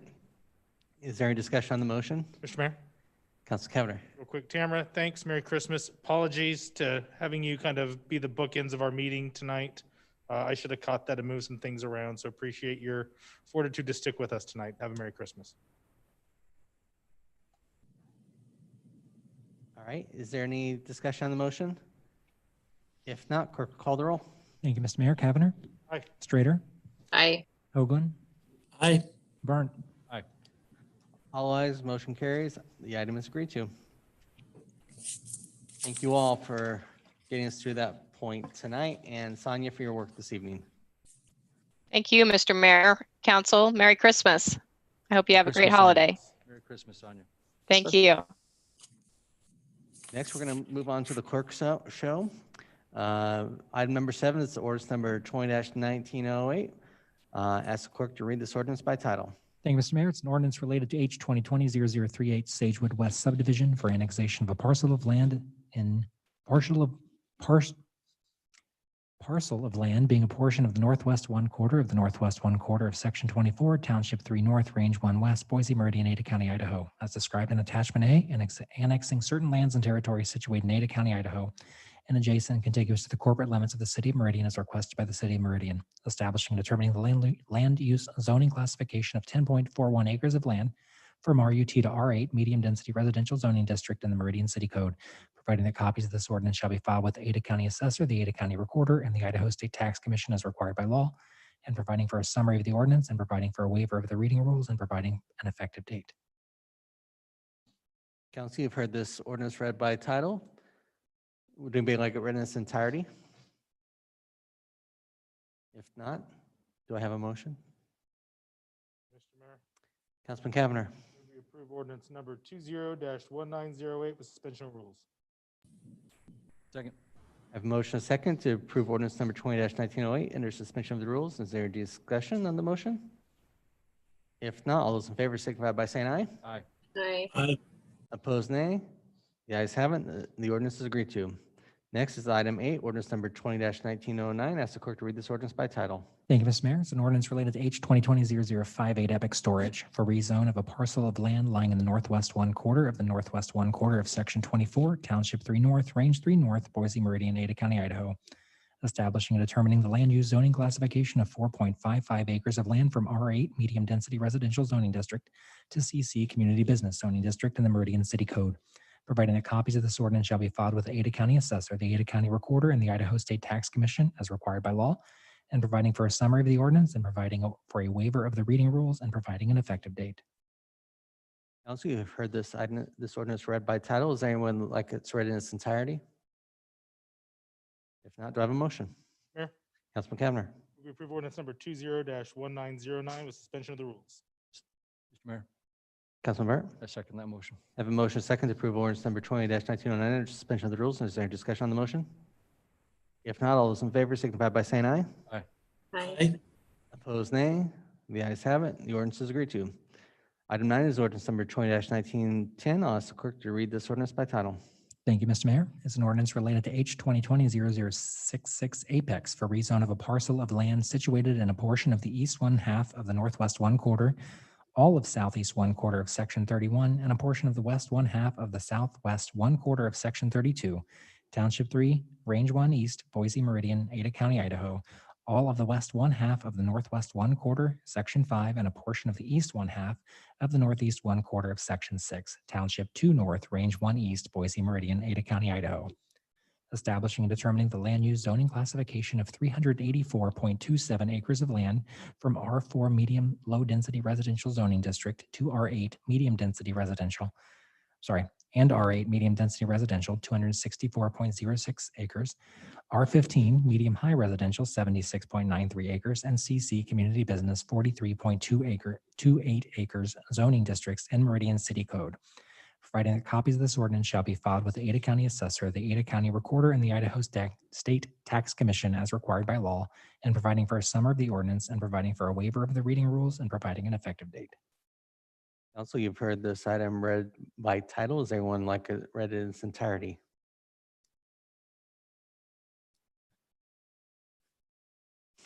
If not, do I have a motion?